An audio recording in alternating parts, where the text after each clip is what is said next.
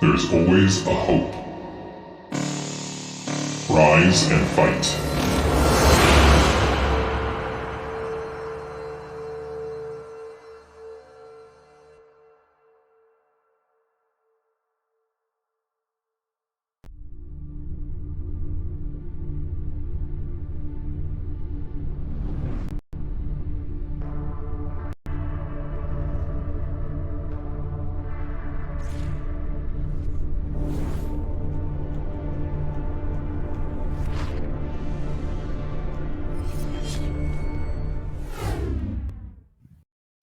Hey guys, it's Bonnet, and I'm joined today by Jumper.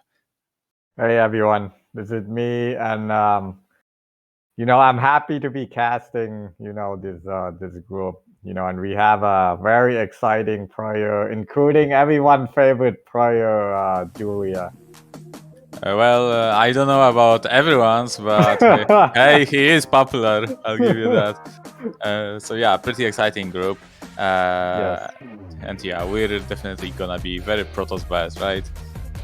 Yes, but that's not enough Protoss in this group except for dsaqwe, so we'll be rooting for him to win.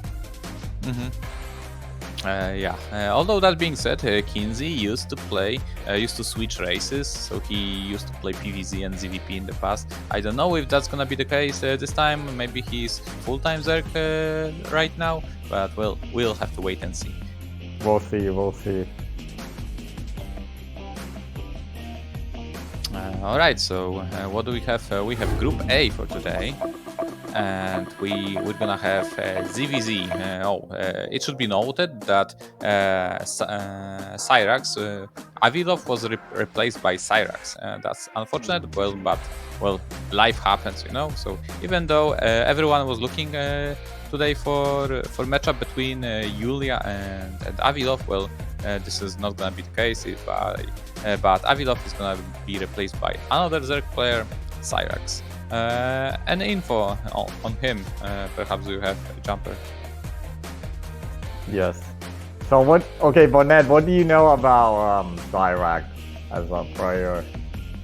How does he play? To be honest, I'm not too sure. Maybe he uses other nicknames on ladder, but I don't. I play Koreans most of the time. We'll just have to find out. Anyway, since he's a replacement, he definitely is gonna be the Julia is gonna be the favorite against him, that's for sure. And let's see, Intel. We have Intel on SyrAx.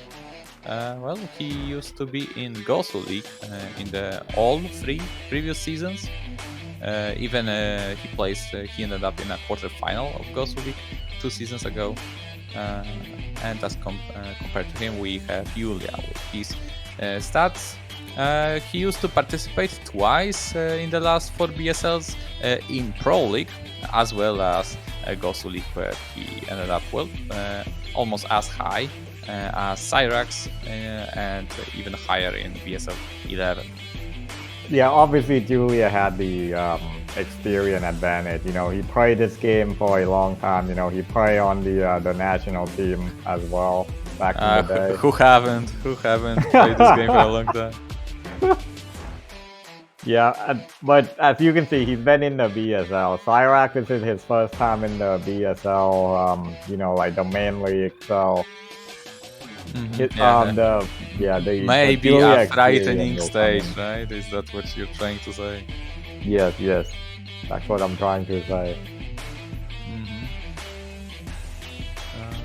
That being said, their peak MMR, as you can see, are relatively close, and it's going to be a ZVZ. Very often, MMR doesn't tell all the story, especially as Zerg player. You can have your stronger or weaker matchups because it's just all the 3 matchups for Zergs are just so vastly different, especially versus Zerg. It's just so dynamic and so micro heavy that who knows, maybe one of them could be a ZVZ specialist, but we'll have to wait and see what the game will show us.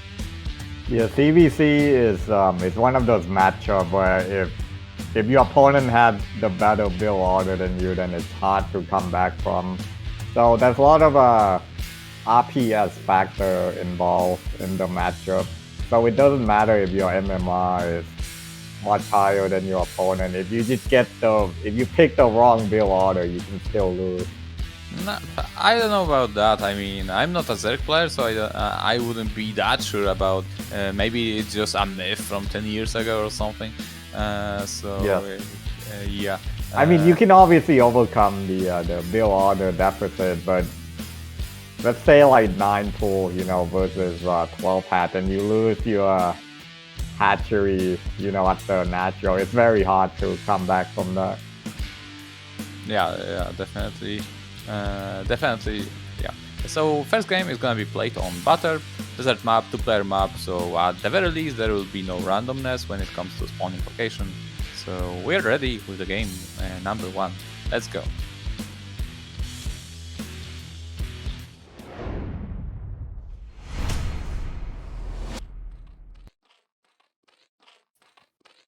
Alright, ladies and gentlemen, we have Julia spawning as Green Zerg, Zerg from Poland, in the top right corner.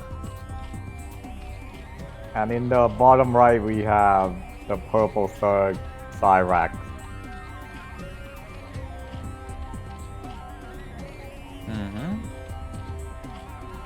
Yeah, as I said, 2-player map, so both overlords are gonna.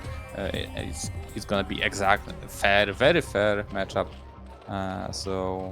Seems like both players are willing to go.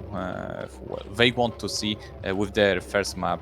Well, actually, it was predetermined, but well, the better player should be able to win, given that there is the least that random factor. Yes, because it's a 2-player map and it's a CVC. They'll both send their overlord to the right location. So there's not gonna be any complaints about, I couldn't find my opponent base, but my opponent found me first. So obviously the variance gonna be reduced on a 2-player map. But we have Julia, going with the hatchery first. What do you think about this one? Well, it's not just a hatch first. It's a 9 hatch, and it was a built. 9 hatch. Yeah, it's a very link heavy build. Julia will definitely use a lot of links and try to bust SyrAx with the many Zerglings he's gonna have. On the other hand, SyrAx is going for, I think it was either 12 pull, no, it was an overpull perhaps.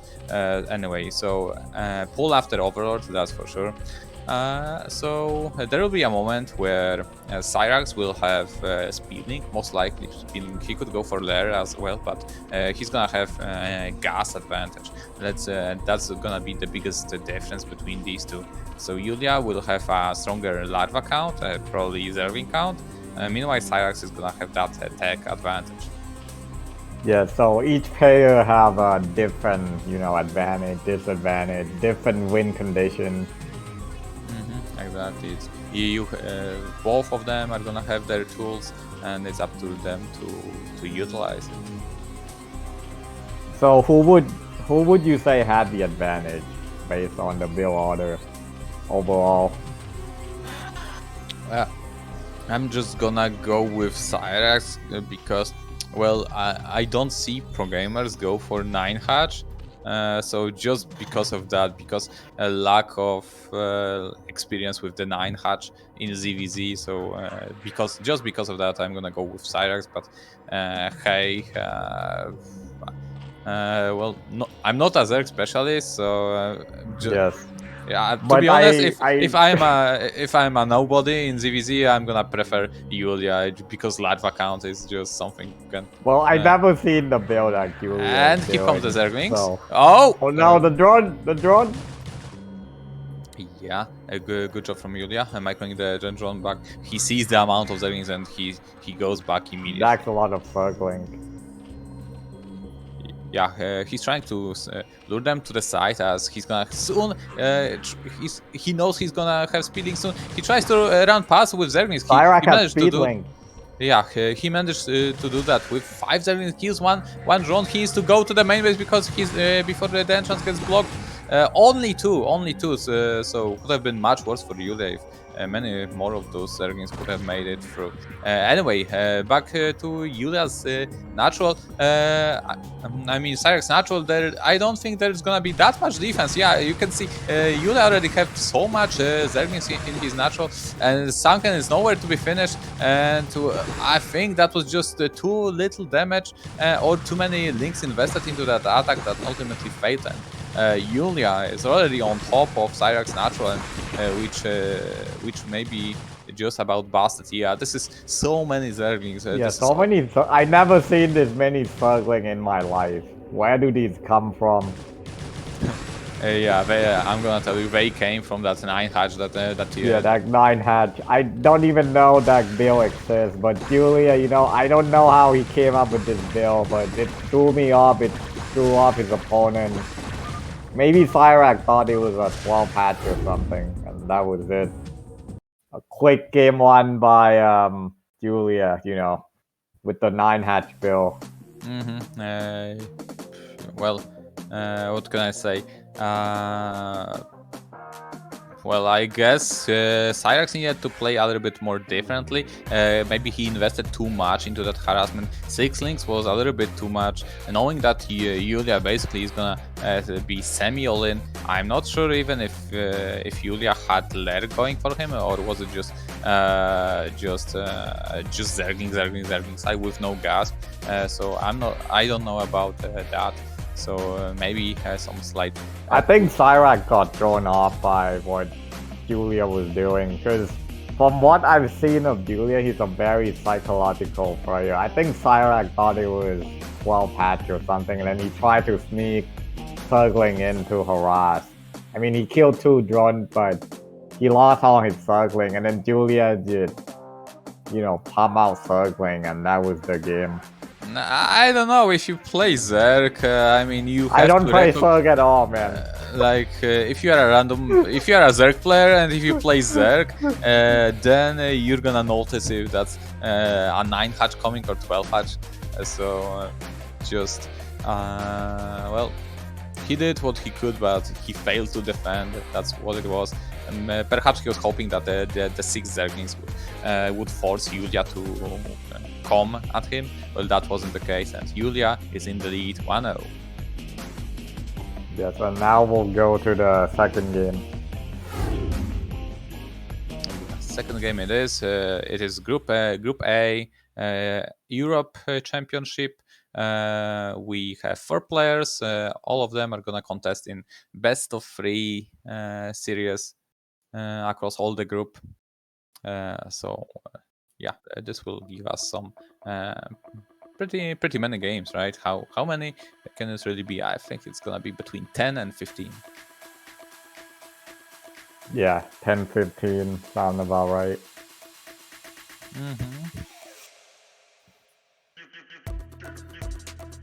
So yeah, really comfortable lead by Yulia. It's always good to win the first game. If you're down 1... Why does Julia have 200% win rate against Terran? Is he that good at the game? Yeah, he's just that good, and his score is double because he gets to deal with cheaters, and even then he still wins against them. Hey, if people weren't hacking against Julia, he would be in the ASL, man. I'm telling you, this guy, he's only being held back by all the hacker and cheater. Look at that 200% win rate. Yeah, you don't want to be Terran. Yes, that's why there's no Terran in this group.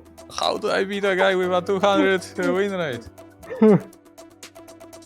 Anyway, as for the next map, it was Loser choice, and SyrAx came with Vermeer. Well, it's a mirror matchup, so well, all I can say about the map is that, as opposed to Butter, the map that we just saw, this map features ramps. So if Yulia ever would go for lots of larva and lynx again, well, SyrAx is gonna have a ramp at his disposal, so defense will be much easier thanks to that.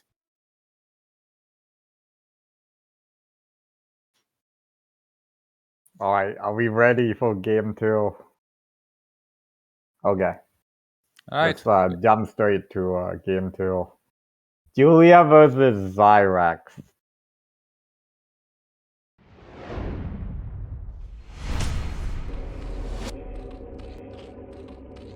Here we are. Very fast pace, as expected of ZVZ. Game number 2 between Julia and SyrAx, and we have SyrAx spawning as Bronzerk in bottom right corner. And in the bottom left, we have Julia spawning as the red Zerg.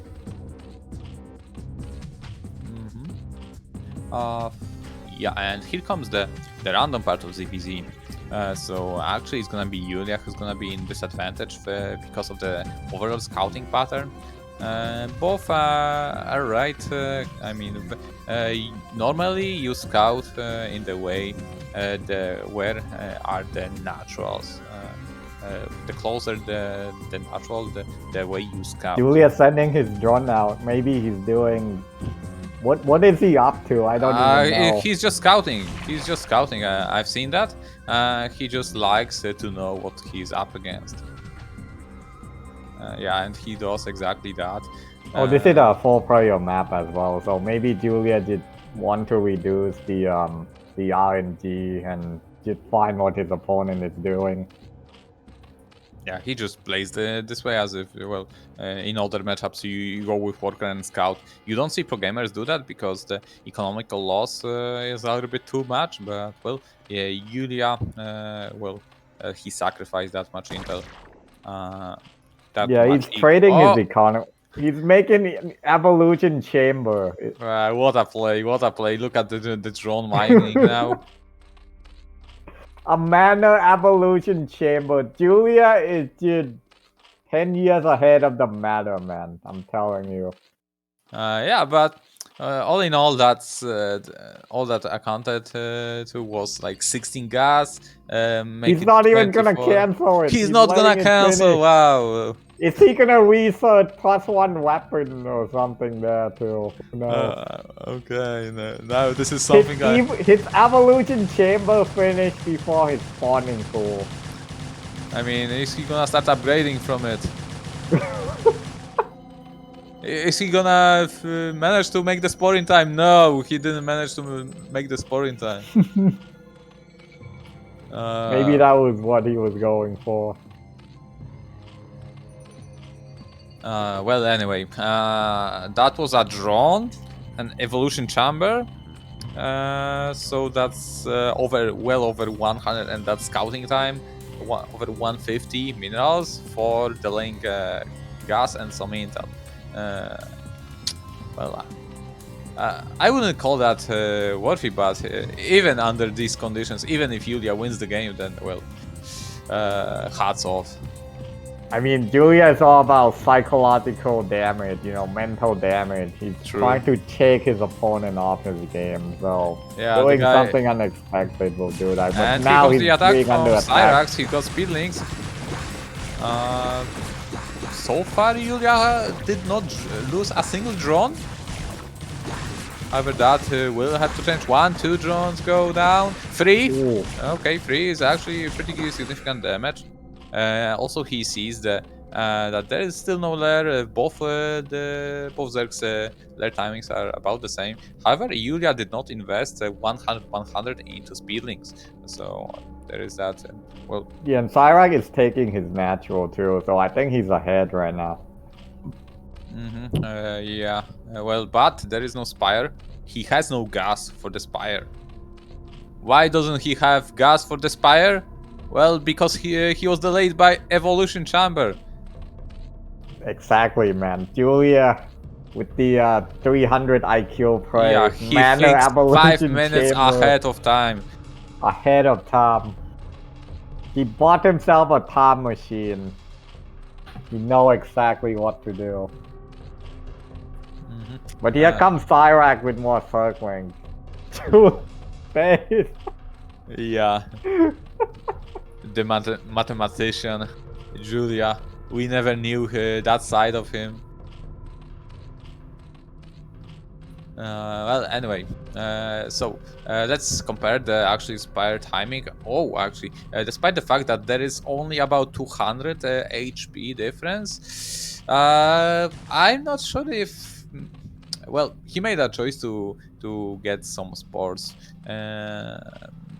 Not really sure about that if that was needed. However, well, this will give him some additional leverage over Yulia with these sports.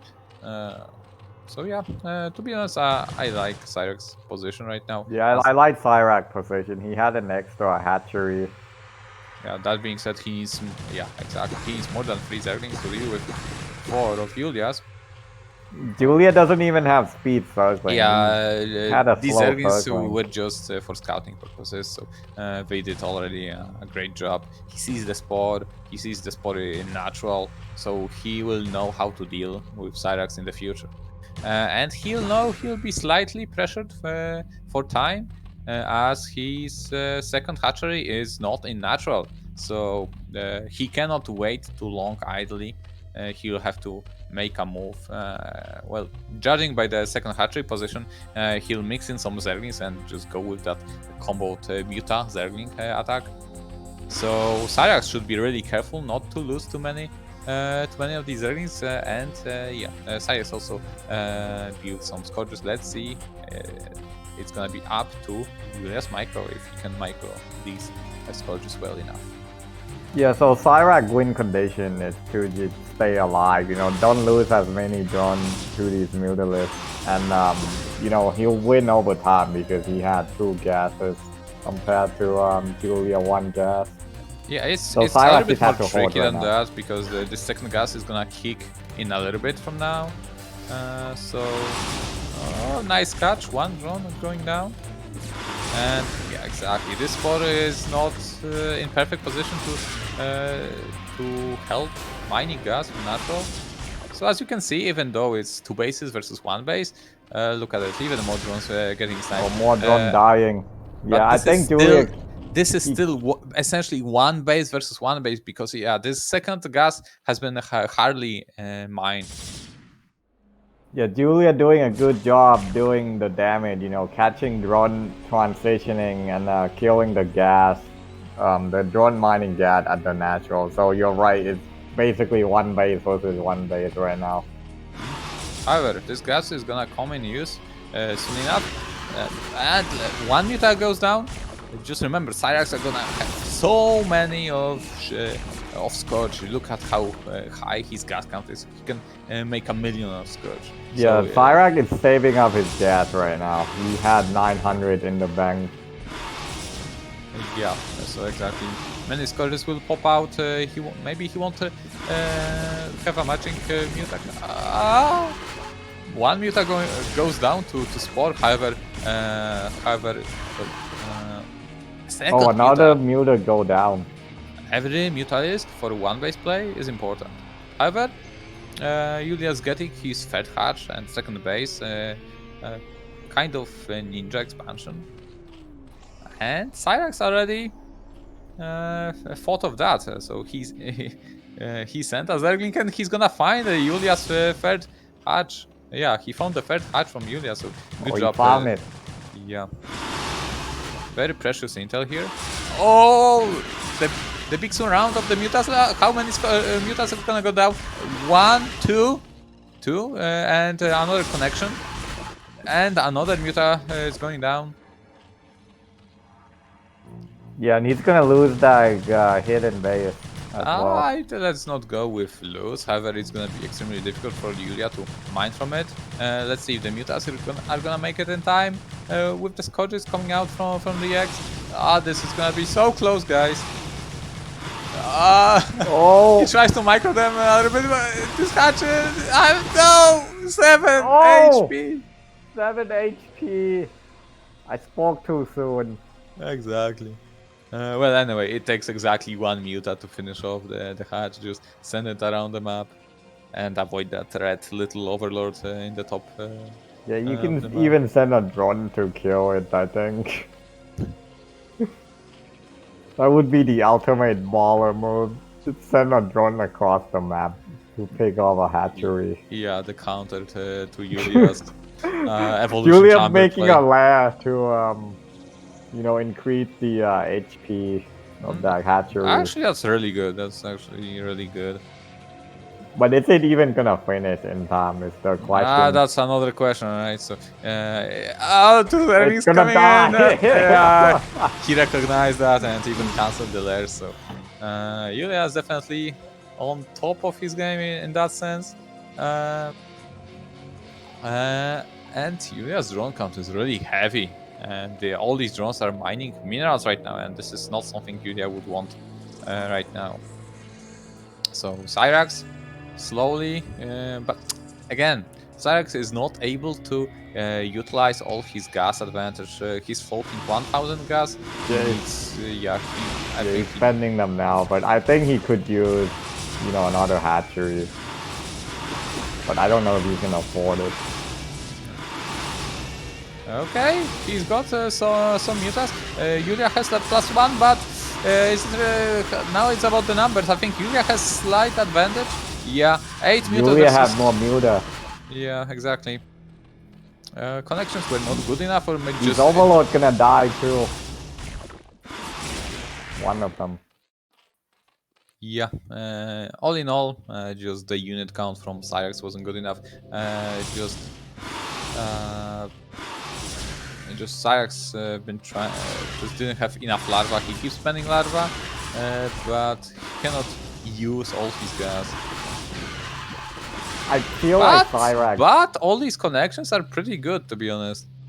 But at this point, like SyrAx air count is reduced to exactly 0 right now, and Yuya is taking his natural right now. So all in all, Yulia is definitely in full Julia is control ahead with 20 supply, and he had a lot more drone than SyrAx. So even though SyrAx has 2 base for most of the game, you know, the pressure that Julia has been putting up against his opponent is pretty much overwhelming. He's killed a lot of drone. You know, he won that Needleless fight, and the gas bank from SyrAx is going down to 300. Yeah. Anyway, it's definitely gonna take a little while longer for Julia to be able to finish this game, as there are just so many sports for SyrAx, so he will not be able to bust his defenses that easy. Well, here comes another engagement. Julia thinks he's way ahead, but that's an overcommitment. Yeah, that was a big overcommitment. It could cost him. Anyway, I think we saw Carpes on SyrAx. No, it was Julia's Spire. How about SyrAx? Is he getting any upgrades? 0-0, but okay, he's also getting Carpes. Yeah, very important upgrade for ZZZero. Definitely much more important than attack upgrade. And here comes the SyrAx. He needs to be really careful that the defender's advantage plays a huge role in ZZZero. Okay, he's committing to it. He wants to engage. One Scotch connection. Second went down, I believe. But I believe Julia has right now there was a tiny window where Julia right now has, oh my god, and Zerg counter attack during all this time. I think Julia has this. Yeah, it's gonna be a mess right now. And Julia also wins the air fight. Question mark, but I think he does. Yeah, that defender's advantage played a big role, and right now... Yeah, the circling will be the nail in the coffin. Julia has fought his way back, you know, losing a hatchery, 1 base versus 2 hatcheries. Yeah. For most of the game. He bought it back, and I think he'll take this game. Manor Evolution Chamber and all. Yeah. Evolution Chamber win. We're gonna remember that game for the rest of our BSL tournament. Now everyone is gonna do it. Thanks, Julia. Also, shout out to Spot Doctor, man. 10 gifted subs. Thank you so much for the support.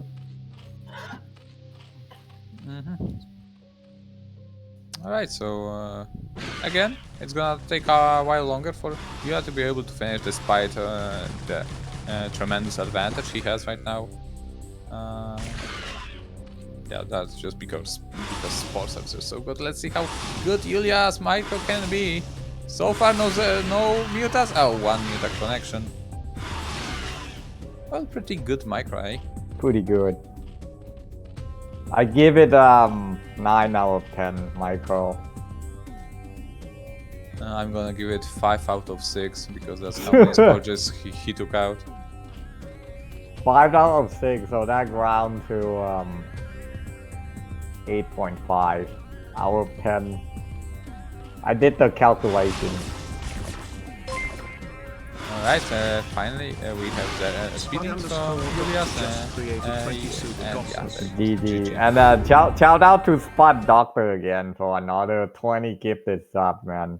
You the man, Spot Doctor. Thanks for supporting us. Yeah, thanks very much. So, as for the reason why did this happen, that was definitely the imbalance between minerals and gas for SyrAx, and that was caused by building evolution chamber and many sports, also losing drones to Julia's harassment. Also misposition of these sports, so they wouldn't really protect the drones in natural. So all these combined factors made SyrAx float well, just too much gas, so he wasn't able to spend it, and that resulted in his loss. So well, that's his very first lesson from Pro League. Well, he'll need to. Well, he's not out of it, out of BSL yet. He still has elimination match to play, and well, he'll certainly fight his best to get through this group. But anyway, Julius in the winners match, he'll be waiting for the next opponent, and it's gonna be either dsaqwe or KenZy. Now this is gonna be an interesting match, right? Yeah, it's gonna be a PvC dsaqwe. Yeah, he's pretty good player. He plays solid standard. Doesn't take a lot of risk, but he knows how to get to the late game, and it's very hard to beat him once you get there. KenZy, I don't know too much about, but I think he's from I don't know, French. Am I right? I don't know. Yep, France. Yep. Yes, I picked the right country. But yeah, he's from France. You know, play Cirque, and Bonnet said he used to play Ro16 as well, so he should know this matchup pretty well. Should be an exciting matchup. PvC, always a fun matchup in Brood War. Yeah, exactly. I'm good. We're ready to go, Zero. Anyway, so here comes a statistic about both players. I think of KenZy really high. He's really talented, and well, his absence is due to just preferences in 2v2 world. But yeah, he's pretty good. He used to give Eons a run for his money and StarCraft matches. Wait, Spot Doctor with the 42 more gifted drop, man. Wow, thanks for the support, Spot Doctor. Yeah, pretty significant. 42 amount. gifted drop. He's out of control right now. Okay, there are rich people out there. Well, anyway, KenZy. You can see his winner against Protoss is actually the highest from all the other matchups. So yeah, this shows you how well he understands the matchup from. It's not 200% though, so I'm not sure if he's good at the matchup. Well, these are just mortals, right? We're not talking god level. Well, yeah, you're exactly right. We don't build evolution chamber before spawning pool. Yeah, well, this just shows you how good his understanding is of the matchup. First game, as the opener map is going to be Butter. PvZ statistics, 45%, so seems pretty decent, seems pretty balanced. I mean, from such a small sample to have such balanced stats, shows you that this map is indeed very well balanced. Yes. I'm still in shock about Spot Doctor, man. Jesus. I'm still recovering. I don't know what to say. I'm speechless, but thank you again, man. You're awesome for supporting the scene. You know, we all do this out of the love of the game. You know, we don't get paid. We just do this because we love StarCraft. So thank you. Is that so, Jumper? Is that so? I do it all for the money, man. Don't tell anyone.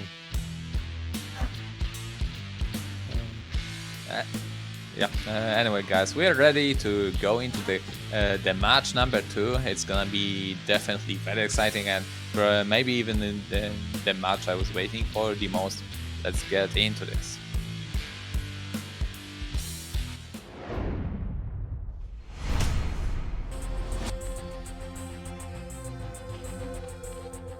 In the top right corner, we have IRK KenZy from France, playing as the Yellow Zerg. And in the bottom right corner, we have a Protoss player. We call him dsaqwe, representing IRK. No, wait. I don't know what clan he's on. I forgot. Well. Let me think. Well, yeah, NAS. NAS. I think I saw NAS. He's not even from North America, and he's in the North American clan. Interesting. But yeah, he's gonna build a pylon, so fast expansion. Yeah, there was that rumor, and there's always some truth into rumors that NAS, well, the official name is not North American Squad, but legends say it's actually No Autism Squad. Yeah, and I believe it because Sugo was part of the clan. So, yeah. But now that the clan moved into official leagues and so on, and not just a group of people, they had to have a different name, you know. So, it all makes sense now. It all makes sense. So yeah, they allowed the zzaqwe into the clan.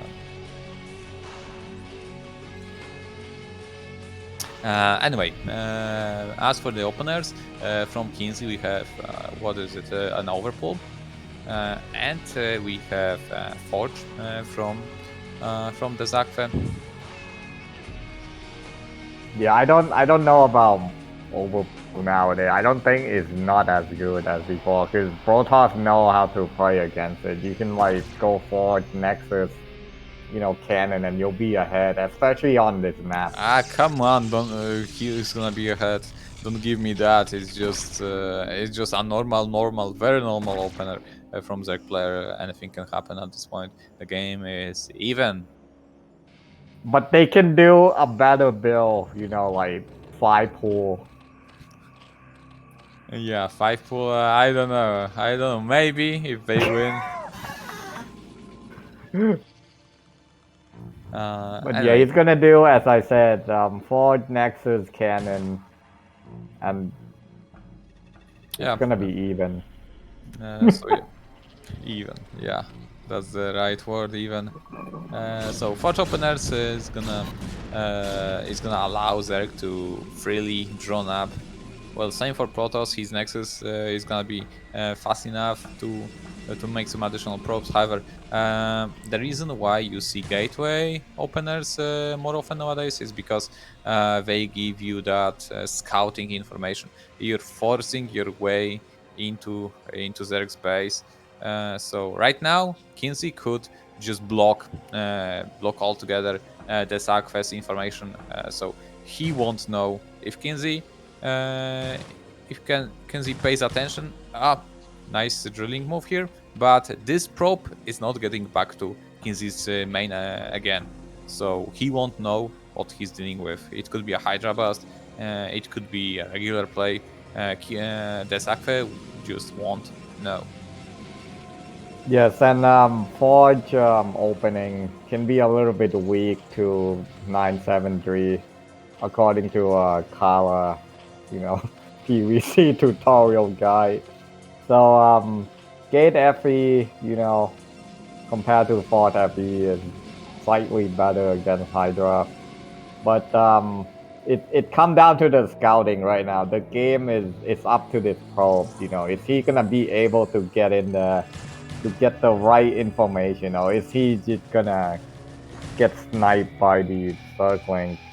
Exactly. This is the game right now, and the probe dies. So the zzaqwe isn't gonna know that Hydralisk is coming. So for Net, if you're the zzaqwe right now, how do you respond to this? What do you do as a Protoss player from this position?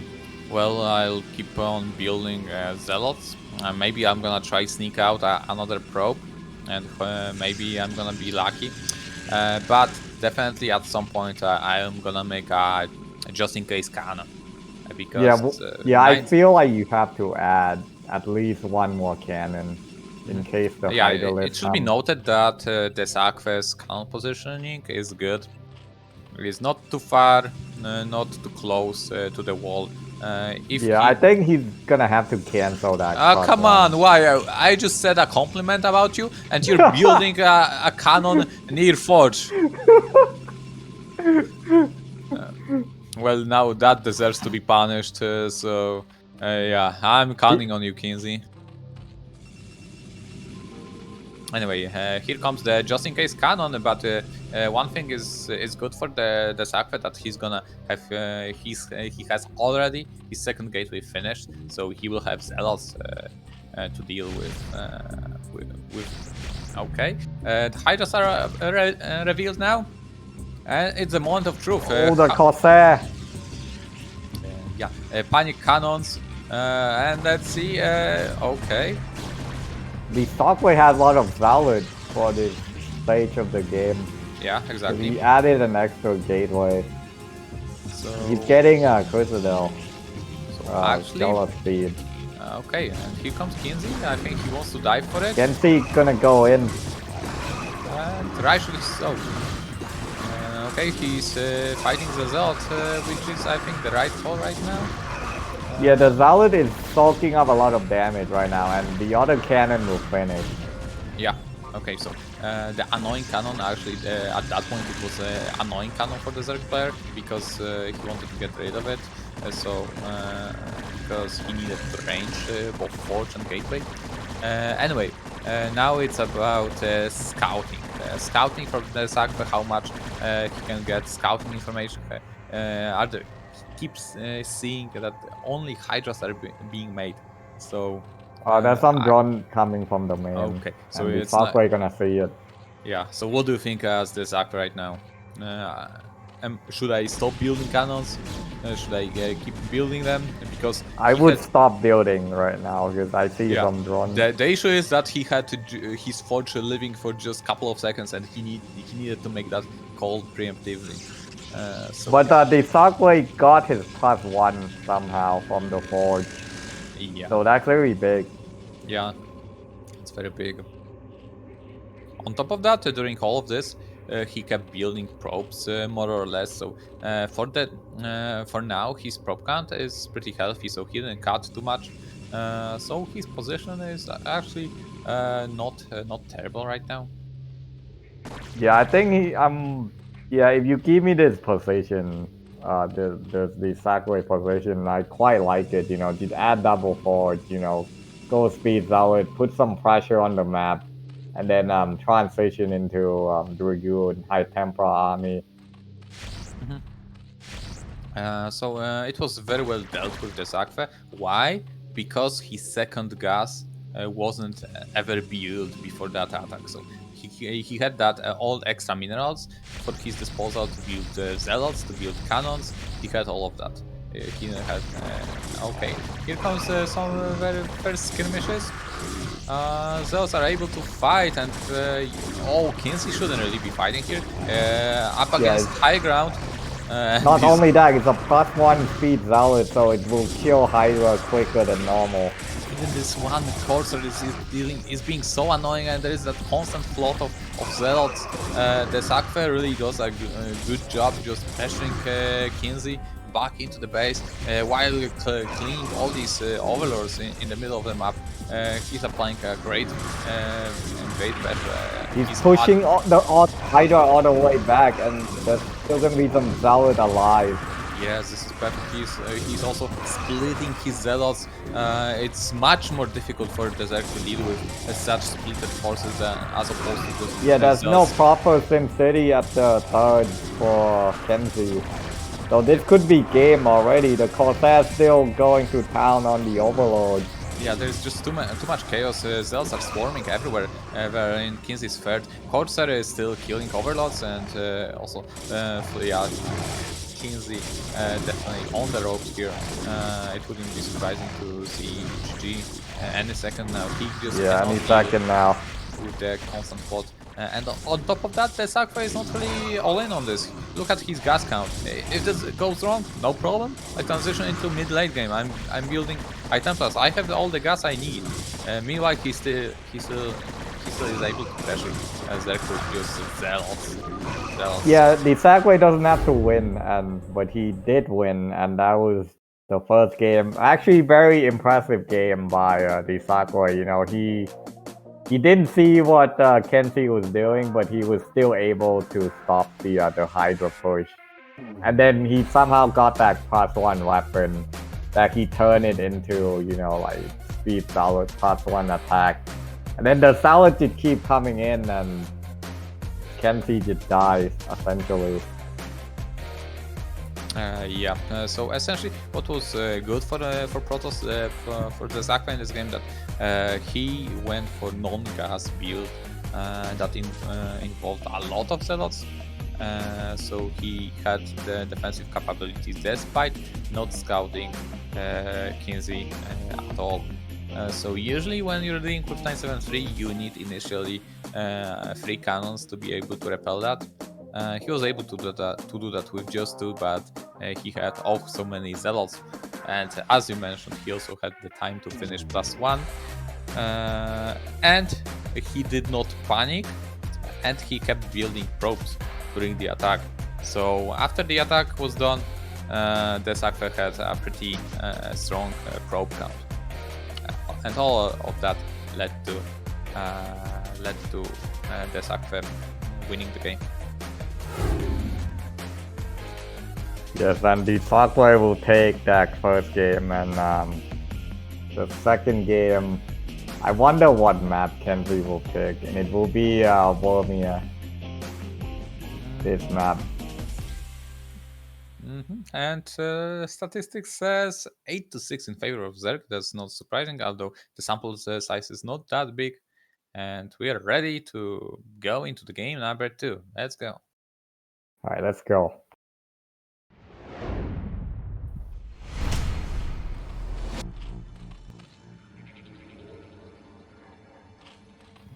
Look at these names: Mini, Rush, Hero. That's the names this map was made with help of these great players.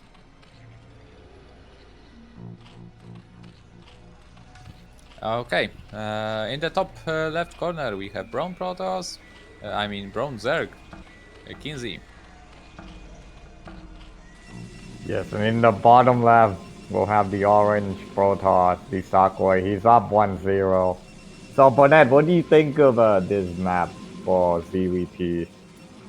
I didn't get to practice on this map too much, as it is not in the map pool. However, when I watched ASL, it gave me that feel like I just kept seeing Zerg winning against Protoss. So that's just my first impression. Third base is kind of open, and not to a much too big of a degree. However, it is open. It doesn't have a ramp or anything, say Eclipse has. So yes. Yeah, definitely a little bit more complicated issue to take third, at least a fast third on this map.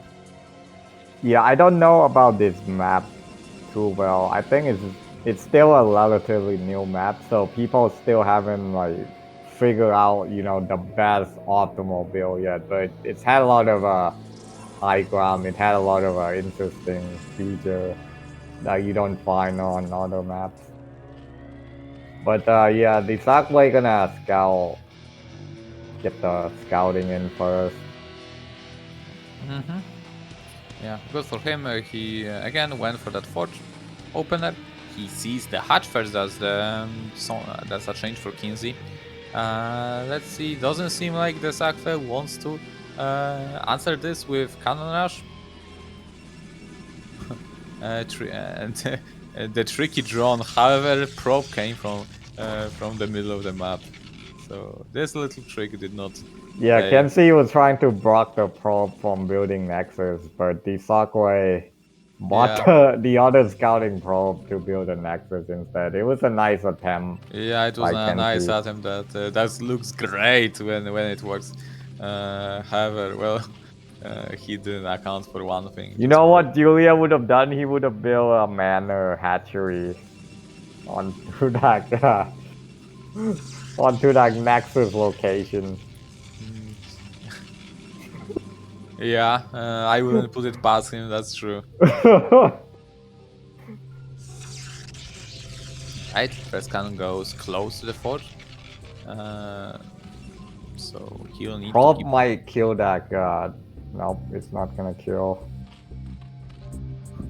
No, it's not gonna kill. Sorry for spoilers. Sark though is gonna get gas before... Wait, he had a third hatch. So this is a relatively standard build. So 3 hatcheries. Speaking of standards, I mean, look at his third hatch position. It is not standard. Right, it is his third hatch, however it's just... It is, I mean, the timing is somewhat standard, but the location is unique. Yeah. So is it standard? I was gonna get to there. I was talking about the timing. Oh, but I was gonna get to the location.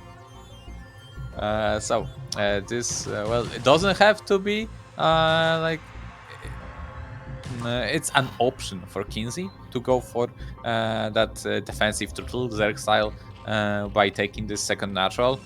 But he still can go just regular way, well, like nowadays way of ZVP with just Hydras. Let's see what is it gonna be. First out, marching to that third is gonna be annoying. Zerglings are nowhere near. Yeah, because this hatchery is so far away from the rest of the hatchery, the reinforcement is gonna take a while to show up. Yeah, and right now, KenZy needs to make an educated guess where a second Zealot is gonna be headed to. Is it gonna be to Zerg's natural? Is it gonna be to the third? But actually, he's gonna send two Zealots together, and now speeding kicked in. So, oh, Probe tries to get into the base, but he confirms the speedling upgrade, and this usually comes with Lair and Spire. Yes, usually when you see Speedling at this timing, it means they have Lair and Spire, exactly right. Because if they go Hydra, they're not gonna have Speedling, as we can see from the last game. Well, now I'm not sure about that. I mean, okay, maybe. I mean, he's researching speedlots. However, he doesn't have. Yeah, he's got one Zealot in his natural, so he won't have that many speedlots to use that upgrade. However, Zerglings are nowhere near that base. Overlords did not do good enough of a job to detect them. And so, again, 6 drones are being driven away from mining. So that's actually pretty that's pretty significant amount of resources. Yeah, I think this third hatch location is actually like somewhat putting him behind, you know, because he had to move all his Zerglings and stuff around. I mean, Zerglings are it's fast, far from the rest from the hatch.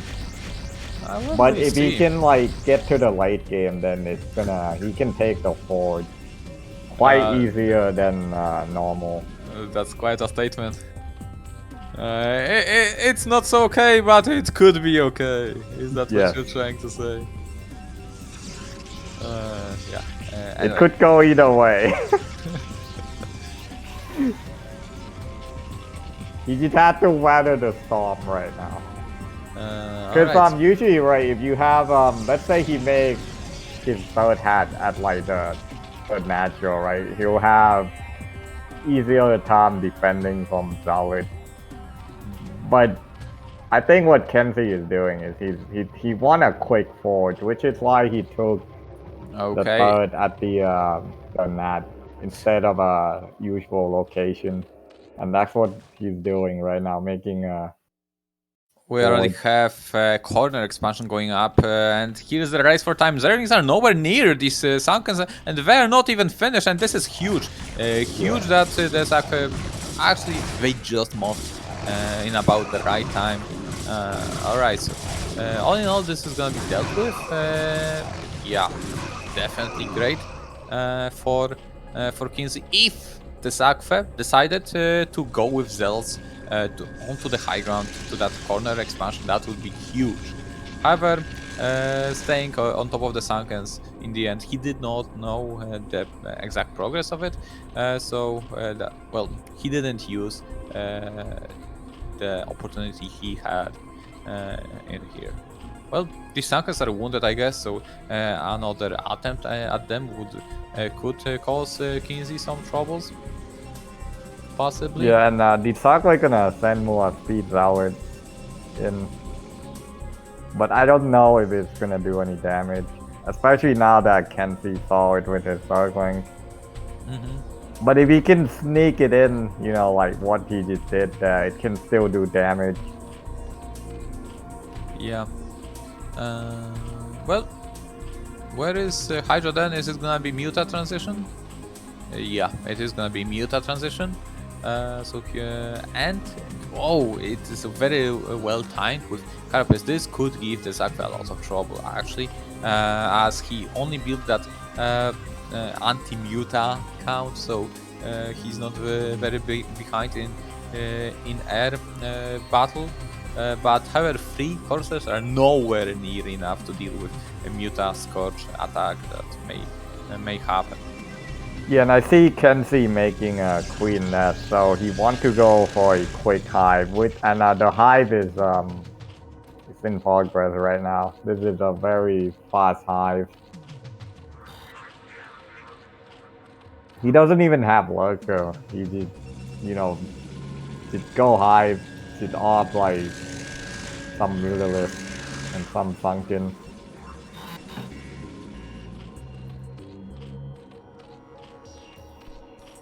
I think as Protoss, the way you play against this is you have to go for drops, I think, or you go for a big, Dragoon, high temper, Valid army, and then you try to. But well, the dsaqwe is sending DT right now, and he is indeed going for a shadow drop. Nice, he's distracting KenZy with just some mere zealots. Yeah, he's trying to draw the Scorch and move the attention away from the real threat, which is the DT drop. Yeah, had KenZy had any more mutas, like these mutas would be already a threat to Protoss main base. However, KenZy did not scout, so he doesn't recognize his capabilities. And here comes the deadly. Actually, this is already 7 mutas. But here comes the deadly drop, and I did not see many units. It's a 4 DT drop. This is it's gonna do a lot of damage. There's nothing. Luckily, still no reaction, and they just chop so fast through these drones. Even though there was an overlord, there was no reaction from KenZy. He lost basically all the drones there, and he'll definitely lose. The shuttle. Yeah, the shuttle escaped with his life.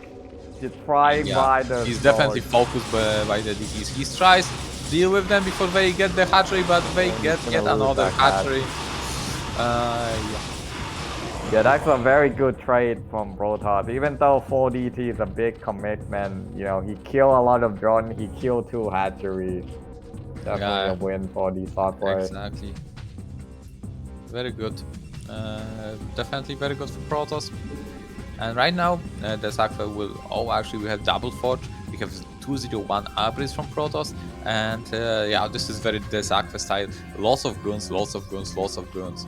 And I think the dsaqwe had the upgrade advantage too. He's already 1-2, and Ferg doesn't even have Carol players yet.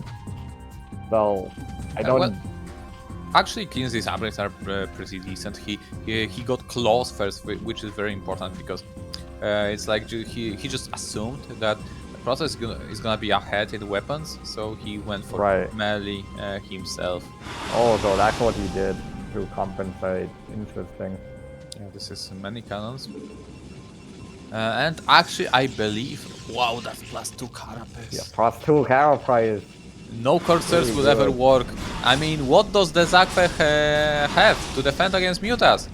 3 corsairs, please. Yeah, these Corsair doesn't even have +1 weapon, and that's a lot of mutalists. Yeah, so if only KenZy kept pressuring with mutas, there was nothing to stop them from wreaking havoc in Protoss base. He's going for greater Spire too, so we could be seeing some Guardian coming out. Yeah. The squad's gonna connect with. Well, they connected with all the Corsairs, but only one went down. Yeah, one went down. And this is gonna be a really big attack from Protoss. I mean, with all the mutas being around, does KenZy have enough? I mean, he has some. There's 2 random Ultras hiding in the corner. Looking for a flank. Many Sunkens coming up. Of course, the dsaqwe is gonna take it slow and first take out the buildings and then go for the bust or not. Meanwhile, what is KenZy gonna do? He's gonna go with Guardian, I think. Yeah, could be. Yeah, even defensive Guardians also very annoying to deal with from Protoss perspective. Yeah, we have a lot of Guardian morphing, and this is a lot of Guardians. Doesn't have any Storm at his net. He doesn't have any Corsair. So this could be doing a lot of damage. Yeah, I mean, the dsaqwe is being a little bit too slow with his push, and that, I mean, there is like Corsairs.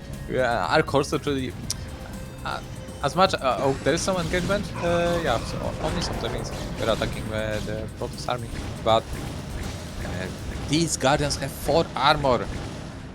4 armor, and Corsairs do 5 damage. Does 1 damage every time a Corsair. Actually, no. Actually, I think the Guardian heal when the Corsair attacks. But here comes the Frank from KenZy. Guardian attacking, Autolith going in, struggling, coming from the 12 o'clock position. Yeah, the real issue is just Cracklings who are gonna be cost effective. Even though Protoss has 203 very formidable upgrades, but still there are just too many Sunkens for just Sunkens alone.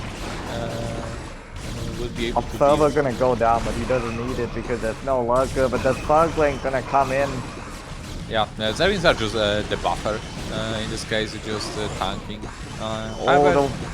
The surround from behind these cells were just so they needed to be there a little bit earlier, and the dsaqwe's position looks really bad this game.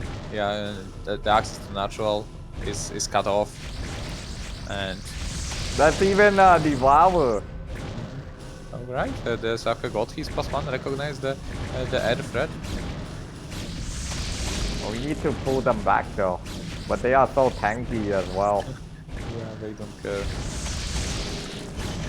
These Corsairs. I think Corsair should be able to kill Devour, right?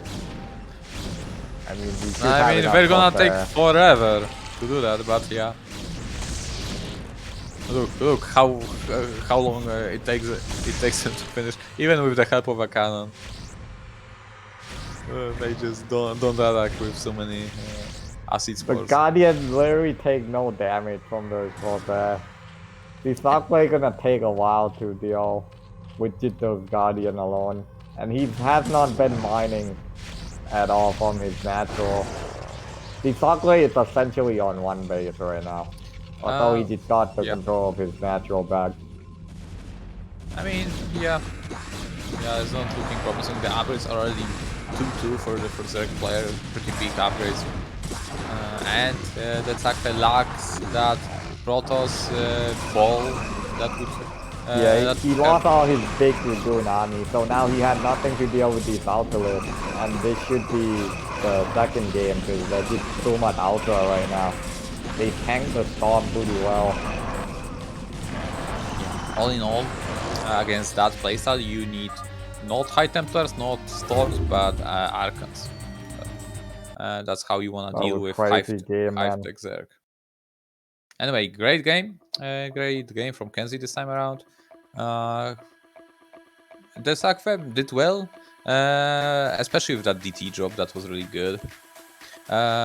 He threw a little bit with his first Zealot attack, like with that 6, about ±6 Zealot that went to KenZy's third. If they went to corner expansion, they would be of much greater use there. However, that was not the case. Well, all in all, dsaqwe was just wasn't prepared against air from KenZy. 2, his army composition, I think it wasn't just the greatest response for what KenZy did. I think dsaqwe had a window there where he was threatening the third, and he didn't go in. You know, he probably thought that was lurker or something, maybe more defense behind the sunken. But you know, from our perspective, it was like full sunken against a group of Dragoon and a lot of Zealot and High Temper. I think if dsaqwe did commit there, you know, the game might have been different. But you know, as it stands, KenZy will take the second game, and this will go to the third game to decide who advanced to face Julia. Yeah, good that you added from our perspective, because dsaqwe did not know where the mutas were. So even when dsaqwe would pull the trigger and go for the Sunken, there could be a pack of mutas jumping on him at that second.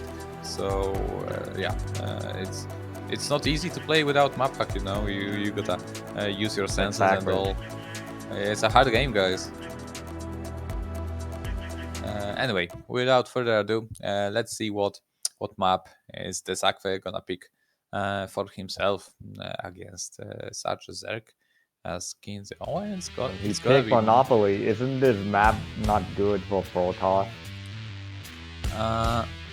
I don't think it's particularly bad against.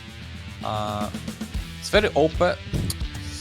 I think this map is too open for Protoss. I mean, it may just be the right map for dsaqwe, as his playstyle is about these timings to just break Zerg, either natural or any other basis. So it's well, let's see how it goes. Let's see how it goes. You know, we can't really predict the strategy. Yeah. So let's dive into it.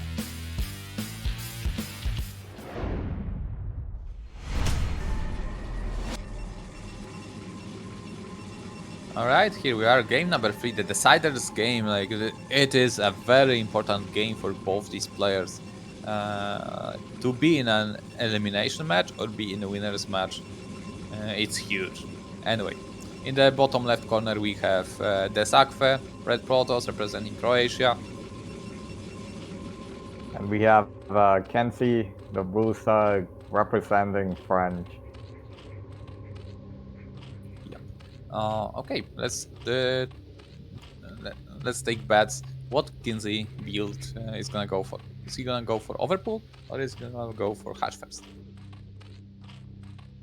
I'm excited to see what strategy KenZy will bring to the third game. So the first game he went for the Hydra, you know, it didn't work out, but the second game, you know, he went for third expansion, you know, at third nat, into Hive, into Guardian. I think dsaqwe picked this map, so KenZy wouldn't go for second natural. This map seems a little bit too open for such tries, so I don't think KenZy would try to take a second natural this time around. Yeah, and also generally a 3-player map, pretty good for Protoss in general. I checked the, I don't know if it was ASL or like sponsor match, but Protoss have higher win rate on 3-player map compared to 4-player map and 2-player map too, I think. But yeah, 3-player map are pretty good for Protoss. Well, we wouldn't see that coming really, as usually it's Zerg player who takes the second main, which is the richest, as it has over 9 mineral field, if not 10 on this map. KenZy gonna get his hatchery down. And gonna be Forge, Nexus. I'm assuming Cannon will go next. Let us count, Zero, let us count mineral fields in natural. It's 10 in main base, and it's 4, actually 7. On some maps it's actually 8. So yeah, it's a semi-rich map with that 10th mineral field in the main base, which is gonna promote aggressive playstyle early on from, well, mostly Protoss. Yeah, the mineral in the main definitely can. Wait a second. That gas is really fast from KenZy. It's already done. He's already mining.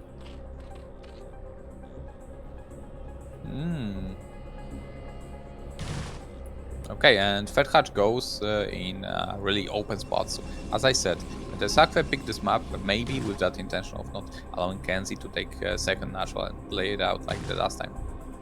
Yeah, because also because in the second game, KenZy looked very comfortable, you know, going the Hive style compared to the Hydra style. So maybe the software is trying to force KenZy to, you know, go Hydra again because he beat it the first game, and KenZy is doing exactly that, going for the Hydra den. Well, all in all, yeah, I guess so.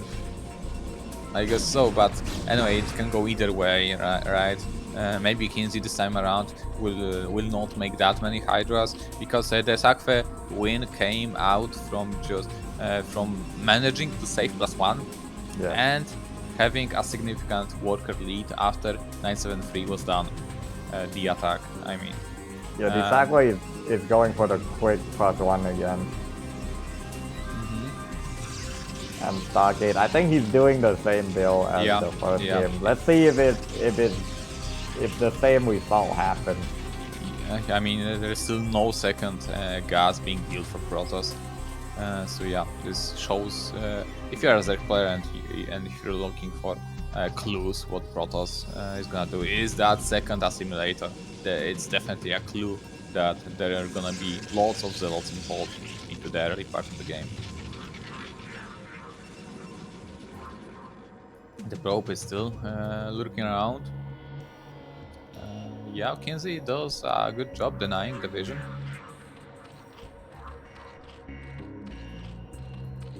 And it should be lurking like that probe, should be lurking close to Zerg's base, so at the very least he would see Hydras coming. Right now, with this probe so much outside, this Corsair is just being built. So the dsaqwe still needs that. Yeah, it goes there again. Oh, yeah. Okay, it's gonna go down. Okay, the probe's gonna fall. Crucial. I think, and this time around there is no second cannon. There is no second cannon, and again that cannon just so close to the forge. Well, let's see how it works this time around. Is it like the same thing as the first game? Yeah. And he's not gonna save the Overlord as opposed to that game on Butter. But KenZy gonna go in all the way this time. I mean, one cannon can be easily ignored. One cannon can be easily ignored, and that's the thing he does. He doesn't want to save the Overlord. He goes for the cannon. He goes for the second cannon. I think we need to pull probe right now. Yeah. Even though KenZy loses the Overlords, I mean, maybe he will be able to buy enough time for this cannon to finish, but I don't know. He's That's losing already... a lot of probe. There's 2 cannon up, but I don't think that's enough. Yeah, I mean, these cannons are so far on the left side that even if KenZy just kills the gateway on the right side, he will be able to squeeze through the right side. You need about 4 more cannon. This is not enough. Yeah, exactly. But The Corsado is killing a lot Yeah. of overload. KenZy is committed to this. He just wants to win right now. He's not even leaving a Hydra behind. yeah, so he's gonna bat the force. He's gonna kill the force and then go in. This is what's gonna happen. The dsaqwe still has economical lead, so if he can miraculously That hold is that, the out skill, so if the dsaqwe can force it. yeah, but yeah, unfortunately, one speed loss is not enough. It looks really tough for the dsaqwe. Yeah, he loses the right side, and right now these 2 cannons are doing nothing. Yeah, I think the Hydra is already doing way too much damage. He Yeah. killed all the probe at the Yeah, natural. He's absolutely. gonna This game- lose the pylon And that GG is game called. for the dsaqwe. So Wow, he did bust through, man. All that late game talk doesn't even matter, man. The Hydra bust did come in, and that was it. Maybe KenZy saw that the dsaqwe was late with the cannon in the first game, and then he probably came up with a plan to punish the dsaqwe farming. Because the dsaqwe is the type of player who tend to not mix up his build too much. Like he'll do the same opening. well, based on the biggest experience. difference between the 2 games is that in the first game, KenZy actually tried to save the Overlord, and that gave the dsaqwe enough time to build all his cannons he needed, so he was able to defend. This time around, I felt like KenZy in the first game, he had enough Hydra to bust through. He just didn't attack. But in the third game, he was decisive with his decision making. He went in, killed the cannon, killed all the probe, killed all the Zealot. And that was it. He's gonna advance to fight Julia. yeah, one cannon can be simply ignored by the Hydras, and so exactly that he did. This is why scouting is so important, and this is why forge openers are not that common nowadays, because if Zerg pays attention, he will not let you see what's coming, so you will have to just build blind cannons. And the dsaqwe did not do that. He took a risk, so he could get more zealots to push. That did not work out for him, and so he's eliminated from the winners bracket, and he's gonna face SyrAx in the elimination match, while KenZy is gonna face Julia. Okay. Alright guys, and we're gonna go and take a break right now, and we're gonna be back shortly with this amazing match. Zero, please enlighten us if you have the knowledge. Is it gonna be ZVZ or is it gonna be ZVP?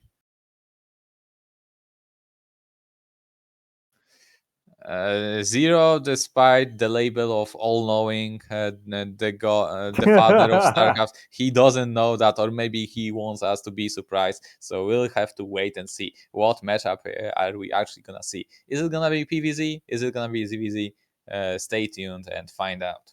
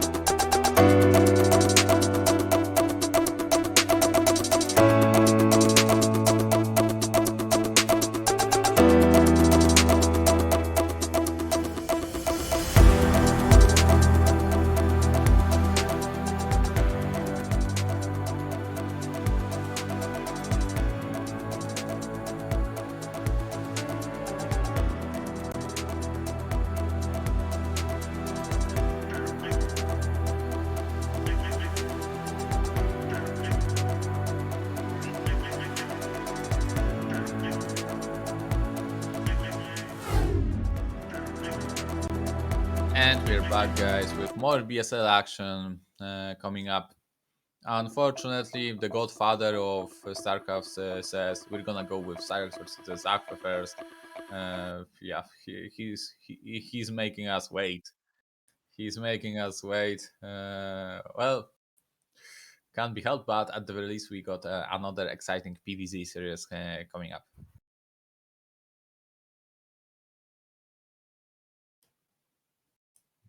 Jumper, please respond. What? What's going on? What's going on? I can't hear you. What are we doing? What are we doing? We're doing great. Anyway, we're gonna go into elimination match first between SyrAx and the zzaqwe. SyrAx, the first appearance in the Pro League, definitely a scary thing. Playing in front of so many people. Also, the dsaqwe picture disappeared, or he became DT. I don't know what happened, but he's not here anymore in the picture. I mean, Rodo, right? These European policies about just not being out there to make yourself private, etc. Anyway, set his profile to private. Anyway, let's see at these guys' statistics. dsaqwe, well, actually, if you look at them, they were both Gosu League users. I think dsaqwe won one of these. However, it is not displayed on the screen, but his results are a little bit higher than these of SyrAx. Yeah, I think the dsaqwe was in the last Gosu League final. He was playing against Dragon. It was Dragon versus the dsaqwe. So he got all the way to the final. The dsaqwe, he played very solid. You know, he kind of does the same build every game as someone in chat said, but it's very solid. His playstyle that he basically counter everything with his build, and then you know he did like beat you with his skill. But if you know what he's doing, you can somewhat play greedy against him economically, or you can punish his build like what KenZy did in the last game. I mean, we got to see his weaknesses, right, from a certain perspective. Yes. So maybe if KenZy did not yet play his game against him, or Yulia is waiting for some tips against him, well, just go mute us from what we've seen, right? Because 3 coursers and 1 cannon are not gonna cut it. But that's later on after you deal with. Hornet, you think the dsaqwe will he do the same build again for the? He will definitely do the same. Can we put up a prediction in chat? There is no need for prediction if it's gonna just go to 100 for the same build to happen. I mean, the map is gonna be the same. The opponent is gonna change. There is no way he's not gonna use his favorite build to start with. Yeah, and I mean, if it's what you're good at, you know, why change your build? You know, this is how he played. It got him this far. You know, let's see it. Let's see it going. Yeah, exactly. Let's see how it goes. Zero, are we ready yet? Let's go, guys.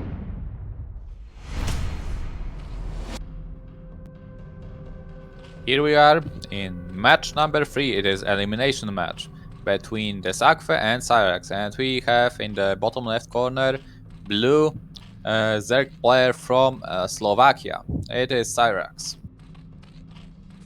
Yeah, and the top position we have the red Protoss from Croatia. We got the dsaqwe. Yeah. Yeah, as I said, this is the first appearance. For some reason, dsaqwe feels like a more experienced player compared to SyrAx on the big scene. It's because we don't know who SyrAx is. I mean, I know of him. I faced him a couple of times on ladder. However, I did not see him like, you know, in tournaments as opposed to dsaqwe.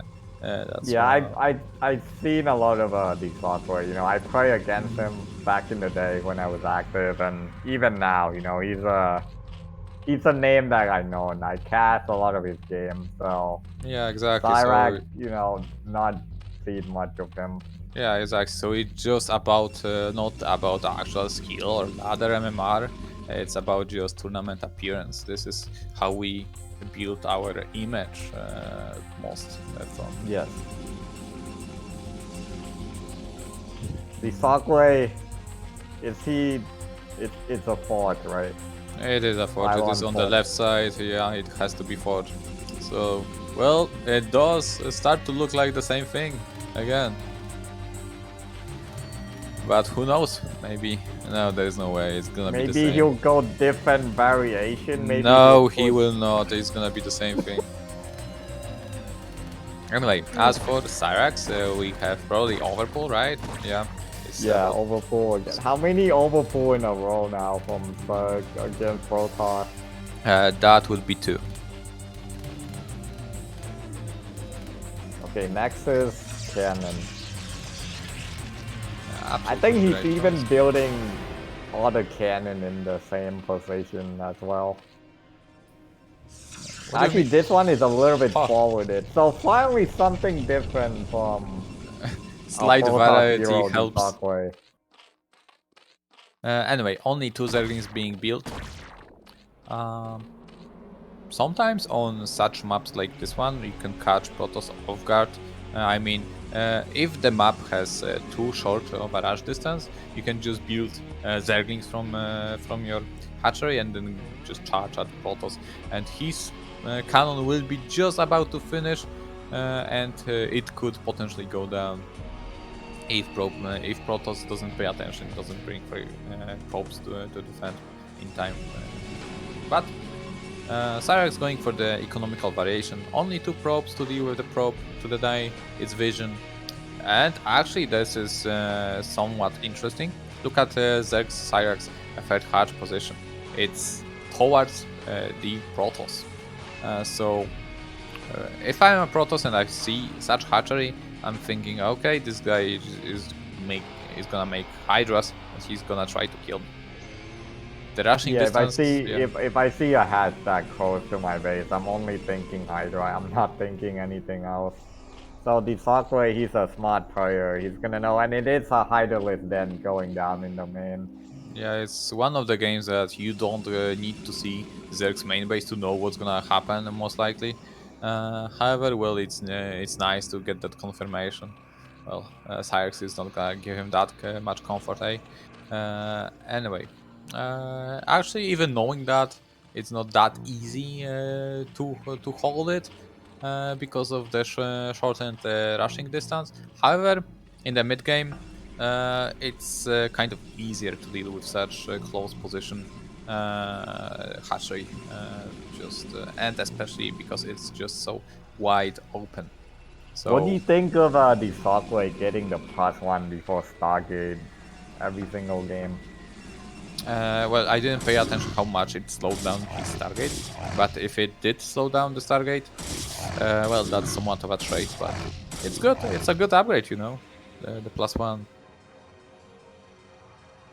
Yeah, I think it's good if you get the scouting information, but if you don't know what the Zerg is doing, then you want that crosshair. I mean, it's just a question of how much you delay.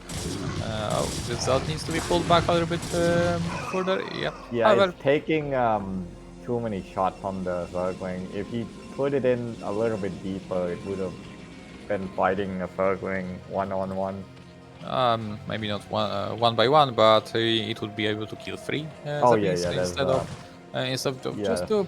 Well, not that be okay. We got a confirmation finally, but yeah, dsaqwe, as you can see, he already knew what's gonna happen, and he's gonna sit with just 2 cannons. Well, a little bit scary, to be honest. I always go for the third one, just so well. If you build cannons this close to the forge, make sure you build the third one. Yeah, it's too close to the forge. Like, Hydra can go in and snipe 1 cannon right now. No, it's fine as long as you have these 2 cannons already finished. It's kind of fine. It wouldn't be fine if it would be just 1 cannon in front like that. That would be just ready to kill. But for the time being, dsaqwe is getting zealots, he's getting cannons, and he'll slowly need to think of a plan B, because if SyrAx keeps building Hydras, 2 gateways are not gonna cut it. So there is no second guess. Okay, here comes SyrAx. Come the Hydra buff. Yeah, he only takes down 1 cannon. He'll probably try to take out another cannon maybe, so he can try to snipe the forge. Well, we'll see. Yes, exactly, that's what he's doing. So now he will try to snipe the forge. The +1 gonna finish again. Yeah, it will. That's because it was very fast +1. So yet again, dsaqwe gets away with his +1 upgrade. Yeah, this +1 before Stargate working out real well for dsaqwe. Yeah, okay, so we see from dsaqwe, he sees with course that there is something but Hydras coming, and he asks for his plan B. He doesn't build a simulator in natural, so his plan for this game is zealots. He's gonna be building shit tons of gateways, just as he's doing right now. So gateways, and zealots. That's. Do you think dsaqwe added too many cannon there? No, because he did not see. Oh, precious Hydras getting killed. it's never too much. It's never too many cannons against Zerg that doesn't build drones. Okay, the dsaqwe going out, but does he have enough, or is he just buying time for the Corsair to kill the Overlord? Yeah, so Hydras are big enough in number to deal with the Zealots. But because of that, yeah. Well, the Corsair does go down, but I think it killed about 3 Overlords in exactly total. that was a lot of Overlords, and doesn't look, to be honest, doesn't look that great for SyrAx right now. I think there is gonna be a window for the dsaqwe to deal damage, even though he just lost majority of his zealots. I think SyrAx first needs to produce like at least a couple more drones before he starts building Hydras again.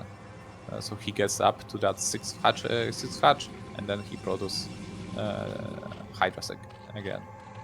Yeah, I think the dsaqwe will. He's gonna mass up his Zealot, and then he's gonna move out with like a group to do some pressure, and then behind that he'll go for high temper if he thinks it's not gonna kill. Basically, kind of like what he did on Spider against KenZy. Yeah, lots of zealots. The issue for SyrAx, the real issue, is that he won't have SimCity to help him against these zealots. There is nothing, hardly any buildings to help him. Oh no, they might get trapped here, these Hydra. Alright, only one Hydra is getting killed. And this, so... Does SyrAx have enough Hydras? Is this enough Hydras for you? Depends on the positioning a lot. For the time being, SyrAx is able to fend off the Zealots. Meantime, another Overlord is getting killed. We have Lurkers coming up shortly, and this is gonna be a great answer to the dsaqwe's Zealot slot. However, it's not the dsaqwe is getting double forward, you know, and Zerg, I don't even know if he had an evolution chamber. Oh, he had one. But his upgrade gonna be far behind, especially since the dsaqwe got away with the +1 weapon. So right now I would favor the dsaqwe slightly from this position. Definitely. Let's see the high Templar count. I did see 2 in the natural, 1 in the main base, so 3. 3 is the bare minimum amount you cannot get on any lower count of high Templar. Okay, he's getting a 4th, very good, 4th high Templar. So yeah. And Bonnet, would you build Dragoon in this situation? I mean, the dsaqwe, it's not about would I build guns. I don't have the gas for them just yet, because right now his second gas was so late. He's getting the 2 forges, so he hardly has the gas, and also he mines the second gas with just 3 probes. It's worth once you have that 40 plus probes to mine a second natural with 4 probes if it's not optimal. SyrAx gonna come out here with the Lurker. Yeah, Lurker contain is that's gonna be his plan for this game. And he will be contained for a minute. However, he will need many more Lurkers for this contain to be effective. 3 Lurkers or so is not gonna cut it. However, yeah, I don't think he had enough unit right now to contain the dsaqwe. The dsaqwe is just waiting for his observer. Yeah, granted, 3 Lurkers is not enough, but all in all, it's That's all a lot about... of Hydra though. Exactly. How well for the time being he's doing good. Oh, the storm! Yeah, the storm was rather good too, but many Dragoons are getting killed. Also, I did realize, but the entrance from the natural, you know, out into the rest of the map is actually very narrow. So, Lurker contain could still work, even with the 3 Lurkers. SyrAx doing excellent job with his Hydras. He keeps. You can snipe that high temper too. Yeah, gonna lose the storm. And these high templars may not getting picked off one by one as well. This is magnificent control here from SyrAx. The only thing that he's lacking is actually an Overlord there to snipe observers to prevent the DTs moving out. Yeah, he needs to bring an Overlord or 2. But yeah. Look at this. He's pulling back his Hydra back and forth to dodge the storm. Then he Yeah, only this is had great. like a group and a half of Hydra and it was doing so much damage. The zzzeropl is out of storms. Don't have. Okay, he's got one. He's got one, of course. The If zzzeropl is SyrAx gonna. bring an overload to snipe that observer, man. That's all he needed. Oh, that one storm, they're gonna do critical damage and the dsaqwe gonna clear the lurker. Yeah, but it was in reality that was really a soft contain. It was. Yeah, that wasn't a lot of commitment at all. Yeah, exactly. And now here comes the second. But here come the recontainment. Well, I don't know about that, but yeah. Again, this time around, many more lurkers. Those Yeah, will be very ineffective against that. We would like to see the overload, you know, so he can pick off that observer. I think that would just like win him the game if he did bring the overload. Well, you cannot just expect Protoss players to only make one observer, but well, that's exactly what the zzzeropl did in this game. Here comes the second one. All right. Anyway, the zzzeropl, I think he tries to set up a threat, but he's afraid because first he wants to take control over this position, over the natural, so he's not pressured. I think that was a double storm, wasn't it? I'm not too sure, but the zzzeropl really low on these storms. About just one storm on him right now. SyrAx is looking to deny that third out. Well, the third gonna be denied, and it's 14 minutes now, and the Protoss still hasn't had his third. Oh, there is The no dsaqwe Hydra gonna support. move out. There is no Hydra support for all these lurkers. However, these zones are not particularly well micro, so all in all, they end up just trading fairly well against Zealots. And the zzzeropl tries to take Zek's core. Yeah, this is actually a lot of Dragoons and very well upgraded, so that is good for him. And I he's didn't gonna take. think the Dragoon would go all the way this deep, but it somehow made its way through. Like, it didn't have any high tempo support, it was just poor Dragoon. But now, obviously...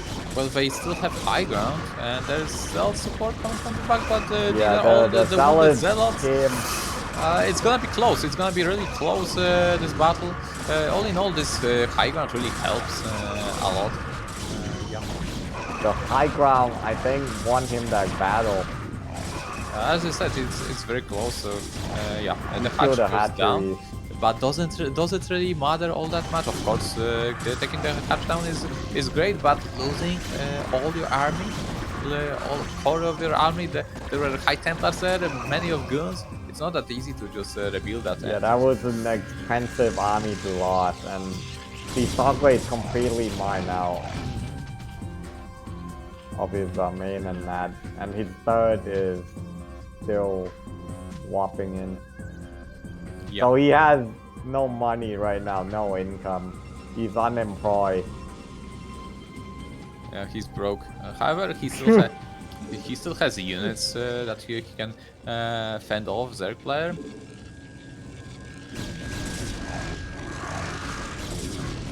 Okay, nothing. And Cyrus gonna keep pressuring.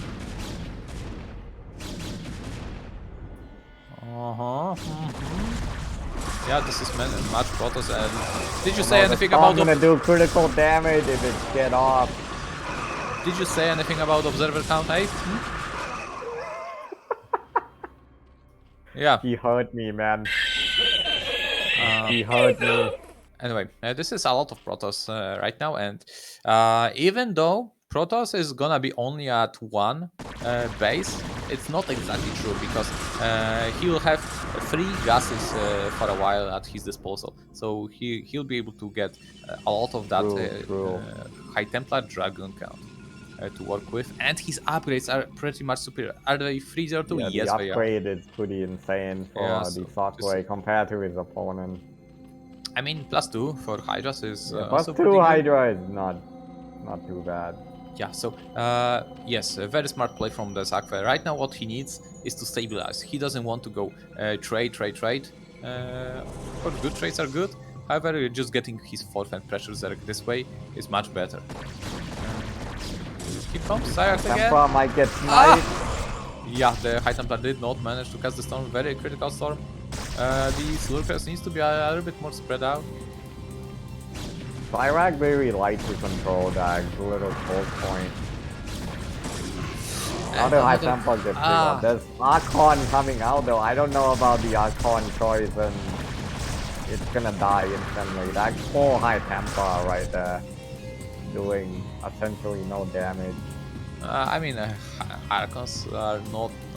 They're kind of okay unit to build. However, High Templars are definitely much better, especially with the numbers with the deficit. Oh, the dsaqwe is leaving his position at third, leaving the third. Okay, here comes one High Templar. The dsaqwe had the 4th base up. Like the SyrAx sees this now. He could pull the trigger. He could attack the third, I believe. Yeah, I think he needs to pull the trigger right now. The army is. However, the storm. Okay, there is a dodge. Is he gonna not bring the lurkers? Okay, I guess. So the DT, there's no overload. Where is your overload?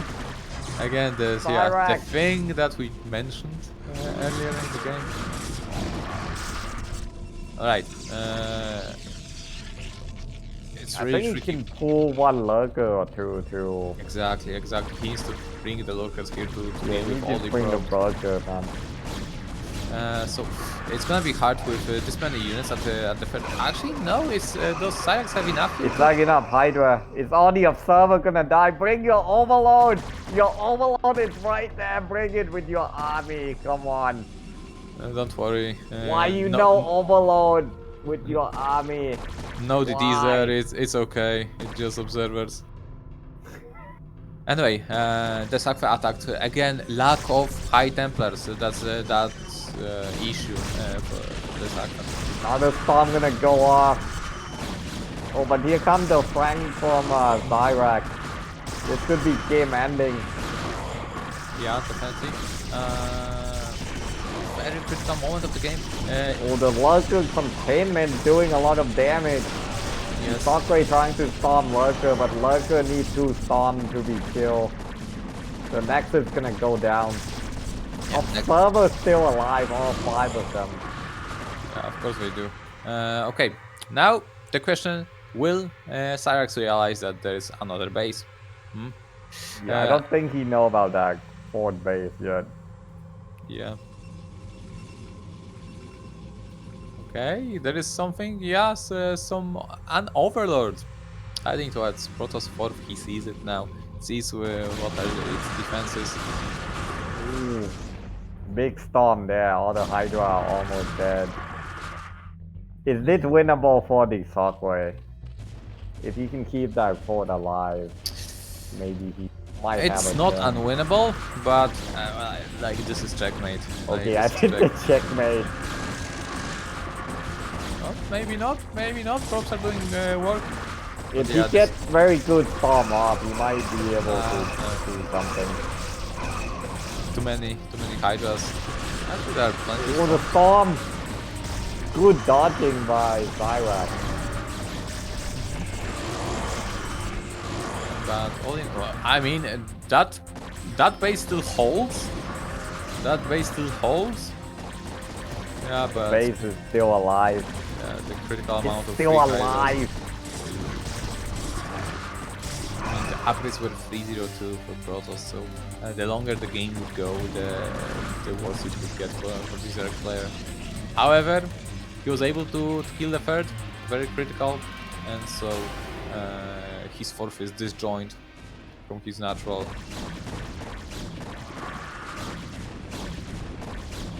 Yeah, just dsaqwe wisely. I mean, SyrAx wisely sends just a couple of Hydras towards Protoss 4th. And I think we should see GG coming out soon. The dsaqwe cannot defend, and it will be GG. The dsaqwe tapped out. SyrAx will take the first game in the elimination match. Well, that's quite a surprise, really. Newcomer to Pro League kills the dsaqwe, takes the 1-0 lead. Well, it's still not over, it's best of 3. Anything could happen. The dsaqwe was looking kind of solid. One thing I could mention is that we all saw his lack of high templars, essentially. As Protoss player, you need that. You cannot just go head-to-head against Zerg. I mean, in this game, he kind of was allowed with his huge upgrade lead, but, well, yeah, just as a principle, you're supposed to have storm support. I think dsaqwe did everything well, but he just didn't have enough observer that game, and it's why he lost. No, I don't think that was the case. What else was lacking? Maybe just a random DT around the map, you know, take a trip. Maybe you're gonna find a location without overlords. Maybe not, but yeah, definitely it was mostly about high templars, and some dragoons were lost, like that beginning of that soft contain that SyrAx did. Alright, let's get into the game number 2. SyrAx in the lead, 1-0, as we see on the screen. Let's see. The dsaqwe, actually the strongest matchup seems to be against Zerg, 67% win rate. And SyrAx's strongest matchup, well, it's actually also against Protoss. So both the players playing their favorite matchup, it seems. Yeah, but we don't know that because it's not too big of a sample size. But based on the information we have, well, I'd we don't say know. this Did is we see the number of favorable games matchup. from them? I don't know. We just saw the percentage. You need at least 200 games, you know, 200, just the right okay. amount of sample size. So, no BSL player qualifies yet. I see. No one qualifies apparently, according to me. Alright, the dsaqwe is gonna choose Butter for his map. Well, he did win against KenZy on this map, so yeah, he will feel very comfortable here. And he's gonna go for the same thing again. No man, I'm calling it right now. dsaqwe will use a different build this game. This game is gonna go Corsair Reaver or something. No, it's not about if the build is gonna be the same or not. It's about the only question you can ask is where is he gonna position his cannon. This is the question mark. Is it gonna be close to the forge? Is it gonna be close to the pylon? Which is it gonna be? How many observer this game? 5 or 6? Well, you first complained about only building one observer, so hey. This game is not making any observer. Alright guys, let's go into the game number 2. Map is Butter, elimination match. The dsaqwe being just one game away from being eliminated. Let's go.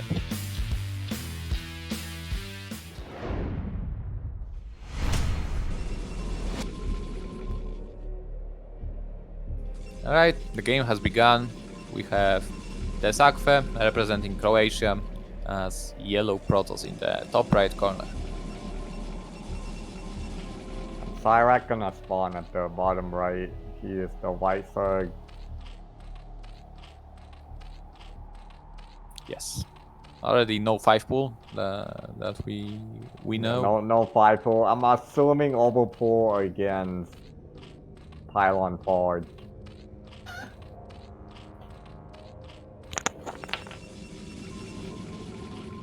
Okay. What do we talk about? I mean, it's pointless to talk about just predictions what is gonna happen in this game because what? Wait, what? Probe is going back I'm to the main telling base. you, man. I told you he's doing a different build. What? I call it, man. I knew he couldn't do the same thing. For Is it gonna be a 6th gateway? time in a row. It's not possible.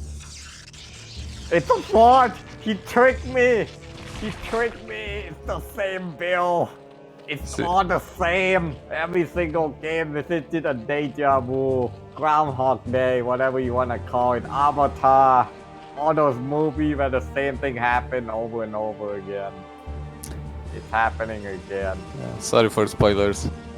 Anyway, that's a nice thing to do on a two-player map because you know exactly where your opponent is, so you don't need to send your probe after a pylon. So a little bit of economical gain. How much exactly? 8 minutes. That's how much ahead he is from that little trick he's done there. Yes. He's going to cannon. What is this? Is this the dsaqwe? I mean, it is 9 well, pool, right? It is So 9 pool, I guess. It's not over pool. I'm drunk right now. I hope drunk on water or some other non-alcohol drink. What type of drink do you prefer, Bonnet? Are you a soju drinker? Obviously I drink the blood of my opponent.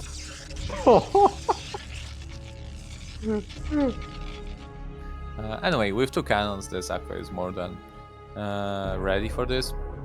Actually, it was look. It's kind of interesting from SyrAx as it is 9 pull without speed, but he gets his gas kind of semi-fast. So interesting play. On top of that, it should be noted that against 9 pull without speed, it is not necessary to go for 2 cannons. You don't have to obligatorily play 2 cannons. You still can do that, but it just delays your nexus by that much. And 9 pull without speed is not such heavy commitment, so it's not as if Protoss is in great shape because he stopped the 9 pull. No, it doesn't work like that.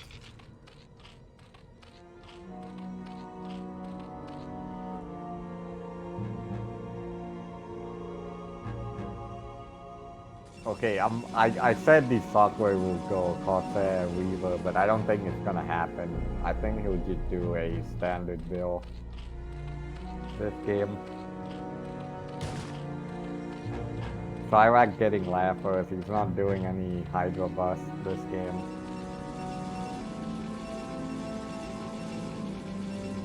So interesting opener from SyrAx to go for 9 pull. However, as I said, with 2 cannons being made, I think he can be content economically with how the game goes. Yeah, and the dsaqwe once again gonna get +1 weapon before Stargate. This seemed to be his signature build. That's definitely the case. I mean, it's good. It's universal kind of. However, lack of second gas. It may not go that well against potential Muta build. Yeah, I think his build is good if he take the second gas a little bit quicker because his build is somewhat gas heavy, right? He go +1, he go Stargate, and then you need Corsair, you need Speed Solid. No, the thing is he doesn't really build Corsairs. He only builds one, given the scouting information. Of course, he can still resume the Corsair count. So the proper but what counterplay- happened if the third go like 9 Muta or something early game? The proper gameplay from Zerg is to use SimCity to hold the Zealots and then follow this with Mutas, which will force Protoss to go Corsairs, and because of how late his second gas usually is, however he builds it right now, so it's not that late after all.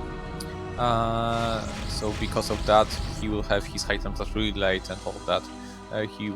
Protoss won't just have gas for his additional expenses. He basically will be forced to play with Zealots out.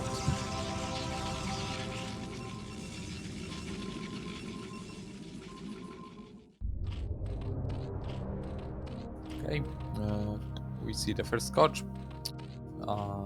Only one Overlord was killed thus far. Oh, good reaction from the dsaqwe. It's not hard to not look over it, and so you may end up losing the Corsair. However, this is not going to be the case this time. It looks like Scorch may connect any second now, but they won't. Anyway, +1 and Speedos are about to finish, and soon we'll be seeing the dsaqwe moving out. Can he take? Oh, I think he wants to be sneaky. And he's gonna go by the edge. Yes, exactly. That's what he's doing. No, he's gonna just charge up the speeding. SyrAx reaction is not great. He lost all but 3 Zerlings. Pretty big, but here comes the Mutas. Exactly. Now the dsaqwe is gonna be stuck with these cells in his base. He'll need to wait a long time. Yeah, he's got that count of 3. If Zerg wanted, yeah, he could just. What? Only 1 pair of Scorch? No, 2 pairs. So exactly, this happens. Bam, -2 Corsairs, and yeah, good job. Good job, SyrAx. You figured it out. That's exactly how you deal with this type of Protoss player. Yeah. So because he took the second gas late, right? He kind of no, it's not really about the gas. Of course, the powerful Zeld Here comes the Valid though. Yeah, it's not over yet because they could just simply lose the first.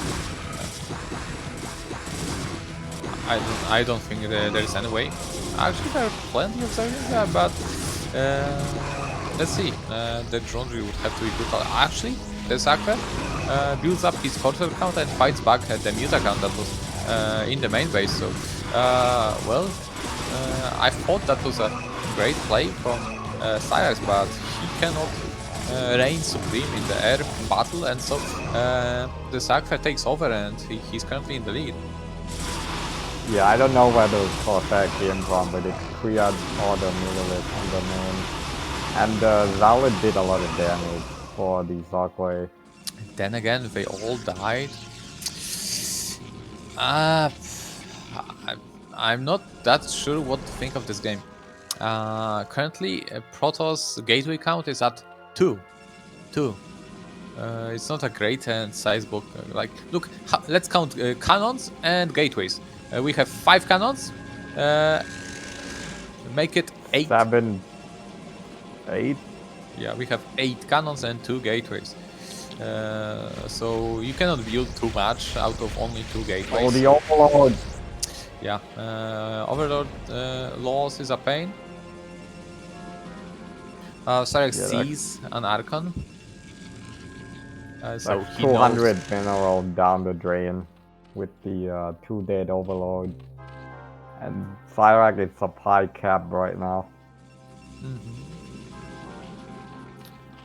And SyrAx seems to want, like, yeah, he's slowly transitioning into Hydras, but he built a sizable Muta count again, and a lot of Scourges to go with that.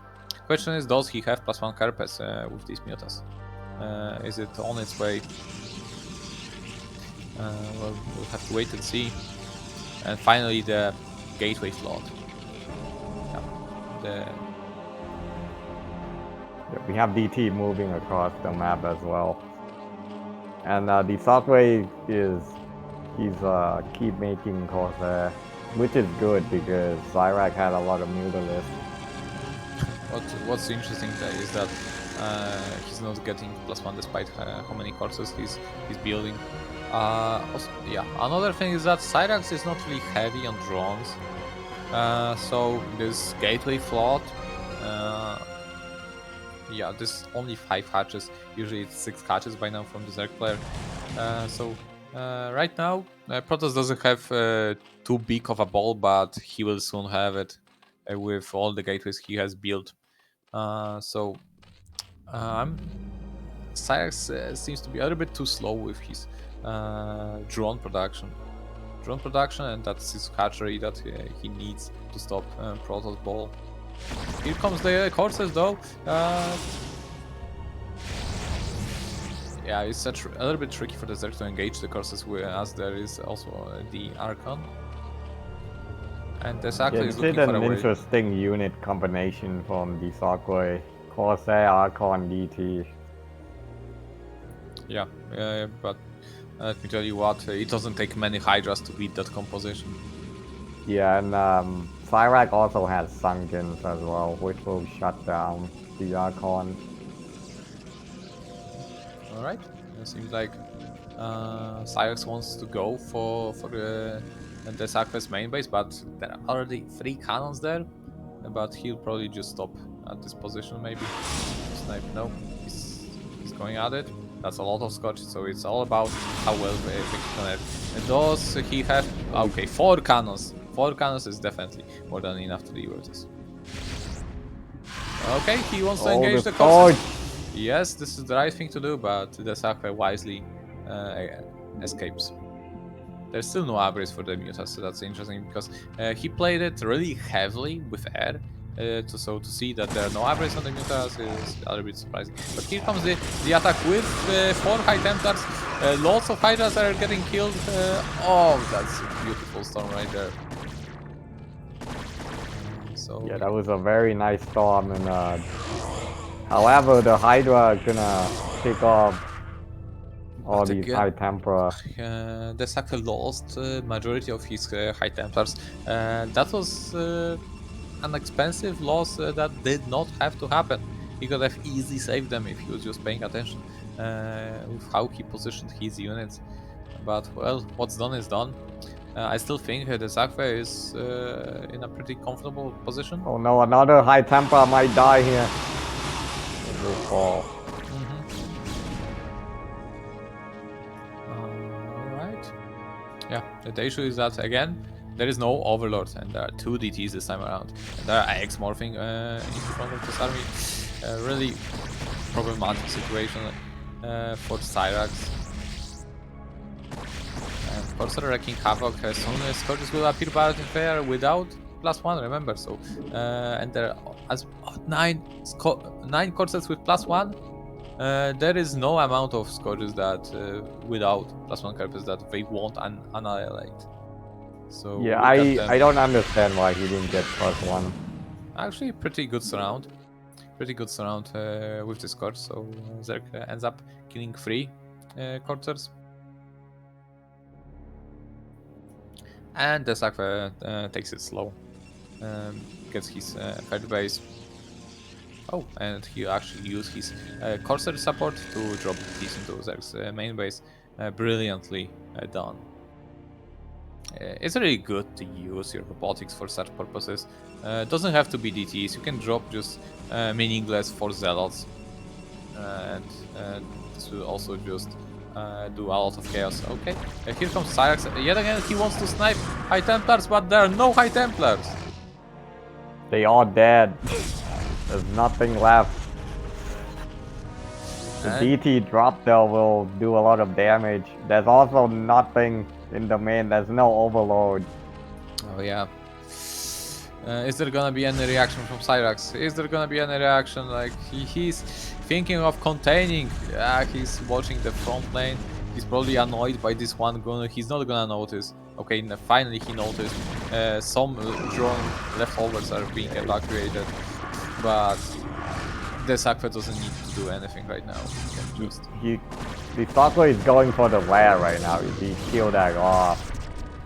Yeah, he'll be able. I mean, SyrAx's whole army is in the front. So by the time he gets there with any reinforcements, that are gonna be finished.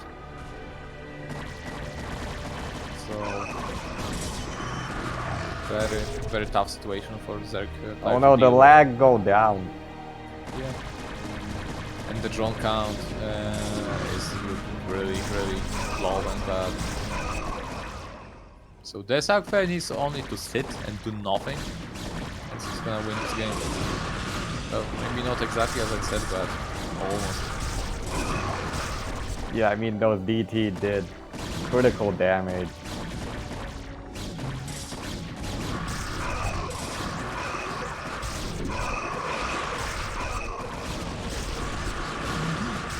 Yeah, basically any trade like you can take is good because Zerg won't be able to drone up because he'll be forced to make units, and so he'll fall further into this desperation. Look at that micro. 3 Good HP dancing around. Corsair coming in. This looks like the beginning of the end for SyrAx. Another hatchery falls. Yeah, SyrAx cannot afford basically anything right now. And dsaqwe just takes it slow. He's got the upgrades. He just builds the guns. Plays it right now. Right now he has enough. I mean, again, maybe slightly not enough storms, but guns with 203 average should be good enough. Yeah, I think this is only a matter of time now before the GG come out. The dsaqwe 60 supply lead.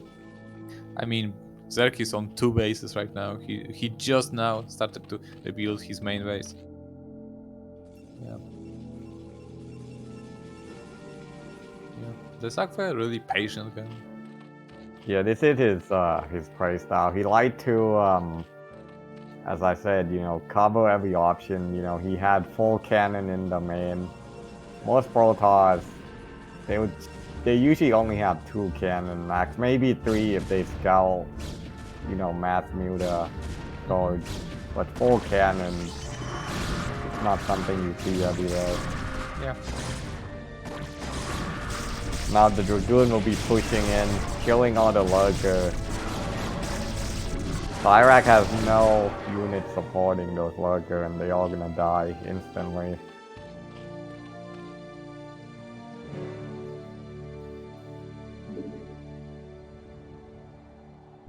Yeah, dsaqwe is in no rush. I mean, this is his elimination match. If he was to lose this game, he's out. He's out of BSL, so he doesn't.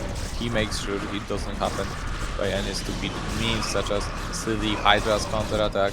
So he just builds up the army and then goes. There's the GG. And SyrAx GG, he'll take. The dsaqwe will take that game, and we're gonna go to game 3 in this elimination match. Yeah, good game by dsaqwe. What can I sum it up with? I suppose good Zealot move out from dsaqwe while he was getting obliterated with mutas in his main base, and well, SyrAx did not manage to hold the terrain with his mutas and Scorch. Like, the only Stargate he had, dsaqwe had, was in the main base. If that was shut down, the production, then well, dsaqwe would never be able to rebuild. I mean, maybe over time, maybe build an Archon and this way deal with the mutas, but he had a pretty strong position with mutas breaking most of the coursers and the cannons in dsaqwe's main base. The thing I noticed with SyrAx is like he had a very strong idolist control. Like he constantly pick off Dragoon, high temper, solid. He danced around everything really well. So if I'm SyrAx right now, I know I can beat the dsaqwe in a battle of micro. If I can get a lurker containment up, you know, and not get counter drop, maybe I'll take the game. It's also gonna be SyrAx's map right now, so he's gonna pick him up. He'll feel comfortable at. So let's see what the map is actually gonna be. Oh yeah, definitely that's a Hydra map. That's a good map for Zerg. The space is open. The container kind of the choke point is narrow. This is a perfect map for SyrAx. I like this choice. Yeah, especially. Yeah, let's go, guys. Game number 3. And is this enough? Such a big sample pool. Actually, look at how many games statistics we have. Hey, I said it was over 200, right? This is actually too big of a sample size, so the stat doesn't even matter anymore. it's too big of a sample size. I cannot listen to this. Let's go 0 to game number 3.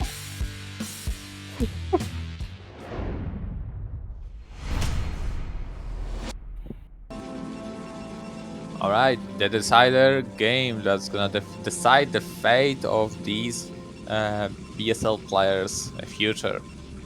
Spawning as the Red Protoss, 12 o'clock position, dsaqwe. Spawning in the bottom left. That's the bruiser, we have SyrAx.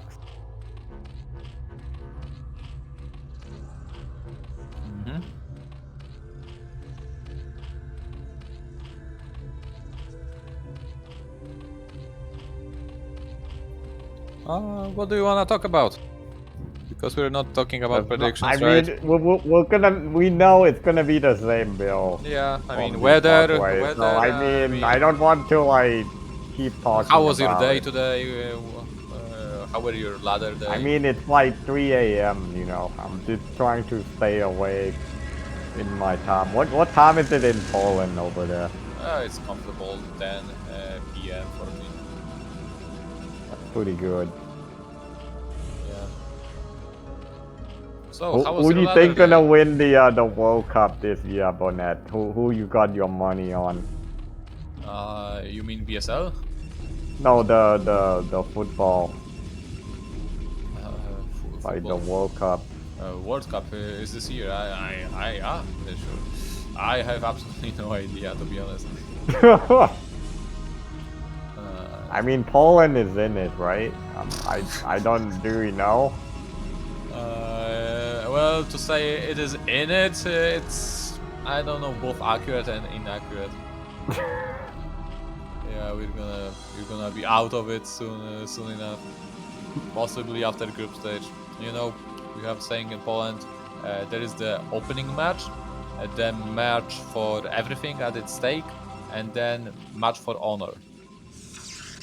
So you, so you basically go in with no expectation at all, essentially. After all these decades without any advancement from the group, yeah. Hey, at least your country is doing better than Thailand. I don't think we ever been to the World Cup, man. At least you have something to like cheer for, you know. Hey, it's Polish national sport, and we have almost 40 million of people, and we cannot even get out of the group. Yeah, that's great and reassuring. Thank you. Your expectation is too high, man. You have to take what you can get, you know. You have to look on the positive. Always look on the bright side of life. Well, Anyway, is this wall any good from Protoss? I think this I wall don't know is about not this the wall. greatest. I've seen better walls in my life, and this is not one of the better walls I've seen. On the contrary, it's quite bad. SyrAx is actually taking his third at the natural for another main. So he's not. Is he still going Hydra, or is he going for the Hive, play like KenZy did? Are Who you knows? still asking after all? Oh, you mean Zerg player? Okay, I'll give. Sorry. It would make sense for the Zerg player to still go Hydra. I mean, look at the dsaqwe's forward positioning. No cannon can ever protect it. No cannon Yeah. can ever. Okay, if I see that wall right now, even though I don't play Zerg, I'm just going Hydra because he cannot protect that cord. Hell, you could even just go speed links. Look at how wide this entrance is. Like you can fit 5 ultras there, and they're gonna fit there. Yeah, I mean he's trying to wall with his Zealot, but I think you need. I mean, 5 maybe this is Zealots to a wall. bite of excellent quality from the dsaqwe, and SyrAx wisely doesn't fall for it. Yeah, it could be some next level strategy we don't even know about.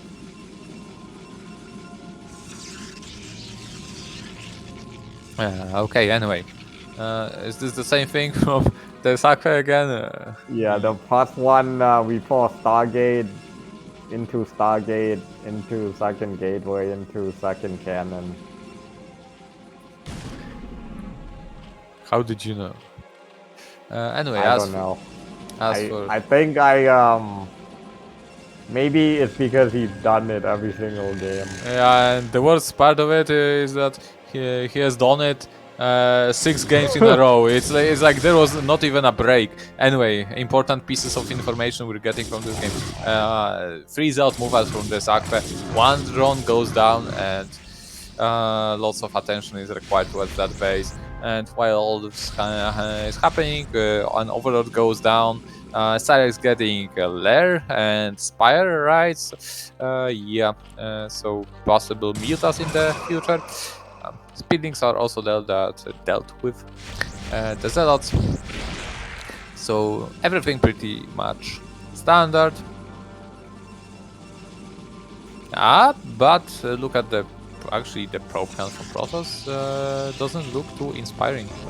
32, so he's cutting some probes here and there to get the count big and fat.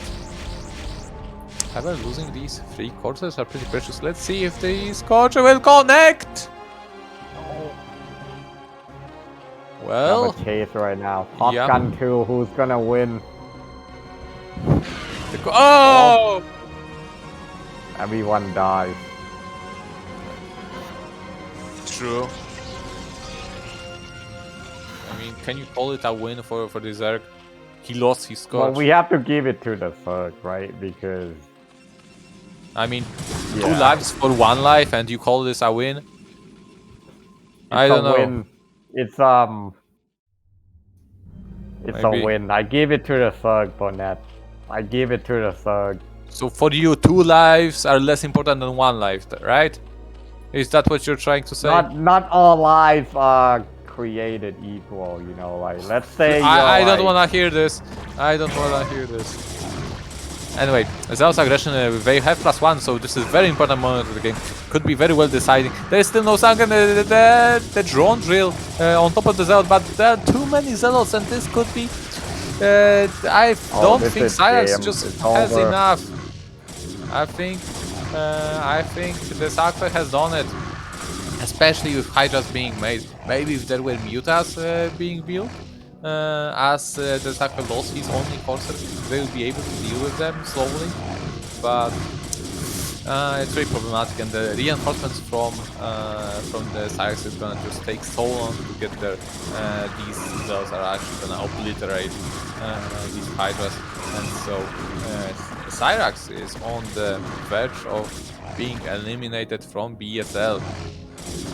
I'm gonna start using this software kill. It seems pretty good. I've seen it in so many games, like I'll start doing it. But yeah, the dsaqwe will take it, and he's gonna advance. Yeah, and he's gonna get a guaranteed spot into the next round, because in this BSL format, 3 people advance, 2 people advance in the winner bracket, but one will still advance in the loser bracket. So the dsaqwe is in the next round minimum. Yeah, minimum, but I'm sure he'll look to take the top spots. More. Yeah, absolutely. Yeah, and I'm sure you could quite well remember the build that you just saw. Like you saw it 6 times in a row. So yeah, I'll see it 2 more times minimum. There is still a chance for you to see it. Yeah, I don't even have to write it down. It's like it's already in my head. You know, like what to do. Oh, nice. All right, so guys, we're gonna PvZ. KenZy versus Julia, guys. The voice from Beyond says that we're gonna have KenZy versus Julia now, and it's going to be PvZ. Whoa, more PvZ. Great for us Protosses, great for us Zerg players as well. And this is gonna be one epic match. We're good.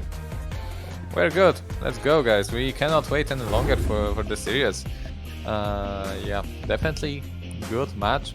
KenZy Protoss is really formidable. I'd say it could be even stronger than his Zerg. Oh, that's very surprising. I thought his Zerg is stronger than his Protoss. I mean, it has its style, you know. It's like he's not too rapid in his aggression.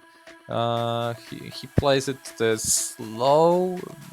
It's as if he forces Zerg to attack him by aggressively taking expansions and just making cannons and sitting. He waits for the base to be established and then attacks. This type of a player that I remember him. Maybe it's just because he played Ion Zerg, who just tends to kill himself with aggression. But Yo, yeah. Eon Zerg, are you in chat right now? Bonnet is calling you out, my friend. What do you mean? I mean, it's Ion Zerg's playstyle. It's how he plays, and his control was always good to execute these type of strategies. He basically played to his strength. Yeah, maybe not enough mixing it with microplay, but yeah, definitely that was his strength. Anyway, we have two players on board here. Yulia with some appearance in the Pro League and Ghost League. Meanwhile, KenZy, well, seems like he never actually participated in any league lower than Pro League. This shows you his strength. Pretty strong. Let's see. Look at his statistic versus Protoss. 80%. 80% versus Protoss. Yeah, but he doesn't have that 200% win rate. You don't know how many games he's got. Oh, you're right, man. It's the sample size. You're right. You only have the percentage. You don't know the number. Sorry, your argument is invalid. However, Yulia's 200... I'll let you win this time because you're higher ranked than me in StarCraft. As you should. Yeah. Anyway, Yulia's 200% win rate won't take part in this game as he's gonna play Protoss. The first map, the opener map, is Monopoly for winners match. And we're ready to go. Let's go.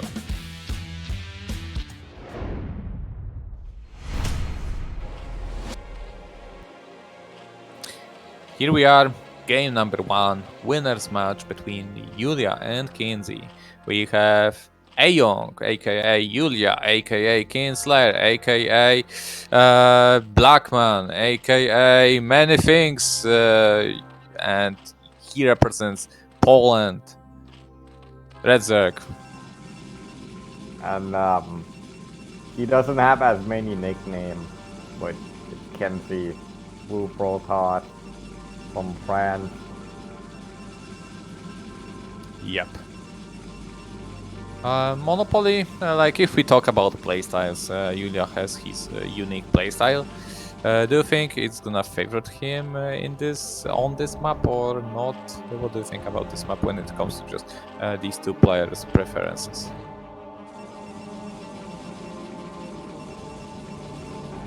Okay, so Julia gonna go for over, I think. He made an overload. But as for just like strategies, like he's gonna have a gateway first opening. Nice for a change. Nice So for us, okay, yeah. this is not the dsaqwe playing. It's a different build. Yeah, this now we know for sure it's a different guy playing Protoss. Yeah, now it's we can confirm that they are not the same person.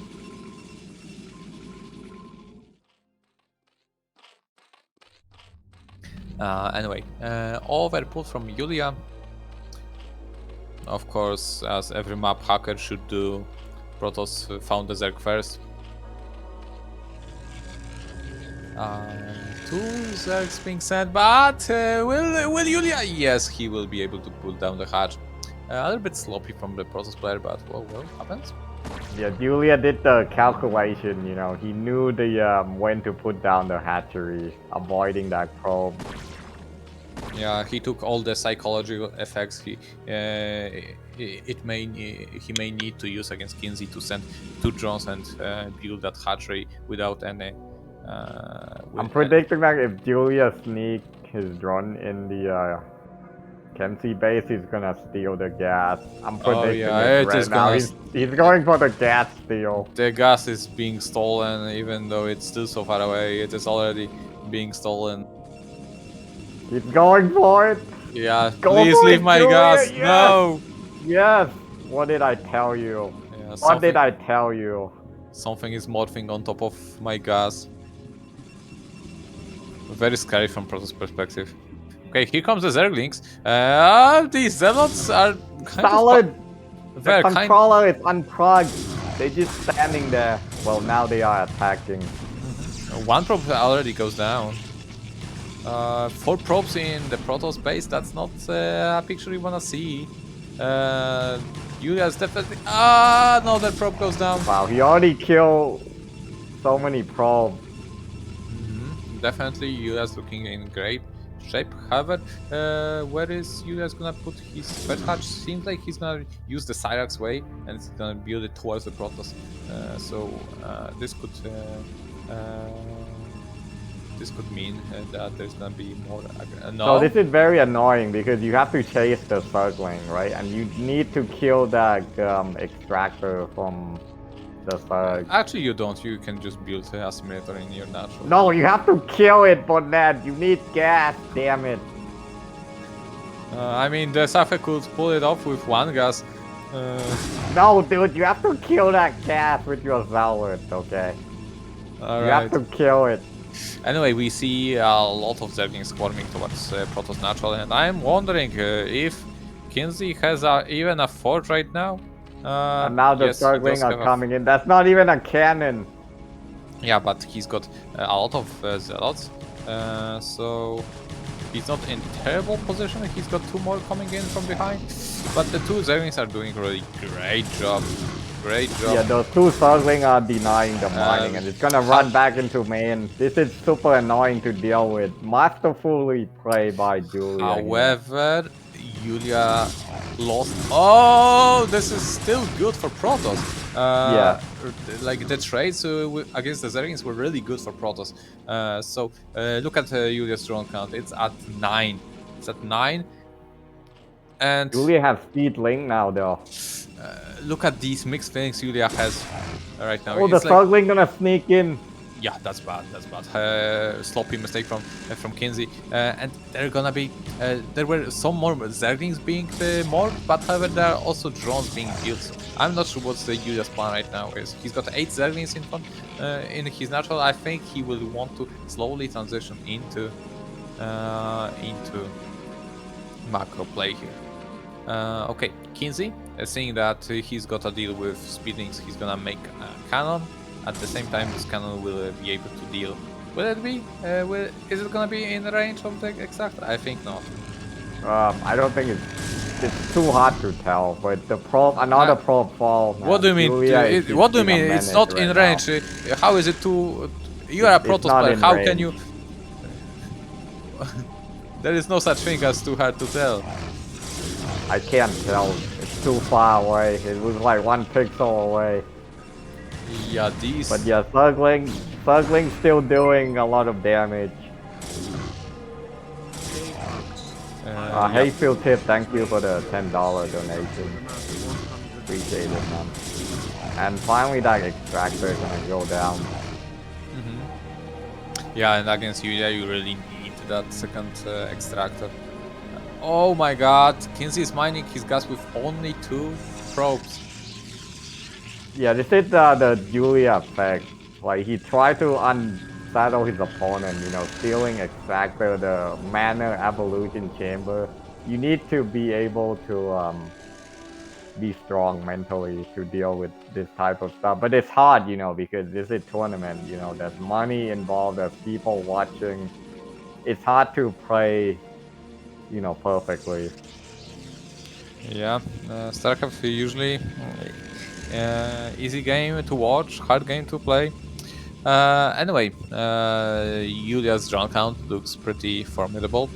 26 drones as compared to 30 of KenZy. That Corsair Spire timing looks about to be about standard. and these Zerglings are still alive. So you are doing a good job, even though these Zerglings cannot really do anything at that point.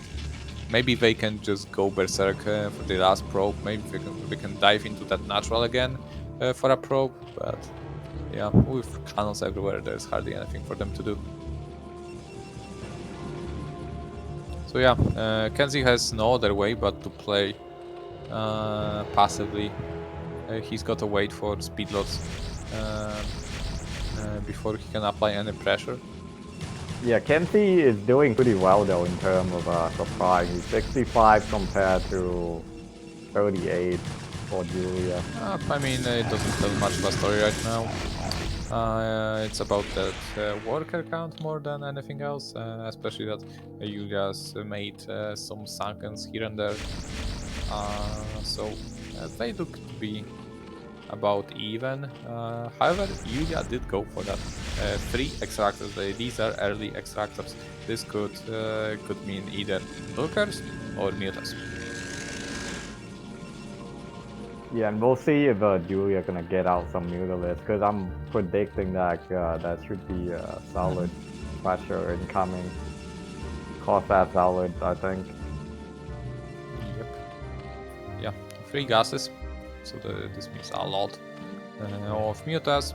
Then again, it's not really that all-in air style, as he's gonna have 5 hatch to work with.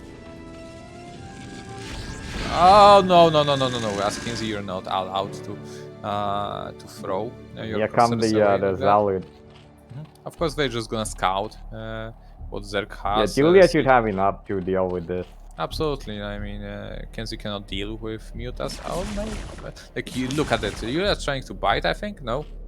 I thought that he would want to bite the Zels in and then show his mutas, but that's not the case.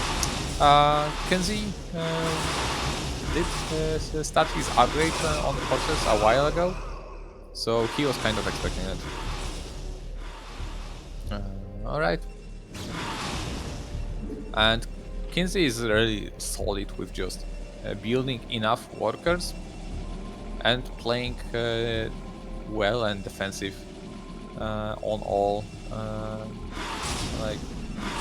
some probes. Julia going in with the muta. Okay, 2 probes going down. Not too many. Meanwhile, KenZy builds up his. Whoa, this is actually. Wow, that's a lot of muta commitment from Julia. Yep. And this is a very annoying playstyle to go against. Mutas into lurkers. When do you get? When do you even get your High Templars and all that? All these gas stuff, such as High Templars and Storms, robotics and observers, goons, and coursers. As part of play, you just don't have all that gas. That is true. So yeah, so that okay. We have connection against yeah. There. 7 coursers. KenZy is playing this really patiently. We had another High Templar snipe and yet another High snipe. Pretty well done by Julia. Like he did not even lose a single muta for that trade. Oh, and the squad's gonna go in too. I mean, yeah, KenZy's +1 is done, but so is Julia's Carpes, so he cannot just go for trades like that.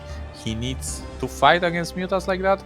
He will now need at least 10 coursers to just to be able to fight them head on.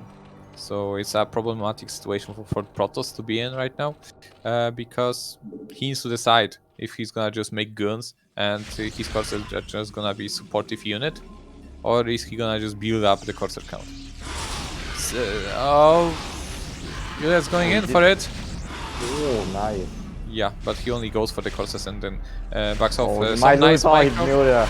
No, he's gonna spread it out soon enough. However, majority of the mutas died and only a couple of them survived with low HP. Okay. So KenZy a little bit oversaturated with probes, but as I said, he plays this game PvZ really slow-paced PvZ with cannons. Is there any observer when how's the? Oh, it's bad. There is no way this. He can storm them, right? Yeah, but not all of them. Yeah, there's 2 lurker left still. How many storm does he have left? That seems like just one. one. Yeah. Despite the fact like the supply is looking good for KenZy. Look at that army composition. Finally, Cannon finishes, so he's able. It's a great thing that he was able to save that 3rd expansion atom. However, Lurker is in the way of probe transfer, so he cannot really do that. Well, without... Dewey already had Hive. He's getting Greater Spy and Defiler. Yeah, sure, but what are the upgrades that's critical for Hive tech play? So Claws, we have Claws, and what do we have? Hydras and Claws again. No Carpes, that's intriguing. Maybe he forgot. Look at that worker count from KenZy. Look at that. Anonymous, thank you for the $9.47. And another $10 tip. Thank you for the support, guys.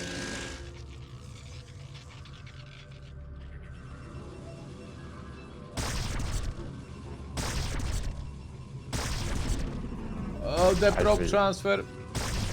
Ah! It's a great thing that these probes had +1 armor. Otherwise, we would all get killed. Anyway, KenZy stabilizes. And he keeps building probes. That's KenZy's signature. And look, he's just gonna take it slow. He's fine. He's fine. He's just gonna pat Yulia at the same time. Sniping observers with slow overlord. That's not something you see every day. Yeah, I'm surprised he still had slow overload. I mean, he rushed his tech, his Hive tech, so he couldn't make. He didn't make any stops. Oh, he had quick overload now. Yeah, just after he finished his Hive. Okay, here comes the Filer.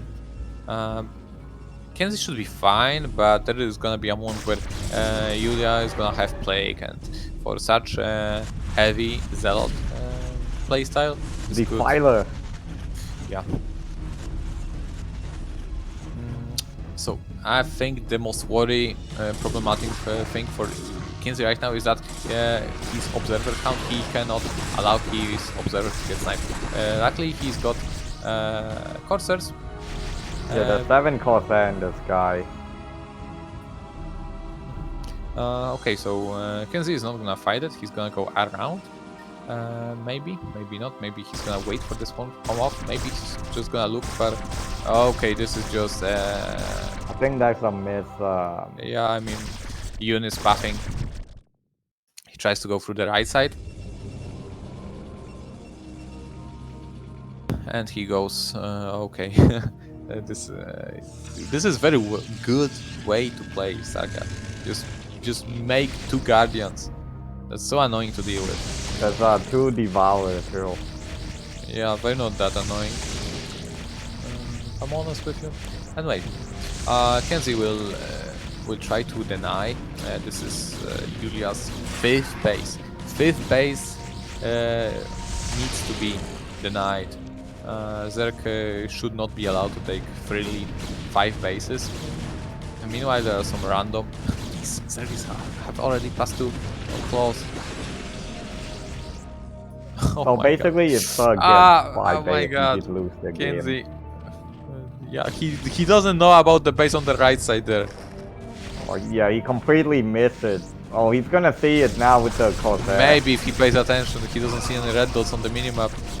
And meanwhile, he's definitely busy with dealing with all these Zerglings in front of his natural. He's hardly has any. Are there any lurkers? Yeah, there is 1 lurker, and there is also Plague. So KenZy doesn't have much time to deal with Zerg before his whole army gets Plague. and also his upgrades are not that great. He's got okay, sure, +2, he's fine. Then again, KenZy needs to deal damage here. KenZy needs to do something because Julia's upgrades are getting out of hand. KenZy is only at 1/4, so he's doing a lot of damage. Actually, I think.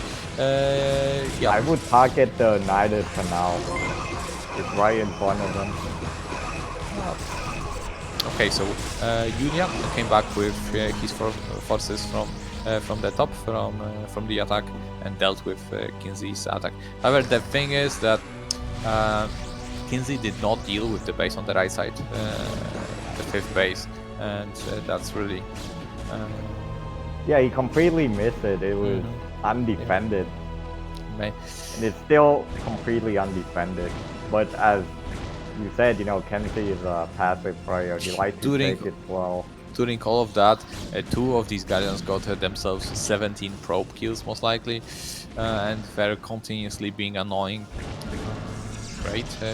That's why I said this is a great way to play, because it takes so much actions from Protoss to deal with it, as compared to Julia's world. He just sent them on attack mode, that's it. However, yeah, I think KenZy had about 70 probe, and now he's down to 55. Yeah, he predicted all that probe losses, that's why he made 70 of them. We have an arbiter building from KenZy. Yeah, KenZy likes to play this way, just recalling to the main base when you cannot just penetrate Zerg.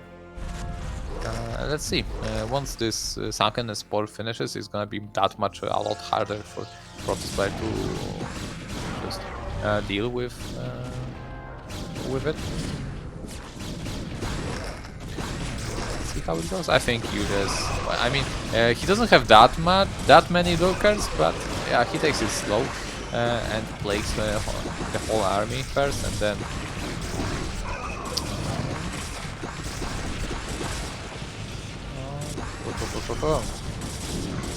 slowly but surely, I think Julia is gonna be able to deal with. Yeah. Do you think KenZy made too many Dragoons? Yeah, for late. Yeah, game? definitely. He shouldn't be making guns at this point of the game. But Archons is the way to go. Good some Reaver tech if you want. But he was able, KenZy was actually able to kill 1 base from Julia. And that's really good for KenZy, lowering that Zerg's base count. Yeah, Julia is actually sitting on a lot of money right now. I mean, he's got the eco, because his 5th base was not denied at the right side. He's got this power boost, and it's gonna be extremely hard for KenZy to get back into this game right now, in this state. The classic zzzeropl doom drop. But there was a gateway without a rally point, so easy dealt with. Okay. Look at the Guardian at the top right is trying to go across the map. Yeah. He's gonna go all the way into the main. Yeah. It's maybe not. He's just gonna be there. Yeah, he's going for the 12 o'clock. It's gonna turn. Good attempt from KenZy here. He stops yet again this base from being operational. But soon enough he'll have to deal with the base on the right side.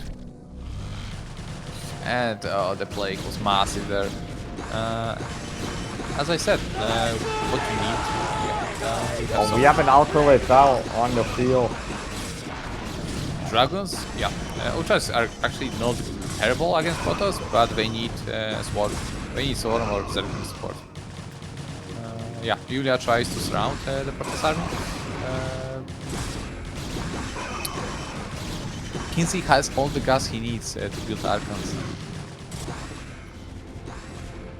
What do you think of a Reaver in this situation? Yeah, I mean, in any situation, Reaver is good if you can afford it. So yeah, the Reavers are good in general. The issue is that KenZy is only at 1/4, and Julia is already at 2-3 compared to KenZy 1-0-2, I believe.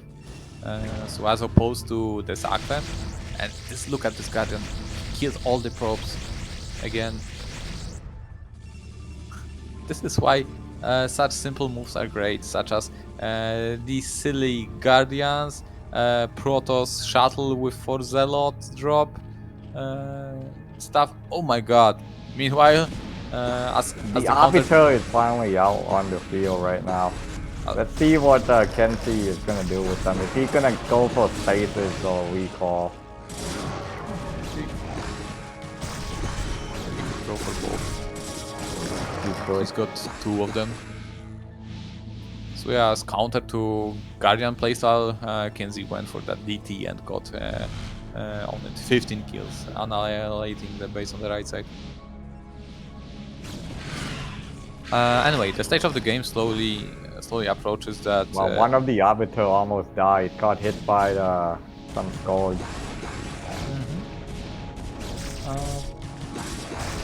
Yeah, I don't like frying the Arbiter out in the open. It can get sprayed, it can get sniped by Hydra, it can get hit by random Scourge. There's not even Corsair support. I mean there are some Archon, but these Arbiter... I mean, don't make like, them if I'm going units. Arbiter in PvC, I would just hide them and then go for recall. Recall, we have a recall, nice recall. That's, I mean, it's hard to deal with. Once this, if that's this an base, island expansion. I mean, if this base has gotten, there won't be another recall. That's too bad for KenZy. But if the island base has gotten a Nidus canal there, then it would be really hard to deal with the base from the Protoss perspective. And this game approaches that 25-minute mark where Zerg's main base, natural, and the third base is out and depleted. So it's essentially, even though it looks like a 5-base Zerg, it is in fact 2 bases. And with this base being under attack, crucial loss. Nice observer snipe there by Yeah, exactly. Crucial. There's a Dark Swarm and Lurker. Very crucial loss there. If KenZy would be able to stop this base, Yulia would be effectively on 1 base. But that's not the case, and it is... well, Yulia is slowly advancing toward the right side of the map with expansions. He takes second natural, and if he is able to saturate that second natural, then he's gonna be looking really great. Yulia with the Lurker drop. How many will it kill? Many. The answer is many. This is so annoying. This is so annoying. 8 kills already, 10. Reiku going down on another Arbiter. It's gonna get Scourge, I think. It did get scored, but it did not die. 1 HP Arbiter got picked off by the Hydra. Yeah, essentially. Now Archon gonna go in, but it doesn't do anything under the Dark Swarm. I feel like if he did invest into the Weaver, you know, and maybe get more High Temper and Storm instead of Arbiter, I mean, don't look at Arbiters in such a way. Essentially, 1 Arbiter equals 1 Archon. Nothing more, nothing less. True, but he essentially lost 3 Arbiter already. I mean, he did get a recall off, but it's not very efficient. I mean, they give invisibility. That's just pretty annoying for the Zerg as well. Meanwhile, this base is almost getting compromised. However, this game is right now all about these 2 bases, one on the left side and this one on the right side from the Zerg player. If KenZy can defend this base while killing 1 of Zerg bases, he's gonna be in the lead. However, if things stay as they are, it's going Yulia's way. Of course, if Yulia takes this left base, it's also a GG for Protoss. There's another Lurker drop. Yeah, Yulia is really great at this, just being annoying. Being constantly Yulia annoying. does all the little things well, you know, all the little things that no player does. Like, he steals the extractor, he does like the 1 circling drop, 1 Guardian flying across the map. And you need to be able to like multitask very well, and most Protoss players, you know, they did 1A, 2A, 3A, they don't really have the APM to deal with this. Yeah, he understands the game to this degree that he knows that his actions, like he doesn't need to take too many actions to do such stuff. Meanwhile, the opponent needs to do a lot of stuff to deal with this. Imagine just searching for an observer right now to send there. Just so many actions. It's such big annoyance to deal with this. Anyway, Julius right now is getting away with the game. With his second natural being operational. Zerg being on 3 bases at this stage of the game is really difficult for Protoss to deal with. So yeah, at this point, win conditions for Protoss would be like, even if he took the island expansion and Zerg wouldn't do anything about this, it's still not enough. KenZy would have to do something about the right side of the map, but it's not possible because if he does that, the left side is gonna be destroyed. Right now, yeah, right now it's getting obliterated. There is no way for KenZy to actually protect it. Yeah, and I think a DG should be coming soon. Julia, you know, kind of outplay him from beginning to end, doing all the little thing right, and it's gonna result in him taking his first game on Monopoly. It already came down to that base on the right side. Remember, like the base KenZy ignored. He wasn't allowed to do that, and after that, the game kept falling apart. Yeah, slowly. that was definitely a big turning point there, because I think, as you said, if KenZy killed that base, you know, maybe the game would have flipped the other way. But as it stands, Julia will take the first game. Yep, really good game, really promising, showing us why these guys are in the winners match by doing stuff right. It's a pleasure watching them. So, nice win from Julia. He's currently in the lead. And let's see what map KenZy is gonna go for his choice. His map should feature like what is even the map? Let me take a look.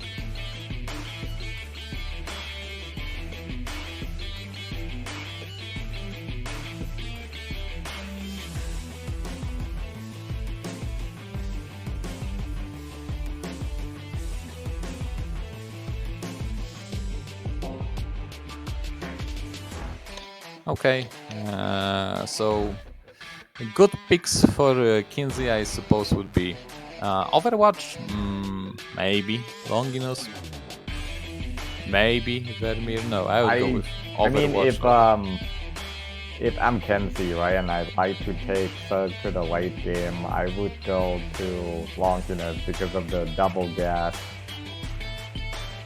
I would have picked Butter or Overwatch, possibly Longinus as the third option. Yeah, I think those maps are a good choice as well. 2-player maps are pretty good for late game PvC. So yeah, Julia's looking strong, but KenZy was looking pretty good himself. His macro was strong. Maybe his control wasn't exactly on point, but he was kind of solid. And turns out you were right. It's going to be Longinus. And actually, we have on the screen that it's a 4-player map, which is not the case. It is in fact 3-player map. Look at the statistics, guys. Maybe this is a special version of Longinus. It's a 4-player Longinus. Who knows? Maybe. Look at the statistics. But look at the win rate though for CVP. I'm trying to mention it from a good half a minute, but I keep getting disturbed. Yeah. Look at the statistic. It's 36 win rate in ZVP. So KenZy, yeah, but like... the sample size is too small, so it doesn't matter. I think Julia will take this. Let's go, guys. Game number 2 on Longinus winners match.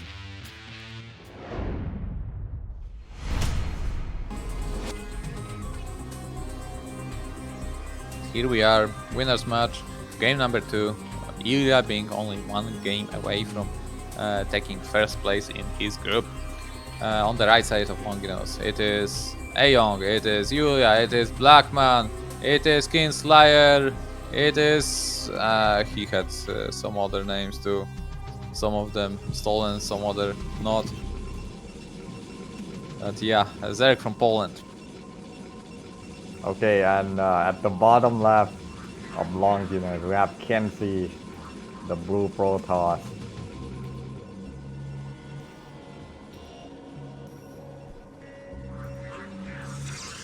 Pylon first opening.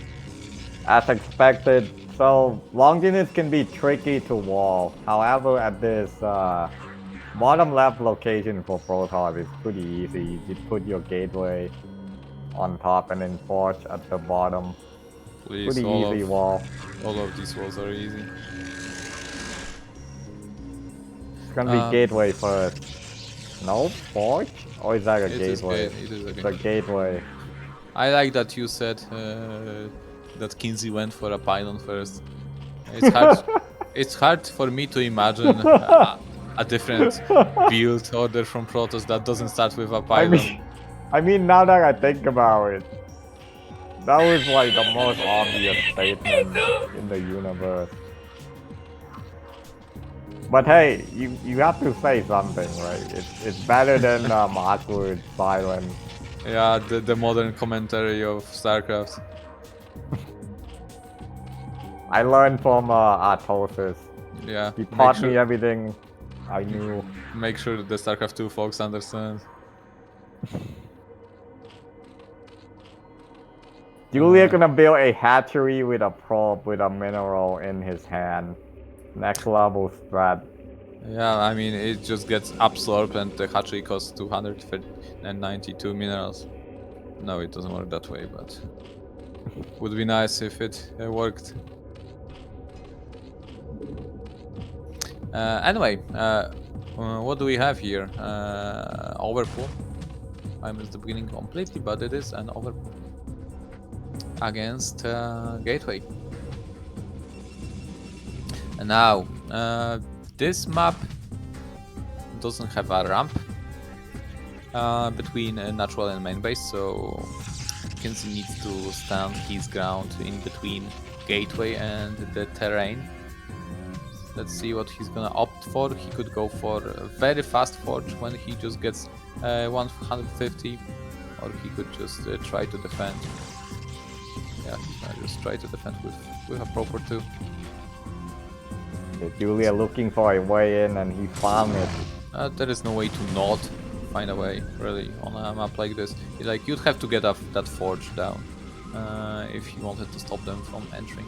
It's not the end of the world here. Right now it's up to Micron ability to save Zerglings, save probes from their devs. However, dealing with 5 links is definitely not pretty. Especially when you're dealing with an old map like this, which has holes in between mineral fields. Look at what Julia is doing. He's spreading out his Zergling, you know, attacking from 2 different directions. And he's have two more Zergling outside the base.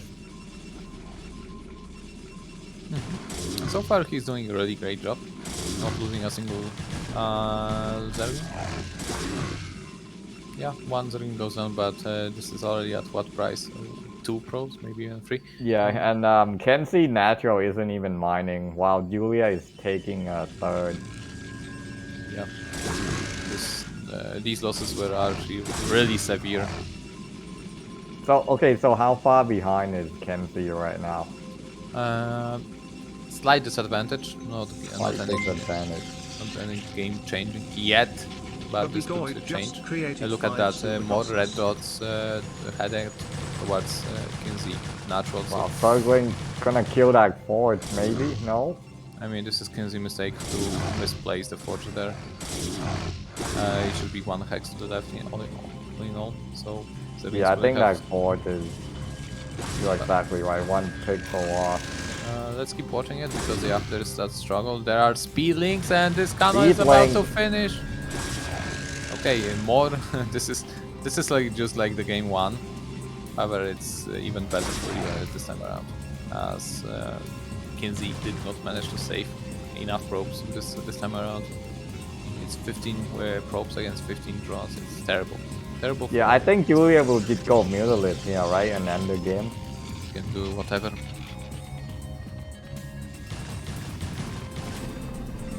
Another probe go down. The harassment is never ending. Yeah.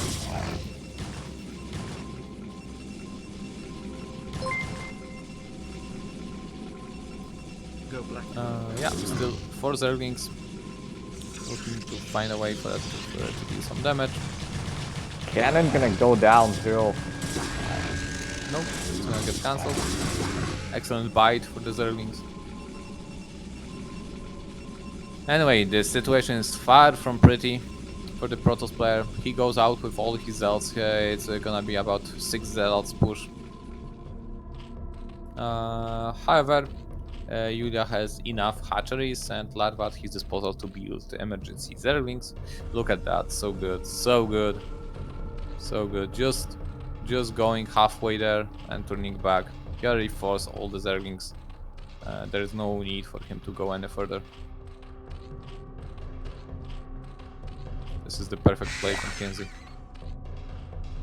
Yeah, he baited Julia to make all those Zerglings masterfully played, and then he pulled back his Zealot. Yeah, now Julia inside is just angry because, well, he ordered all these Zerglings for just a possibility of attack that never came.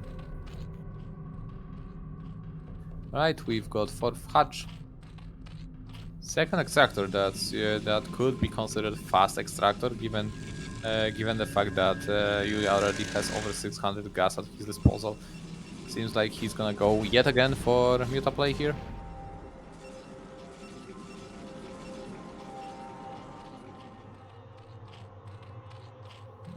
KenZy scouting what's happening. Spire not yet finished, so he's able to kill 1 Overlord and the other one in his base. He's also gonna be killed.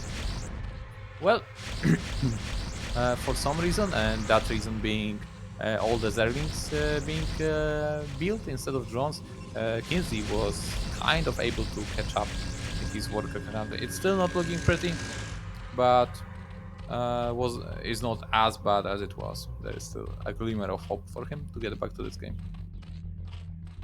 Yeah, same thing as the other time, 3rd extractor.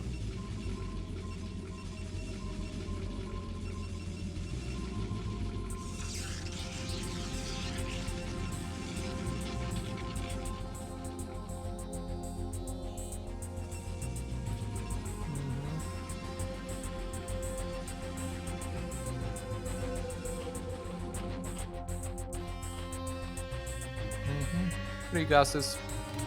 Now, note that out of 27 drones, 9 are working in gas. So 18 workers in minerals right now. It's not really a strong mineral eco. Talon doing with some scorch.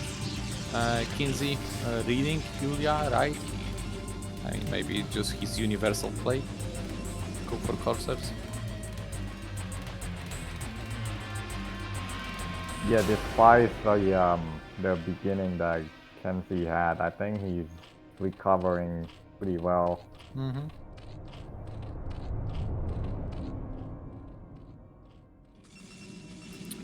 Yuda's not doing that bad himself. I mean, his gas count is a little bit too much. Could have been a little bit better balanced. But all in all, he also keeps adding drones here and there, and only now he goes for Mutas. So he's gonna time this Muta attack with Spire Carapace, I believe.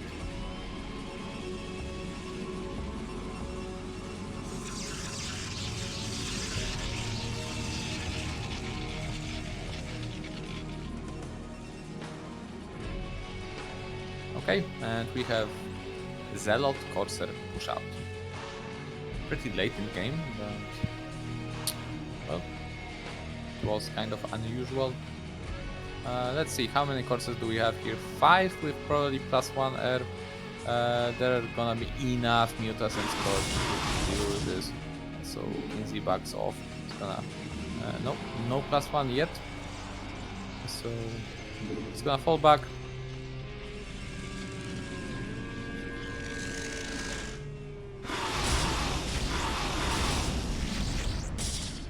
Oh, the Scourge. Yeah, needs to be wary of the Scourge. He wants to wait for the +1, however, there's gonna be also +1 Herpes about the same time for Yulia. And +1 I think KenZy is doing a much better job than Julia in the sky right now. Yeah, definitely. He took out most of the mutas there. The issue is that it's the same as the last game. Follow-up of Lurkers. Will KenZy expect it again? Will he not? Because I'm sure he will want to take this meal only. So he will need these cannons. Oh, yeah. +1 Scorch. You need to be really careful to deal with that. Also, note that KenZy tried to trap a probe trap courses with his probe. However, Longin is such an old map that this probe wasn't really trapped in the bottom of his main base. You could see there are pylons, but there are no probes actually that managed to escape. So you'd have to use a different place to trap the probe. I mean, I don't think he needs to even trap them. He kill all the mutalisks. So whatever he's doing seems to be working. Workers appear on the field. There is a DT that's gonna be extremely effective against Yulia, as he goes straight into Hive Tech without getting Overlord speed. So right now the game is pretty even, right? They both are just setting up. I like Yulia's position more, to be honest. The number of drones he has, the another corner that he's getting, Hive Tech. I take Yulia's position. Yeah, based on the observer wheel right there, I did saw about 20 drone at his third. I'll take Julia as well. And he's gonna get Hive soon. Yeah, I'm just KenZy's tempo is just too much delayed by this early game he had. I think if KenZy can take the double gas, he might be able to equalize the game because Julia isn't taking the double gas yet. He does have the main and the nat though. Ideally, KenZy would want to move out with guns and take out, try to pressure. Here come a big army from KenZy. At least pressure both naturals. While you do that, you are able to, for example, shuttle drop opponent's main base, stuff like that. Speaking of which, however, this is hardly any, like, you don't have any, like, KenZy doesn't have any guns. It's just all zealots, I suppose, if he can micro, but this is so many lurkers. That's a shuttle, that's a shuttle. Yeah, there is a shuttle, but he just hopes to not get scouted. Is there anything in it? Yeah, 1 DT. 1 DT. But there is 1 Scorch on patrol move. Will Yulia notice? Will Yulia notice? Yeah, and now he definitely will. DT. But there is so many coursers, and Julia noticed. but he doesn't have speed OV, so he cannot deal with it. So KenZy will be able to take spawning. Yeah, pool. this is gonna be Spire. a big damage. Yeah, there's a lot of Corsair. Even though it's 1 DT, it's at least gonna get the spawning pool.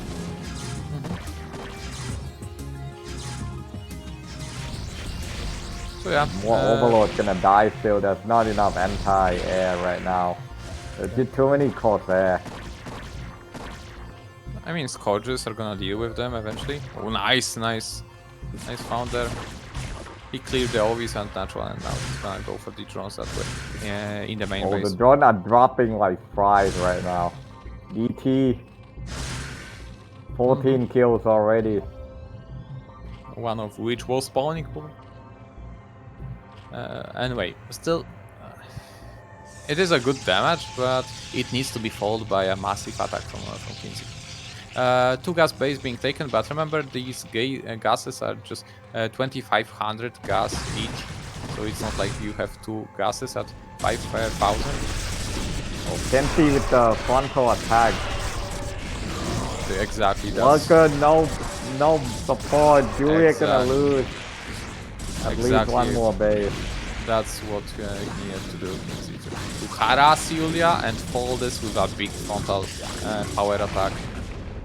Now he could pressure the front. Once he doesn't need to commit. He doesn't need to commit. KenZy going in for the kill. He's done playing around. He wants to end it right here, right now. Yeah, he wants to end it, but can he? Can He he lost do so it? many That is the zealots in the process of being with these lookers. I don't know. I don't know if it feels like it was kind of a waste. I mean, he had Corsair in the sky. This is close, but he had to get there before the reinforcement comes. Corsair is doing infinite damage right now. There's not enough anti-air to deal with them. Here come the reinforcement. Can it save Julia? Nidus Canal. Circling Lurker. That's an active Dark Swarm, but is it gonna be enough to It's good damage, but he won't be able to break Julia's art and game. So he'll have to retreat and regroup. It's still going good from KenZy, but Julia's not out of the woods yet, as he has these fully saturated bases still. So while it does look like Julia is about to be dead, that's not the case. KenZy has still a lot to prove before he can take this game.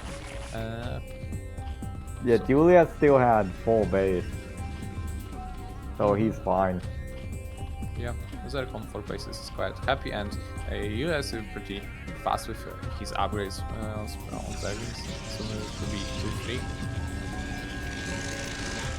Okay. KenZy gonna try again, I think, but he had too many Dragoon. Dragoon doesn't do anything against Dark Swarm. Yeah, not much. Storms. Julia with the Lurker drop. Wow, his opponent is distracted in front. How many top will fall? Well, luckily for KenZy, he has a lot of them. 70, and now he sees. The proper move is to just nice out. KenZy with a solid drop of his own. These will be annoying to deal with. Thank you, that's just so annoying as I mentioned. KenZy is looking for a 12 o'clock base. I think for the time being he's gonna be content for bases while just harassing other bases, so he's just gonna be scouting left and right, so Julia doesn't take very critical 5th base. It would be ideal for KenZy to... this is so brutal. This is so brutal. KenZy realizes... Look at this, Julia with the Lurker drop everywhere. I didn't even know you can drop at that location to hit the 3rd. Very creative. He's outside of the cannon range. Yeah, KenZy he's gonna go in here, but it's called Dark Swarm, man. It doesn't... Your Dragoon doesn't do any damage into it. But it does pressure Zerg to keep casting this one. The thing is, he's not dealing with... he's not fast enough to deal with all these lurker drops, so he's pushing himself on the edge more and more, and he has hardly any income right now. The ideal play for KenZy is to just have these porters be around the right side of the map to do with lurker drops while just making cannons. So he doesn't get lurker drop again. Okay, Lucas haven't dealt with, but that was a huge distraction for KenZy. However, this is too many guns. Too many guns, as you said. GTs are nice, at least they could snipe at the pilot or two. 2 swipes. And Julia is also pretty patient with his swarms and plates. good. Oh, is he gonna break through with... Oh, he's losing all his Corsair. But he is making some damage. However, there's a Nidus Canal and he's Exactly, and there is now one. further. At least he's got another observer here. Yeah, another observer coming. Solid coming in to reinforce as well. Maybe KenZy could break this. I don't think so. No, I mean guns are kind of a little bit too useless against these situations. So you need Reaver, you need Archon, Storm. Yeah, But- all the but- Solid die already. Yeah, and Zealots as the shield. You don't really need guns. I mean, guns are kind of good to siege, kind of like siege tank does. But all in all, they're not really effective against Dark Storm. Not at all. Yeah, I don't... Why doesn't KenZy go Reaver? It's about playstyle and preference. Is he making Arbiter again? He could. No, he doesn't have it. No yet. Not He's yet. going for Archon this game. Yeah, and again, a patient plague. So yeah, I'm telling you, Yulia is just slowly and patiently getting close to win this game. I mean, what base is KenZy gonna take at this point? What's KenZy's next base to take? Yeah, it's hard for KenZy to take another base. I mean, the other double gas base is literally next to, you know, other Julia base. Yeah, it's I suppose it's the best base to take. That's just the way Longinus works. It just In fact, the- Julia is taking that base right now, I think, the 9 o'clock base. KenZy has been in front of a Julia base. Wait, they are expanding next to each other. Yeah. Interesting. Yeah. So yeah, this is the issue of Longinus. It's a 3-player map with like three, like it's separated. The Longinus map is separated into 3 different areas for 3 players. So Yulia basically by getting that second natural that fast, he took the 2/3 of the map for himself. With all those sparkling coming out. This is good. This is good. This is always the best move, the greatest move. Harass while attacking. So as a third player, you need to be in 2 places at the same time. At the same time, he stops 5th base from being operational. It's not gonna be long since, and Yulia is gonna be depleted on some of these bases. Like his main base, maybe not main base because there were DTs in that base, but his 3rd should be about to be depleted.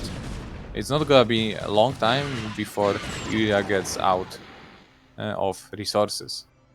Yeah, KenZy wasn't in the best position, but you know, it's kind of like poker. Even if you have bad hand, you can still make the best move. And what KenZy did right there was the best possible move, dropping the main with DT and killing the 5th and winning the battle as well.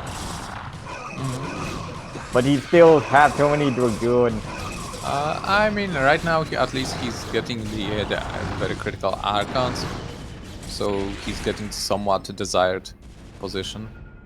And there's Yeah, that. and he's somehow gonna take the 9 o'clock as well with KenZy, and Julia is mining out of his natural. Is KenZy gonna somehow win this game? Because Julia isn't taking the double gas at the 11. The win Like, he's condition. taking the base, but he's not mining gas. The win condition is to constantly nice pick off. Annoying to look at drop is getting killed. The important part for KenZy is to constantly deny bases. If he can deny, Yeah, KenZy had a lot of money in the bank right now. I'm liking his position. I don't know how he managed this, but he seemed to stabilize himself. the game is never about just bank. It goes dry in a second, so it's about usually how many bases are operational. So he had 3 base operational right now. Good read, and good he's read, this is around solid. that big army. Yeah, this is important pick off of the Zerg army. And this Zerg hatchery is very tricky. These Archons, Well, we're fighting. We're gonna fight.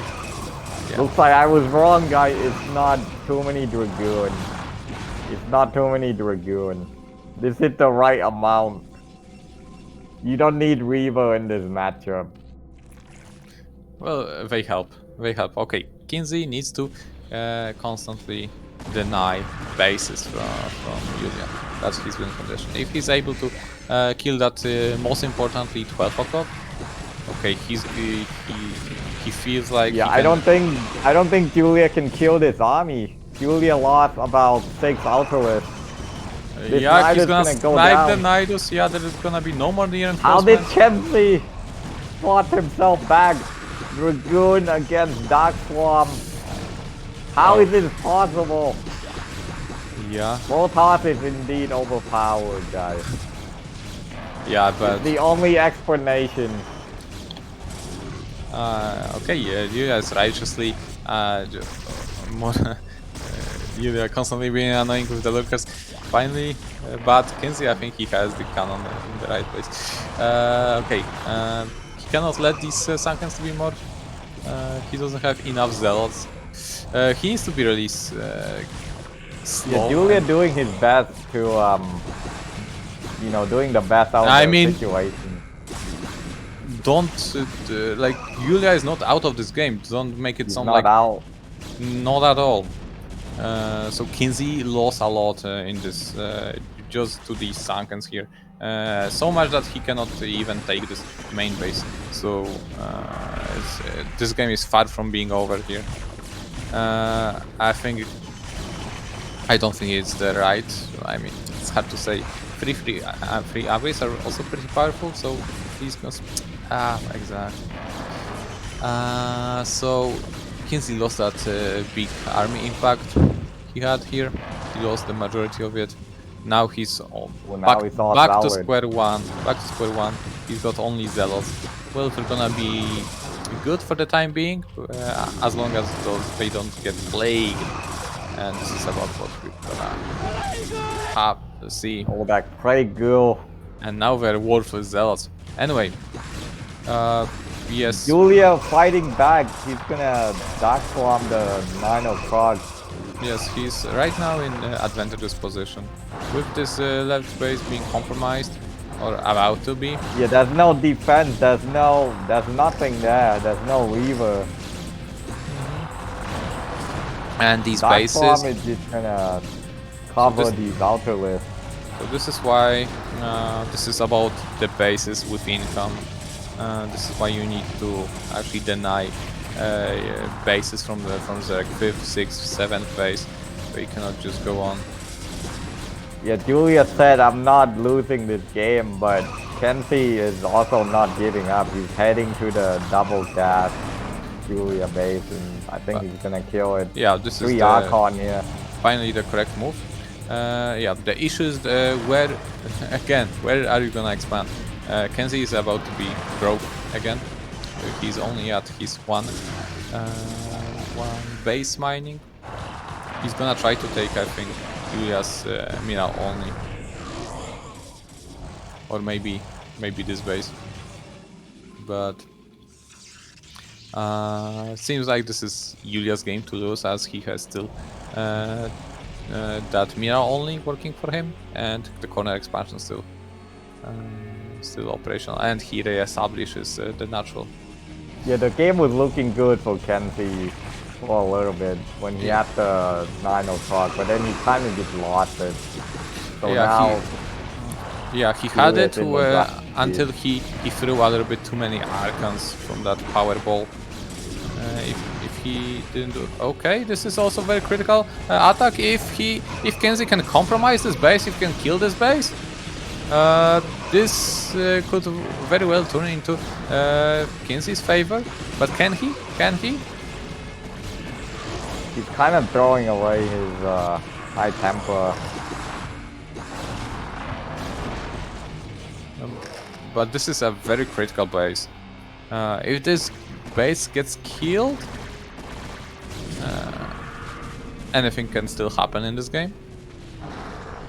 KenZy is on 1 mining base. Yeah. But he's dancing with his Dragoon. And I think this is too many circling though. yeah. I mean, this base ended up not being compromised. Oh, the Storm gonna kill the Defiler too. But is it enough? Ultimate's still doing work, killing the long distance mining probe. I think Julia just had to hold here and he'll take it. Very intense game. If this base goes down, anything can still happen.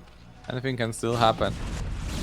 It might as well could still go down. Did 1 or 2 good Storm and KenZy can finish his push. But I think this is too many Ultra now. But however, there's reinforcement from KenZy. Both players not giving up this tug of war. Very intense game. Spending all his mineral. Building sunken. Yeah. Wasting every single thing he has.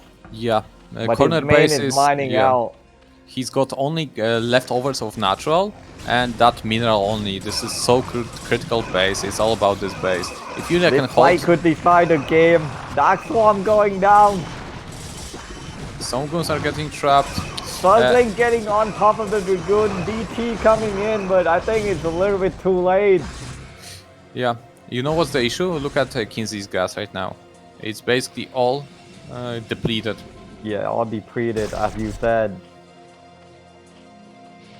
And with that, he's not able to get High Templars. And with that, seems like He had no way to take a base.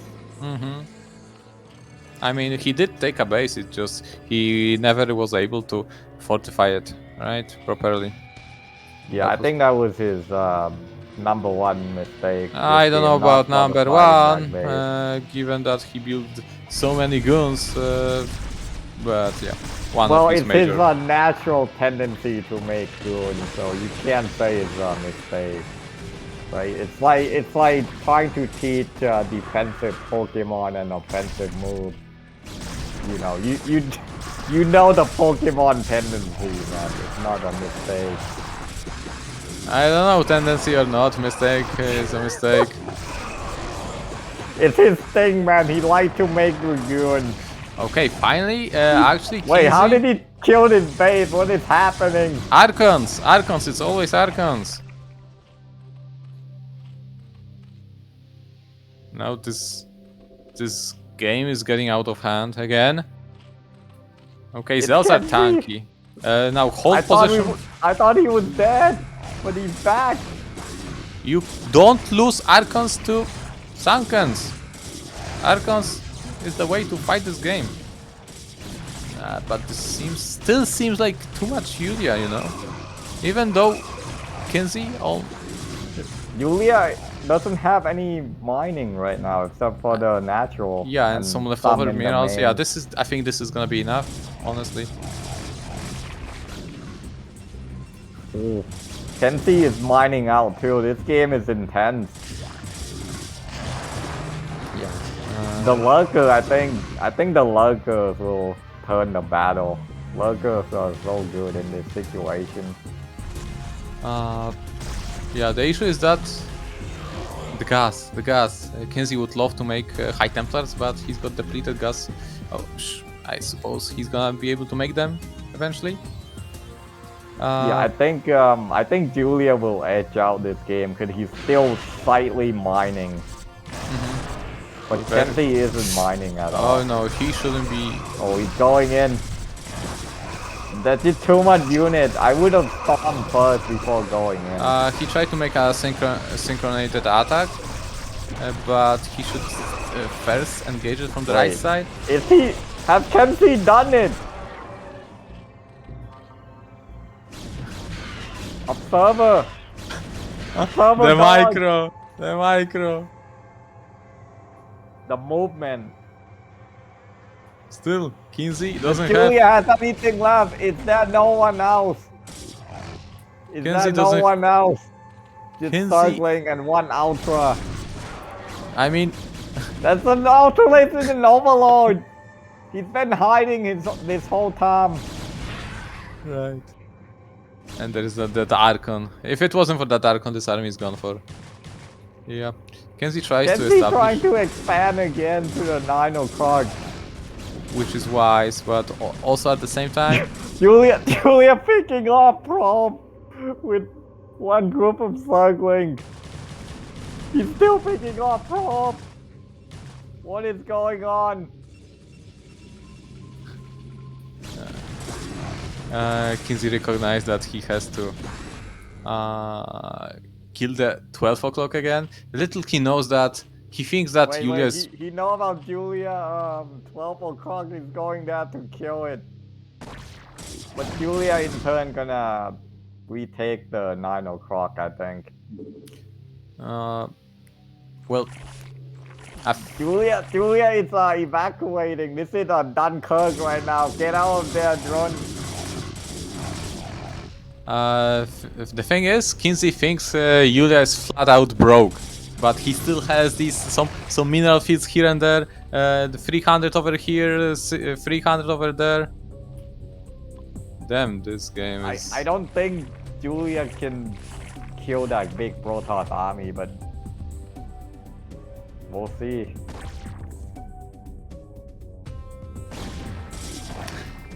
This is one hell of a game. KenZy needs to protect his High Templars! Bam, down they go. This is so crucial. This is so critical. I cannot stress out how critical it actually is. Oh, there's 2 more random Archon though. Yeah, Archons are Coming good. in. Okay, that's a good move. This is a good move from KenZy. He's gonna take out this hatchery. There are some mineral fields in there. Now, no. He definitely shouldn't assault this base. No, he should don't- head don't- back to the mineral only. Right now, you don't have the time. You don't have the time to go for the main base. Don't do it, Iron Kid! Go back! Mineral only is the way. Even now, even the distance mining, it's not that far apart. That mineral only from that second natural from Julia. So just distance mining is actually good enough. So, however, if we subtract the workers, it's actually 34 army supply against 36 of Protoss supply. Really close. And where are the High Templars, eh? Yeah, there's no High Templar. If Julia can kill the observer, he's gonna take and it. he will try to What do he's that. doing right now. Can he do it? Julia, observer snipe! He got it. KenZy cannot see those lurkers. I mean, this is just one lurker, right? Yeah, there's 2 lurkers, one actually walking. there is 2. And that Autolith is still hiding in the Overlord. Someone get him out of there, Jesus. How long has he been hiding in the... Finally, the High Templars, but he needs observers here.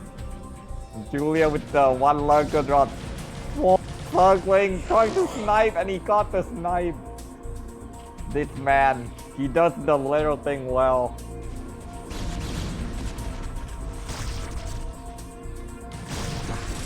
He's going for another snipe. Whew, that was Almost close. got it. I mean, to spend 100 for Zerglings equals 100 resources, that's a lot. KenZy gonna go in for the kill. The observer is living. Yeah, the observer lives. The lurkers are gonna die. Everything's gonna fall. Has KenZy done it for real this time? I think so. Did he do it? The hatchery falls and he can start mining from the mineral only. Julian doesn't have anything. He only has 2 circling and that 1 Autolith in the Overload. And 3 Hydra. Look, he's trying so hard. He's trying so hard. He's microing his heart out to kill the Hydra, the probes. The Hydra. You're not getting away with my minerals. Go back. Go back. Go back! Give me the minerals! Oh, beautiful game. Long distance mining from Yulia, but yeah. Zerk is not really effective that way. The Protoss is. KenZy got the resources now to make an Nexus. Yeah. At this stage of the game, KenZy is allowed to leave some zealots on patrol to check if he's got a base or not. He sees that there is no base. Now he knows that he got this game. And the Ultra. So Yulia has 11 supply in army, and 4 of it is forgotten. Maybe that outlet knew, man. Like, if he come out right now, he's gonna die instantly. You know, there's like 4 Archon, you know. All his friends are dead. He's the last of his kind. So why not stay in the Overload? You know, he can come back in the next game. It is best of 3. And the looker died. Ah, he's trying so hard to win this game.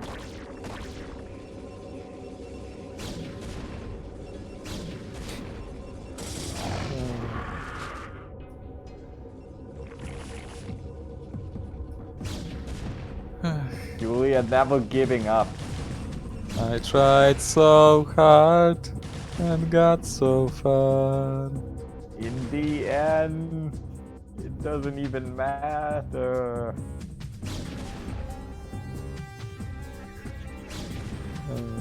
So Yulia's gonna long distance mining. Earlier on, we saw at 12 o'clock that he actually dropped drones there, picked them up. I think Julia is finding more random stuff in his Overlord. Where is he getting all these units from?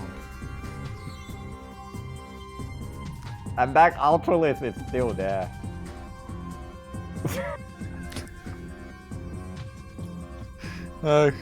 I mean, as the Zerg player, what unit do you even build? What unit will get you closer to win this game? I think you need a carrier or something. Well, I think too expensive, and Zerg You need a don't. battle cruiser. Zerg doesn't have them. SC2. Nexus Infested battle cruiser from StarCraft Nexus is 3. being built, the ultimate building that is gonna seal the deal. Yes, he's trying to fight the that is Archon. game. 7 KenZy has done it. He has done it, guys. 17 kills. GG. GG Wow, was what called. a game. What a crazy game that was. No way. I don't believe it. Amazing. Truly amazing. Wow. I'm speechless. I mean, I thought that KenZy being stuck on 4 bases are gonna seal the deal, but he was able to find a way to deal these blows to last mining bases of the Zerg. Yeah, that game, man, is... I couldn't tell who was gonna win. I keep saying Julia and then I keep saying KenZy, but it was back and forth, man. It's why we watch StarCraft, it's why we play StarCraft, the type of game. Yeah, Veta is the best. Alright guys, ready to head into another 40-minute game? Yeah, this match surely delivers. Okay, what map is you guys actually? Let me check the map pool again.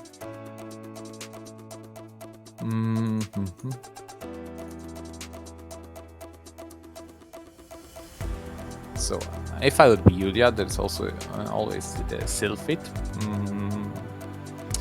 Vermeer doesn't, and Gladiator. Which yeah, map? I feel like a lot of players have been taking Protoss to Vermeer. Yeah, so Vermeer is gonna be the map. Alright guys, we're ready with the game number 3. Let's get into this.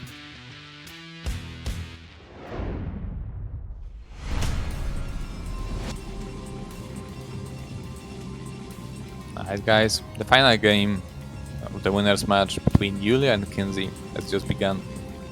KenZy spawning as the blue Protoss in the top left corner. And in the bottom left, he doesn't have that many names. It's just Julia. Red Sug. Yeah, the man has many faces.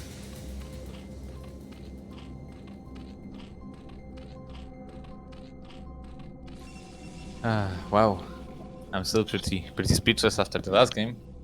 Yeah, that last game there was... I mean, the Autolith didn't come out from the Overlord. It's coming back this game. That same Autolith. He was never killed. He's coming back to avenge all his friends. All his Autolith friends that died. You think the game would have gone differently had it been unloaded? Yeah, I think Julia would have won. That one Autolith would have made the difference.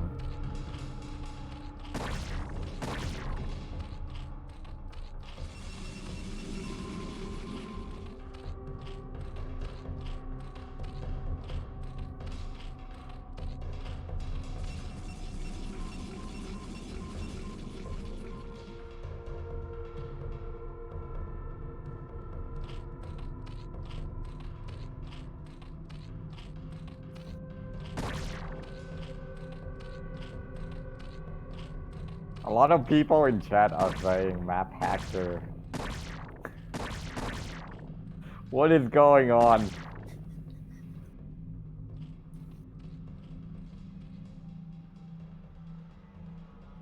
Yeah, and GG means game cheat.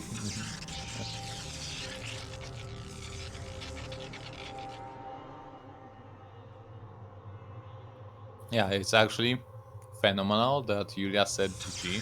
Right? It doesn't happen very often to when he plays against Protoss player, so we should respect that.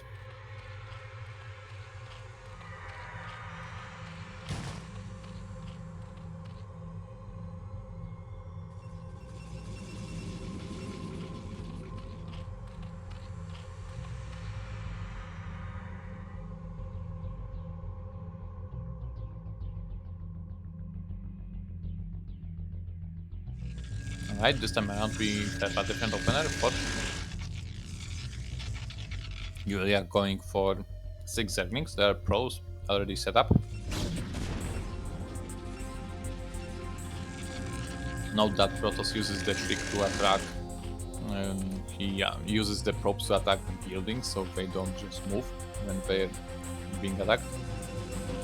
And now that there are 2 cannons there, probes can retreat safely. Although these cannons are not great positioned because they don't cover the top area of the gateway. So No, Zero, I'm just resting. I'm load managing in middle of the game. Shout out to LeBron. It's early right now. Also, I'll reconnect to the cam, I guess.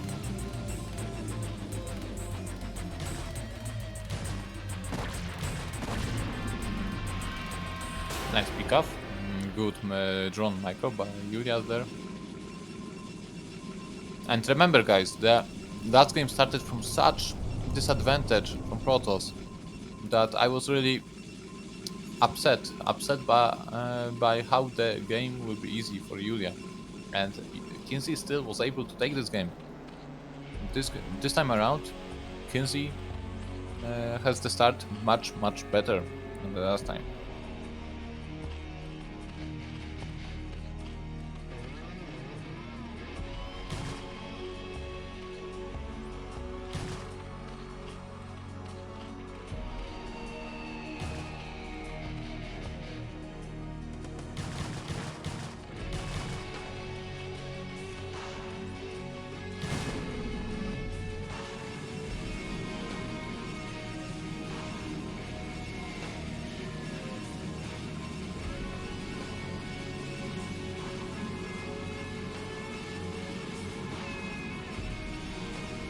Alright, a little bit slow-paced game as expected, given coach opener, so there is not gonna be much action. Oh, at least there is one variation.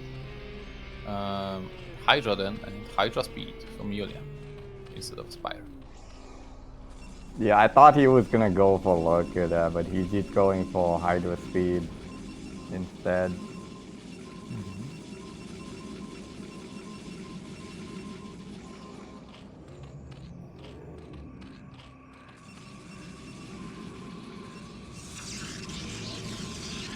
So everything looking somewhat standard for Protoss. Somewhat standard, but the worker count is even for some weird reason. I'm not sure what's the reason exactly.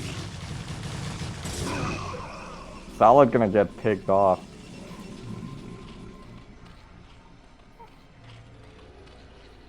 So much different approach to this game from Yulia, as opposed to the last games where he would go for Spire and then 3 Extractor Muta play.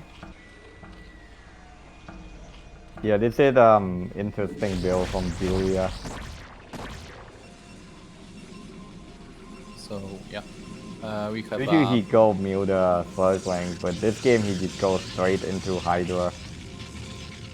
Notice that KenZy cancelled his cannon in the main base. Also, there is that real threat of timing from Yulia. Just 5 hatch Hydra timing that KenZy need to be aware of once. Actually, and we know, but KenZy doesn't. There is Hydra lurkers being researched, so it seems like this could be meant for just pressuring the natural into contain. Or this could be just for lurker drops. We'll see which one of the two it's going to be. Yeah, knowing Julia is going for yeah. Julia is going for a drop.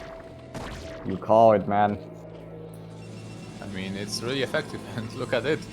Look at the photon cannon in the natural. Does it cover? I think it doesn't cover the one hex from the left side. Yes. I mean, the whole like one line from the left side. So, yeah, this is gonna be a pain in the end. This is a really serious mistake. Now, this just shows. Julia scouting out the possible drop entry right now.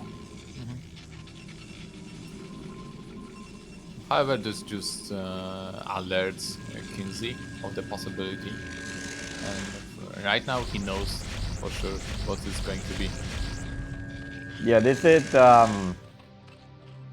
like Julia doesn't have a Spire, you know, and he go Lat-Tech. Usually, when you see that, you have to think of a possibility of an Overlord drop. Yeah, and that's another cannon, definitely much needed.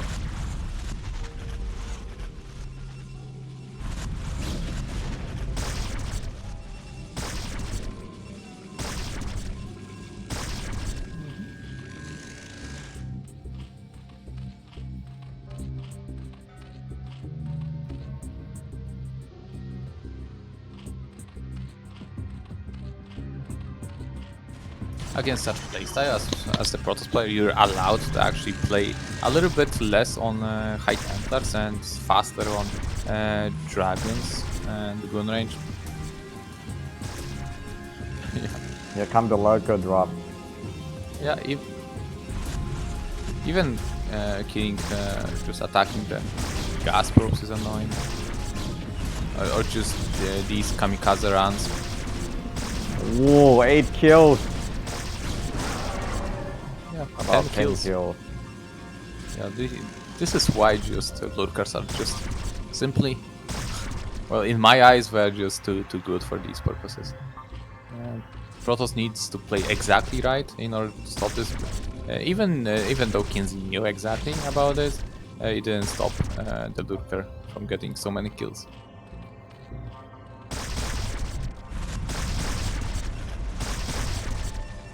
Yeah, Julia is that good, man. Even if you see something coming, you're still gonna die to it, man. This is Julia we're talking about.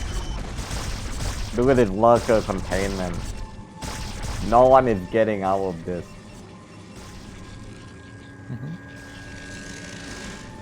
Yeah. Very solid play from Julia this time around. I mean, for some reason KenZy did not have enough workers to begin with, and now he's paying for it. And Julia is rushing too high, so I think he's trying to get the Defiler ASAP.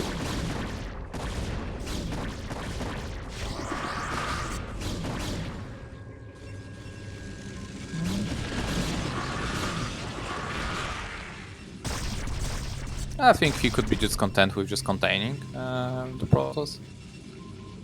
Focus everything he's got on that contain.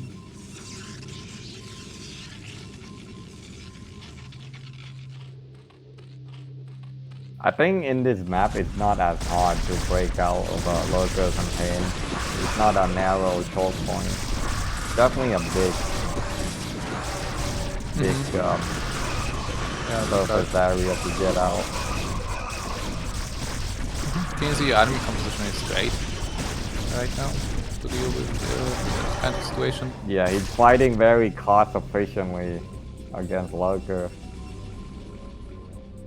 However, yeah, this will be an issue. Like, if he doesn't deal with the lurkers before the Hydras get there, it's gonna be problematic. Yeah.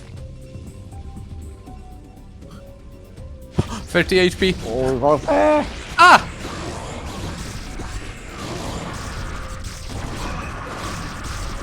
we're gonna have to dodge some storm.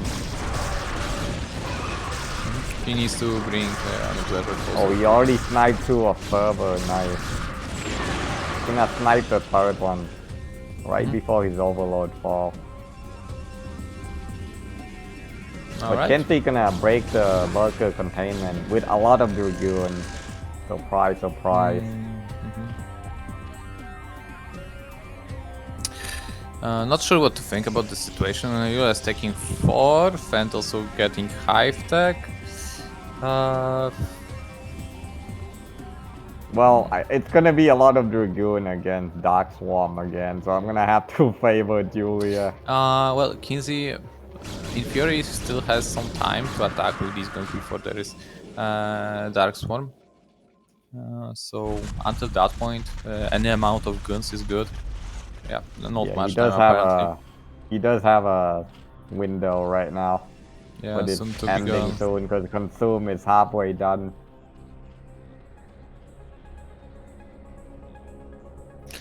And despite the fact KenZy had 2 forges, I saw only they have a only one appears to be working. Julia, as always, heavy on upgrades. And KenZy, as always, just playing cautiously, defensively. Gosu for 11 months. With a lot of Dragoons. Yeah. I'm just surprised why he doesn't go Weaver. Weaver is such a good unit, late game, PvP. But it requires a lot of control, so probably this is the reason. Julia with the nice pickup there with the Zergling kind of shut down all the cannons. Then again, they were all cancelled. But definitely good value from Zerglings, lots of annoyance.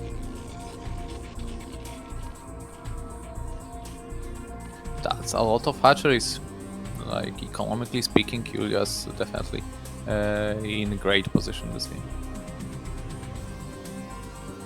And look at KenZy, which base does he take? He takes the left side. That's, if you look at the minimap, that's so close to Julia's 4th. That's just one bridge away, eh? Yeah, only one bridge separating these two right now. Expanding next to each other, but this is the unique layout for this map. This map actually had a lot of expansion in so many little spaces.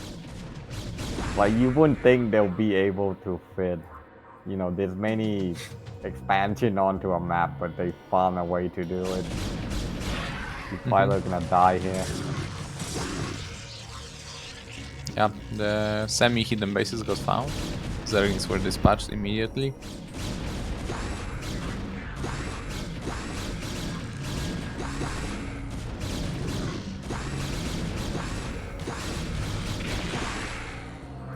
Well, for the time being, it got saved. So Yulia found himself in like he thought like that he's in with 3 base protos, but that's not the case anymore. It was 4. And again, many guns. Yes, and Julia gonna make a fire at around 15 minutes.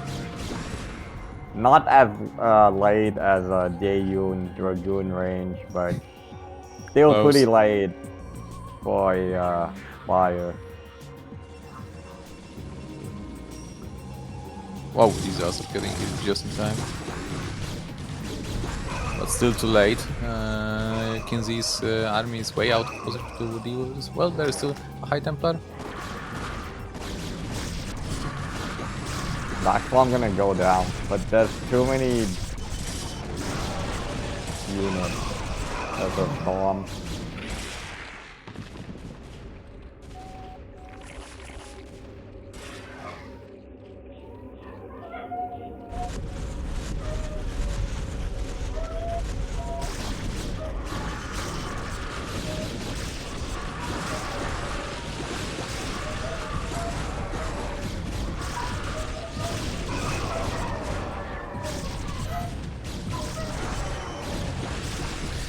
Nice attack from the Zerg player, I mean from the Protoss player, and these guns actually are doing work if there are no Darkstorm apparently. Actually, Yulia is on the brink of getting, yeah, he's breaking through. Yeah, I don't know what is happening, but what happened to the Dark Swarm? There's no Dark Swarm in sight right now. KenZy is walking all the way up to Julia's base, and there's no unit to stop it. KenZy found the timing where Yulia over-invested in Ultralisk instead of the Firearks, and so he ended up in a very tough position. I mean, it's not, it's still possible for Yulia to recover with Darkstorm, such as that, but definitely a huge deal was dealt here, and now KenZy has the freedom to move around on the map. He can move to either a location to expansion, or he can keep pressuring. This is a great position. Oh, what wins? 2 DTs or 1 Zergling, as we're about to see. Yeah, and now he will just maneuver from and DT gonna win that fight. And KenZy's gonna right now maneuver between natural and he's killing expansion. everything, all these crucial buildings. He might even get that Outerlive. This is the most important base possibly. Yeah. It has 4 hatcheries. If you was to lose it, the game would be very, very difficult.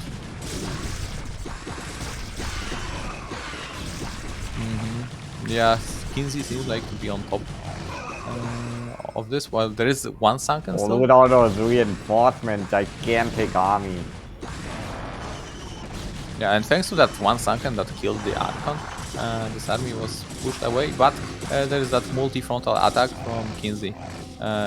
So he's linked with expansion, and soon afterwards he deals with natural again.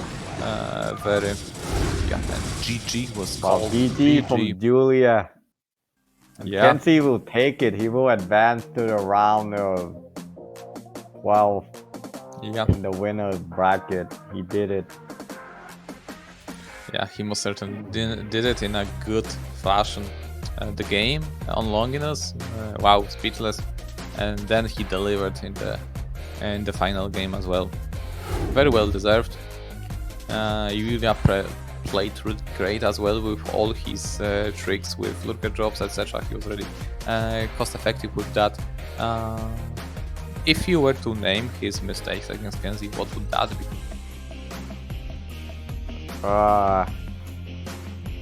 I think he he should have did stick with the lurker lane defiler. I don't know about the Ultimate translation.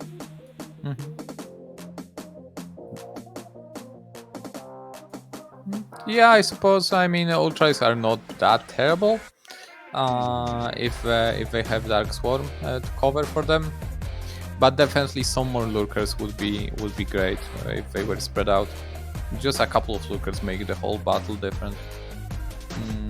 So. Alright, guys, let's make a short break, and we're gonna get back with the last match for today between Julia and dsaqwe.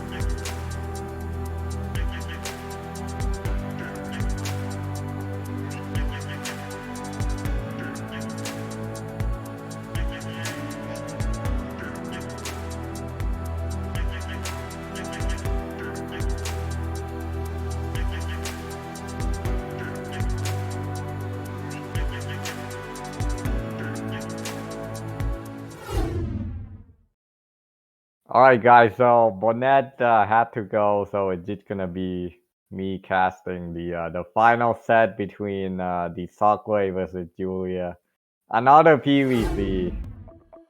So this is the bracket. This is the decider match. Who's gonna advance to the winner bracket round of 12? So Julia and the dsaqwe, we don't know what he looks like. He's an invincible man in real life. But yeah, Julia rocking that 200% win rate against Terran. Too bad there's no Terran in this group. But yeah, we'll see. Both of these players very strong, you know. They both gonna play in the next round, so we'll see.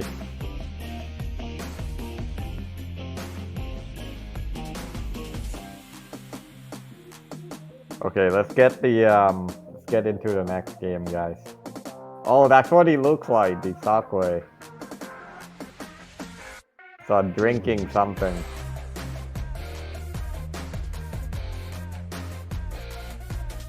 The map is gonna be on butter, and we already talked enough about the map. Let's get right to it. Oh, we're not ready? Okay. Okay, I'll talk about this map. So, this map was named after a food. You know, it's a desert map. You know, it's yellow. It got a mineral and gas. You know, there's you can walk around on this map. In the 11 o'clock, if you zoom in very close, you can see a black space with nothing in it. But there's actually something in it. It's actually the black hole, you know. But you have to zoom in very close to see it. So yeah, that's what this map is based off. I don't know who made this map. I'm assuming it's a Korean person. Hey, Jumper, I was joking. They will play on Vermil. It's Vermeer. It's not butter. Okay, take back everything I said about the map. I don't want to talk about the map anymore. Let's just get into the game. You know, it's all the same. This is StarCraft. Map doesn't matter. Julia versus the dsaqwe. Let's go.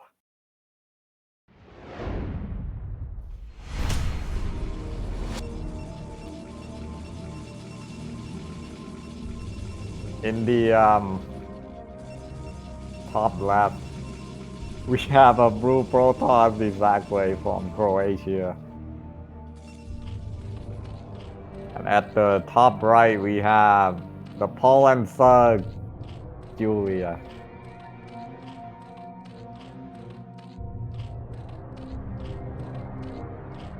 Okay, so Bonnet isn't here anymore. I can just say whatever I want and no one can disagree with me. Whatever I say now is correct. I'm the highest ranked caster right now. We have a proxy gateway. The dsaqwe, he's basically like me. He wants to go to bed. You know, he wants to end this game quickly. It's gonna be a 9-9 proxy gate. Julia is not gonna see it with his overload, because who sent overload to the middle of the map? He's gonna go overpool. Now, I'm not the mad cow, so I don't know who wins right now. Proxy 9-9 into overpool. I don't know who wins this matchup. I just don't know. But the dsaqwe gonna scout Julia last, because he's gonna go bottom left, and then he's gonna go bottom right, and then he's gonna go top right. So unlucky scout. Julia gonna scout his opponent first, but is he gonna run his drone all the way into the main? That is the $1,000,000 question right now.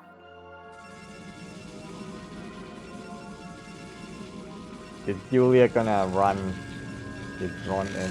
I think he's gonna do it. Julia too good at this game. First scout, and he scout all the way, and he knows it's a proxy gate. He knows it's a proxy gate. But can he stop it?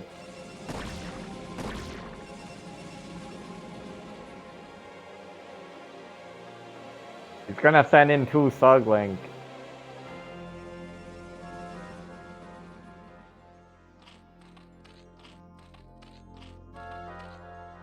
So I don't really know what you're supposed to do right now for Zerg. So let's just watch what Julia does. Greater than $60. I'll add $7 for 7 subs, 5 of which gifted by Pura Bego 1. But yeah, there's 4 circling right now in the main. Dawid gonna get intercepted. His friend was left behind, but there is still 3 Dawid.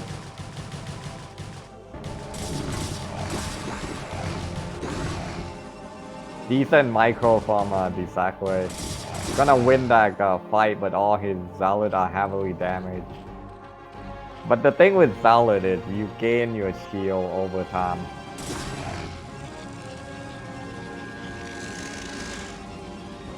So those Dawid gonna heal up better than circling. And he can also hide them behind the healthy Dawid. But dsaqwe finally, you know, not doing the same build every game. Doing the proxy 9-9. But is it working for him? I'm not exactly sure. I don't know who's ahead right now. In fact, Julia gonna surround the Dawid, or try to. I think when Julia killed the proxy gate, he'll be ahead.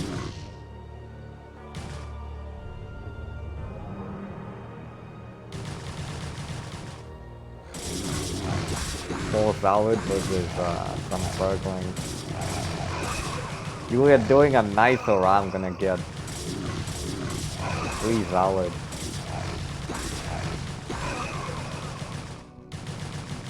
Get the pylon, Julia, get the pylon.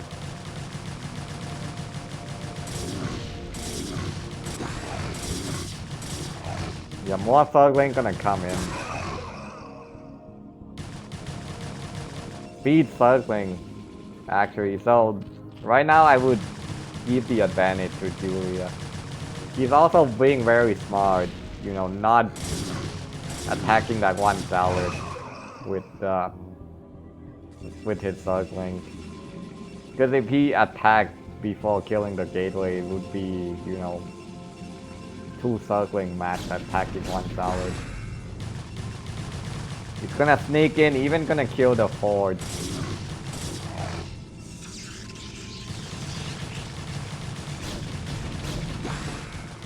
Also, I don't think that gas is covered by the cannon. It's 1 pixel off. Julia gonna force a probe pool. But I think he can kill the assimilator if he attacks it from a certain angle.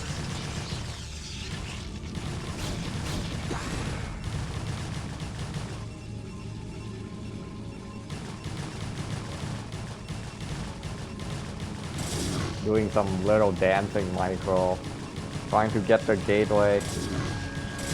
dsaqwe gonna snipe the circling, making the best out of his situation.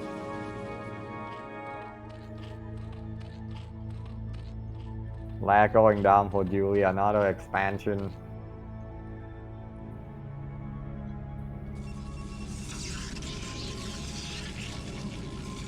Citadel going down.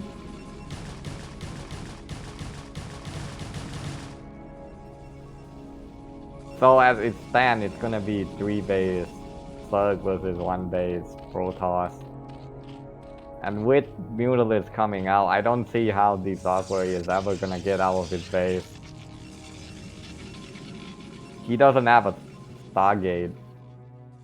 He doesn't have enough gas to get Archon.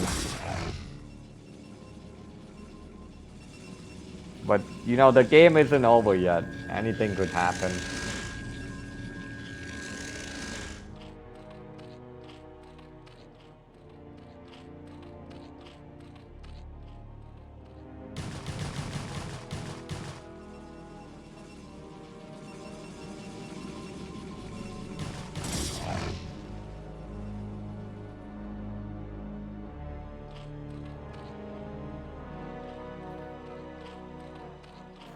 We are making some drone. I would like to see maybe one more hatchery and did power up. From watching Julia, I feel like he could macro a little bit more before making unit. Maybe 1 or 2 more drone cycle. Cause I feel like it seemed like he's always ahead in every game, but then he just doesn't have enough units for some reason. In the mid game.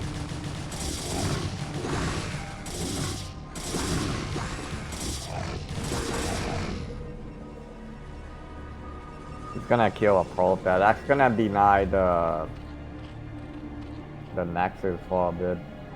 But Mutalis gonna come out. Solid with I think Solid gonna have leg speed soon. Or not. No, okay, it already have leg speed. The Zealot isn't gonna do anything. When you go one base Protoss and you have no scouting, you have to guess either Mutalis or Hydra for the most part. If you're guessing Muta, you go Stargate. If you guess Hydra, you go Citadel first. You have to guess because you can't really cover both options if you go one gate. Especially after a proxy 9-9 opening, you're just too far behind to play, you know, covering both options, so you have to just pick one.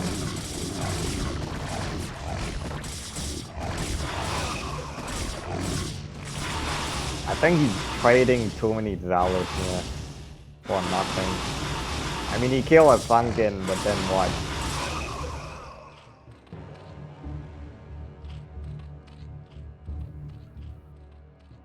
I feel like a Hydra translation here would just kill the Protoss straight up. Because he's gonna be too busy making Archon to fight the Muta, you know, he's gonna make deep cannon everywhere. Hydralisk would just kill everything. There's not even a high Templar. There's an Archon, but that's it. One Archon, one Zealot, there's nothing else. Oh, there's a high Templar, it's gonna die instantly. Another one gonna die too. The dsaqwe kind of making too many cannons right now. But he does have to make these many cannons. Julia gonna get a hit on those Mutalis for free, and the dsaqwe gonna GG. He know this game is over. It had no unit. Quick game, fail proxy 9-9. So we can't make fun of the dsaqwe anymore. He used a different build, you know. Or does that count because it was a cheese? It's still different, okay? It's not forged Nexus cannon. It's completely different. So as it stands, Julia will take that first game quite convincingly, I say. Let's see where the dsaqwe will take Julia next. Longinus seemed like the logical choice. Especially with his play style as well.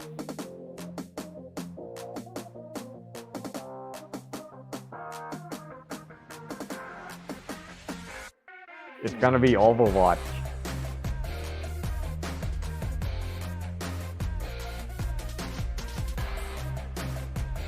So I played this map a lot, you know, to practice BSL, and this map has it's very hard for Protoss to take a turn. So if Zerg go mass Hydra and hit that timing where like they can deny your third, it can be quite powerful. But yeah, let's get right into it.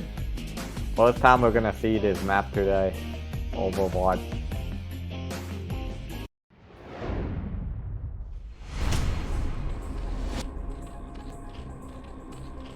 Alright, Overwatch 2-player map. Spawning at the top left location, we have Julia. And at the bottom right position, the Proxy 99 Protoss, the dsaqwe.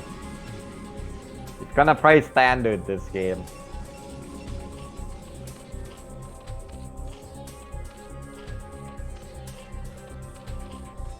And I think probably overpool from Julia. No 112 hatch in this group. It's always overpool or 9-4. Yeah, it is overpool. Fourth opening from dsaqwe. dsaqwe going back to his bill, I think.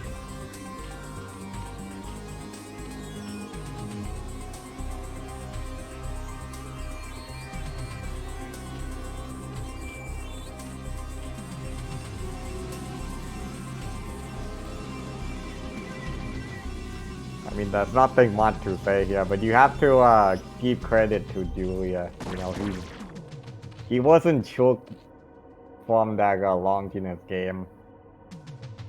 And from losing that the last set, because I think he had a lead in the last game.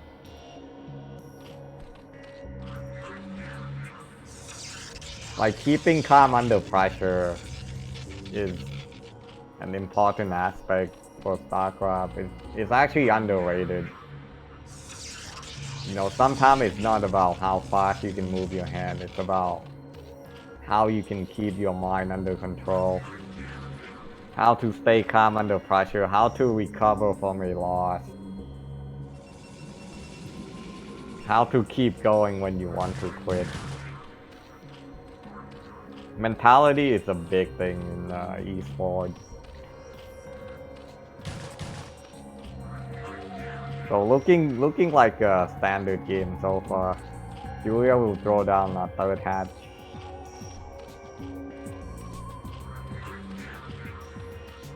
Yeah, this is pretty standard.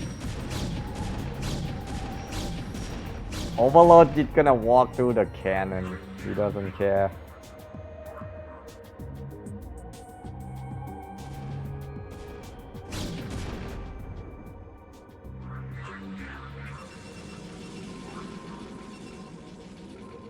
Pylon gas going down. dsaqwe trying to get information.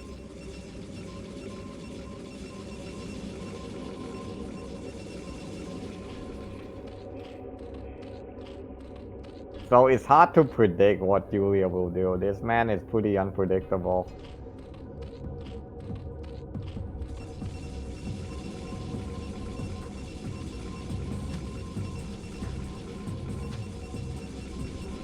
Overlord gonna see everything. The cyber call is extremely late from dsaqwe. Usually you want to get your cyber call up around 18 probe. Basically after your nexus is done, you build a cyber core. And then you start making probe production. It's more important to have the fastest tech possible rather than, you know, a slightly better economy in this matchup.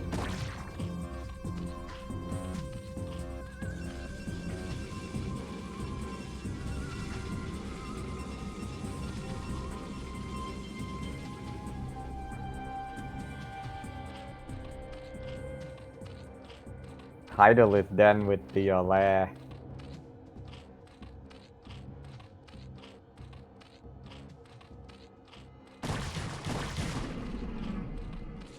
Probe isn't gonna get any information, but the dsaqwe will play standard regardless.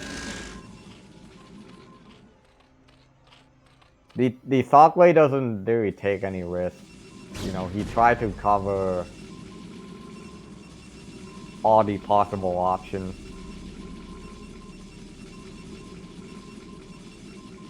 Like a random Protoss on ladder, they might do something like double Stargate here.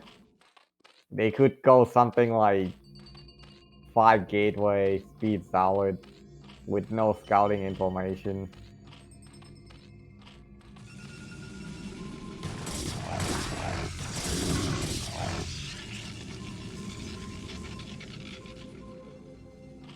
Solid gonna move out to get more information. I think the slow circling is the giveaway, like this is a Hydra build. It's a lurker build. This could be a drop build from Julia.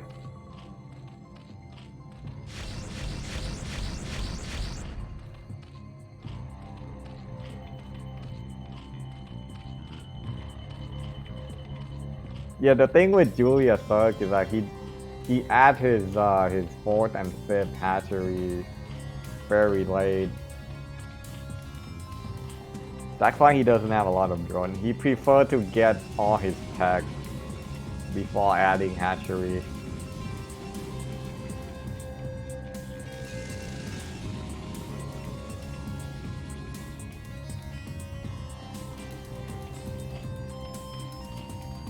Corsair gonna come in here, but it's not gonna do much. There's too many Hydralis.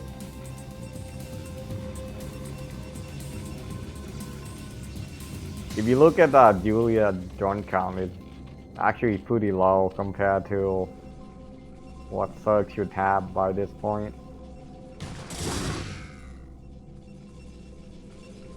But in return, he had tech advantage.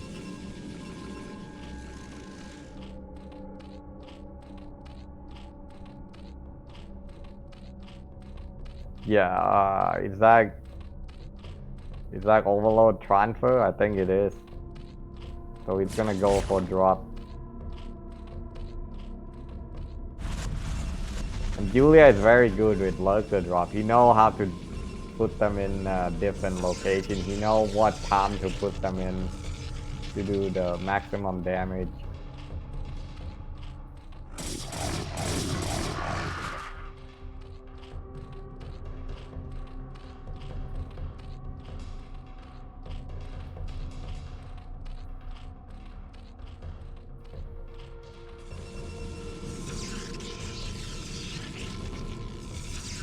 The dsaqwe somehow know what Julia is up to. He's adding cannon in his man.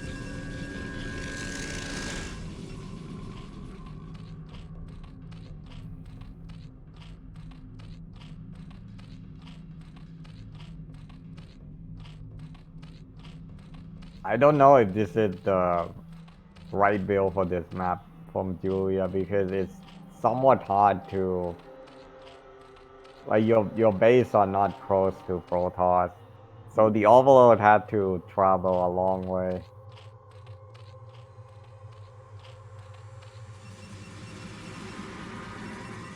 I would have just gone for a Hydro bus into lurker containment. That's what I would have done as a third, because the third is so far to get from Protoss. But we'll see how Julia plays this. Obviously, he's better than me at third.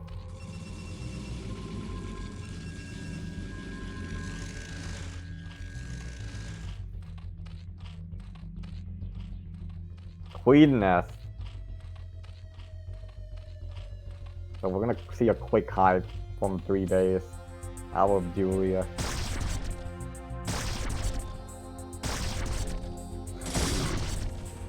Oh, the salad. Is it gonna kill that drone? One more hit. One more hit. Lurker drop.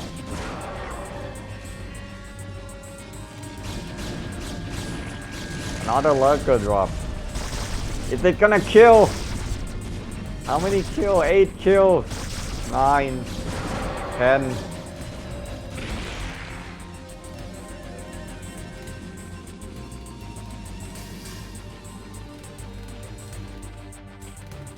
Yeah, those double lurker drop right there. It can win you a lot of games. Because if you transfer to the other base, right, and then the lurker drops just in time, and then you don't transfer them back, they all just gonna die instantly to lurker.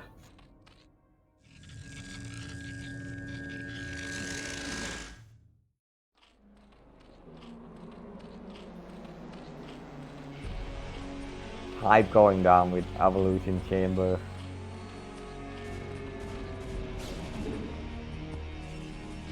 The dsaqwe is 101. I don't think Julia has any upgrade on him.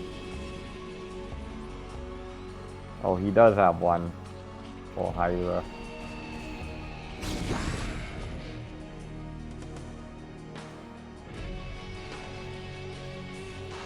Is that slow circling? Slow circling gonna go in and deny this base. Slow circling at 11 minutes. Is everyone just skipping everything now? It's like doing range at 26 minutes. Circling speed at 12 minutes. Is this the new meta? Is this how to advance in BSL? You just get stuff as late as possible.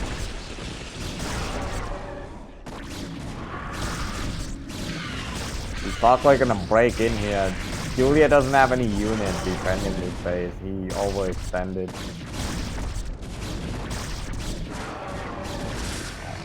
He's going for the counter attack though. Lurker lane, they should break this base. Unless he gets stormed. Oh, those lurker are not very in range of all the cannons. No, Julia is just going for a containment. He's just targeting the Nexus placement location.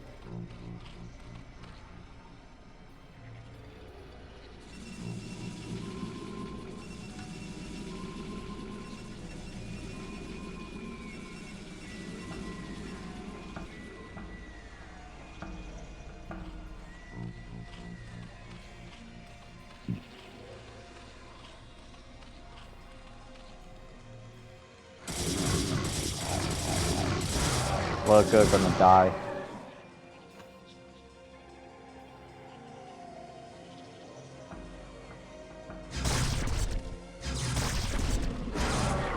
Oh, the probe gonna get sniped right there. That was pretty good by Julia.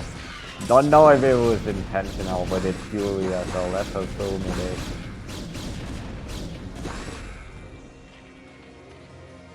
He's so far behind in upgrade though. Okay, how is Julia gonna deal with this army with 3 base?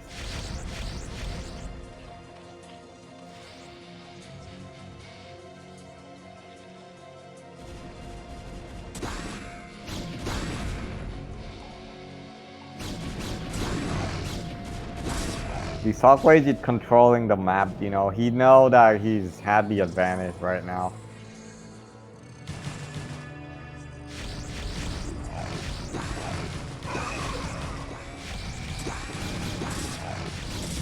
So as Protoss right now, you just have to have the same amount of base as Surge and try to deny all the expansion across the map. 2 players map definitely favor Protoss late game PvC. So as a Protoss player here, you don't have to take any risk. You don't have to suicide into a lurker sunken line.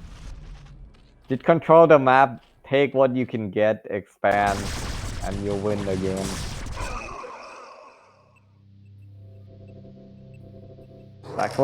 That's exactly what the dsaqwe is doing.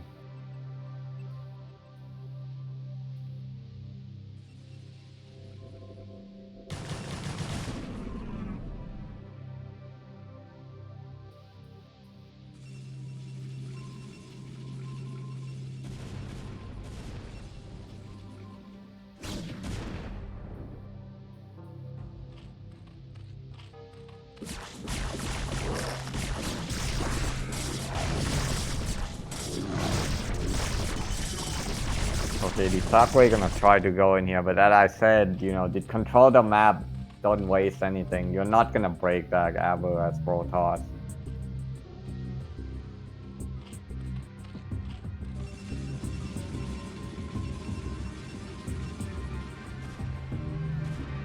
Arbiter from the dsaqwe.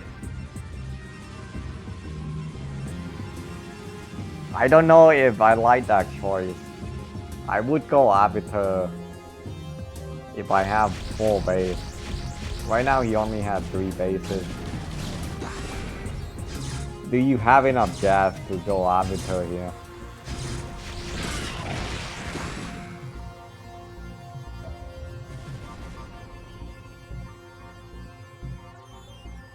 The dsaqwe should deny the top right base.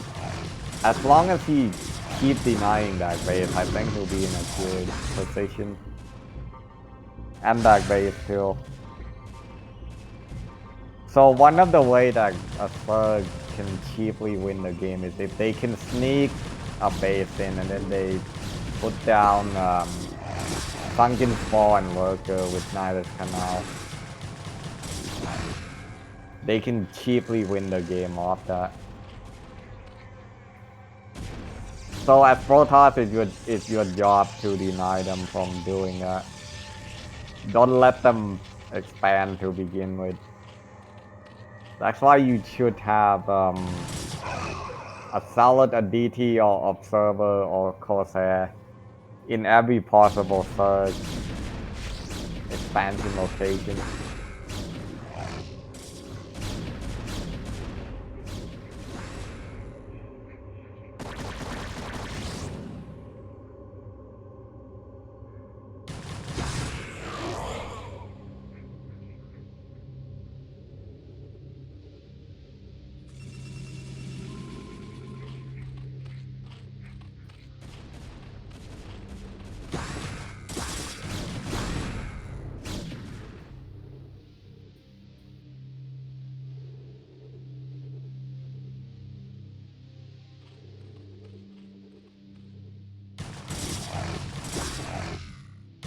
So the dsaqwe doing, as I've been saying, you know, just controlling the map.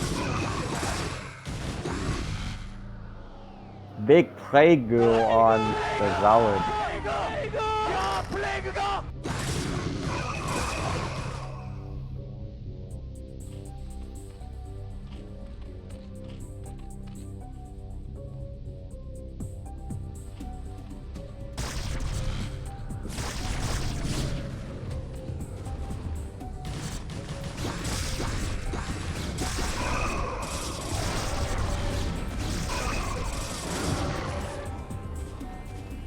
Yeah, the dsaqwe doing a very good job here. He's playing it by the book. I don't see how Julia can win this. But he does have a pretty big supply right now. I think if he can hit the dsaqwe at an undefended location, he can take it. But with the way the game is going right now, dsaqwe has a pretty good control of the map. But hey, this is Julia we're talking about, guys. This is Julia. He'll find a way to win this game.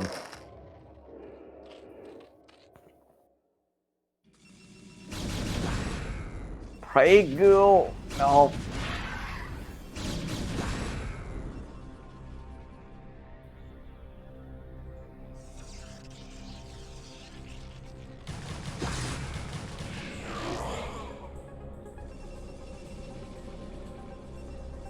This is actually looking very dangerous for the dsaqwe actually, because Julia is almost maxed. I think as Protoss, it's fine to control the map, but you still need to use your... You still need to do some trading. I don't think the dsaqwe is trading enough here. You need to, like, you know, throw a storm every now and then do a retreat afterwards. He's kind of just walking around the map. I mean, he did deny some expansion, but Yo, there's an Arbiter out. It's for recall. 150 energy. It's gonna go all the way into the main. Arbiter, 300 IQ. Recall!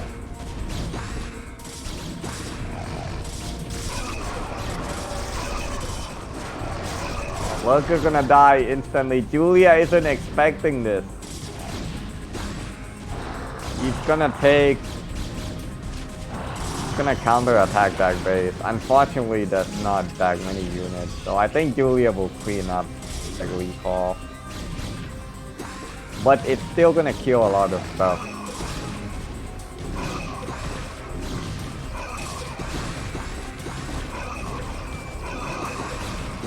Man, that recall actually did less damage than I expected to. Julia though gonna siege this base. He's gonna eat an overload. Why eat circling when you can eat overload? Julia attacking in 2 different locations. This man, he can multitask.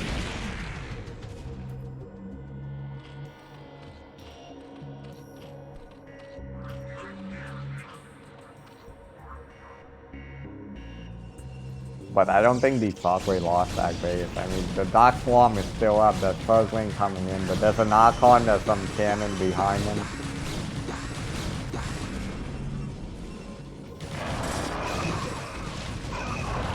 Julia attacking everywhere with Nautilus.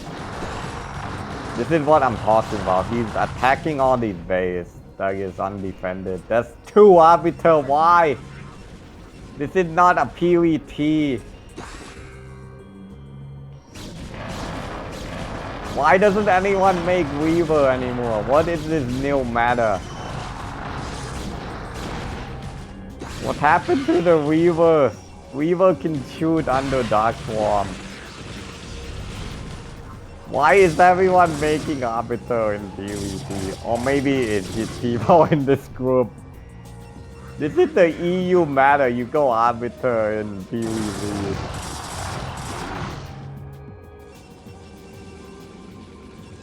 Like, imagine there's 2 Reaver right now at that base. Like, Weaver would be so good here. It's a narrow choke point.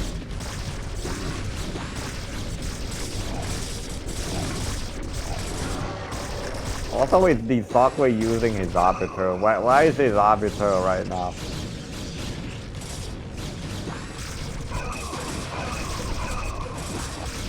Solid Lurker fighting into Dark Swarm is too much.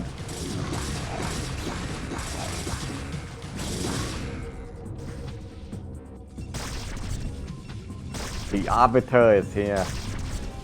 Is it gonna be Stasis? You can't Stasis unit underground.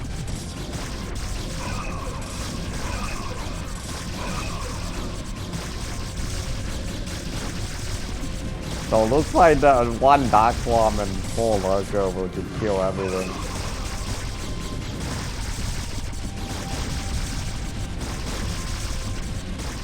What is the Arbiter even doing? It's just standing there.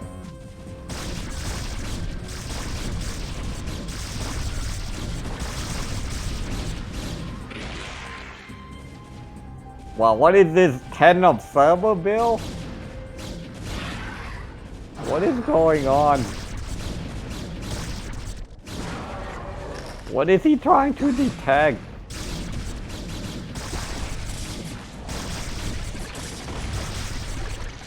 Wow, that 1 small colony just took out 3 observer in 1 shot. We have Stasis on Nautilus.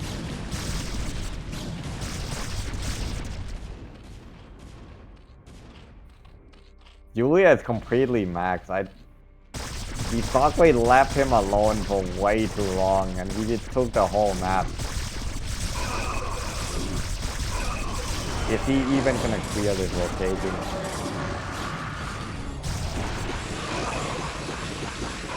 Oh, here comes the Scourge. Oh, the Arbiter's gonna barely live. Oh, I take it back, it dies.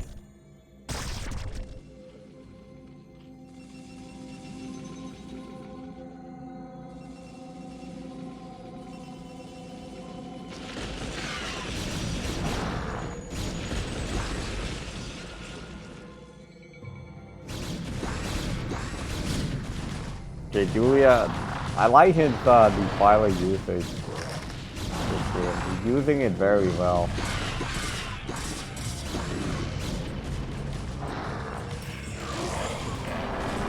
Oh yeah, those units gonna do critical damage to the foe. And the dsaqwe GG Julia advanced.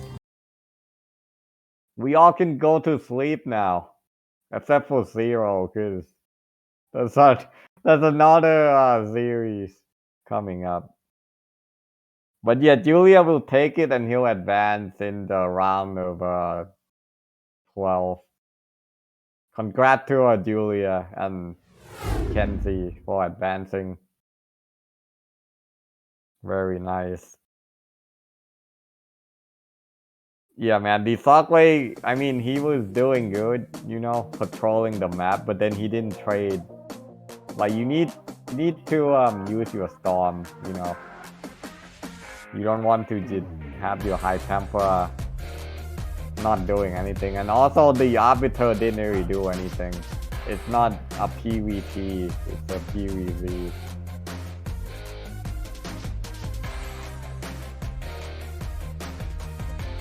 So yeah, that's the end of Group 1. No, Group A for the EU. Pretty epic game, you know, we had... I didn't think it was gonna be this epic, this long. So, thanks for listening to me, Cat. You know, me and Bonnet.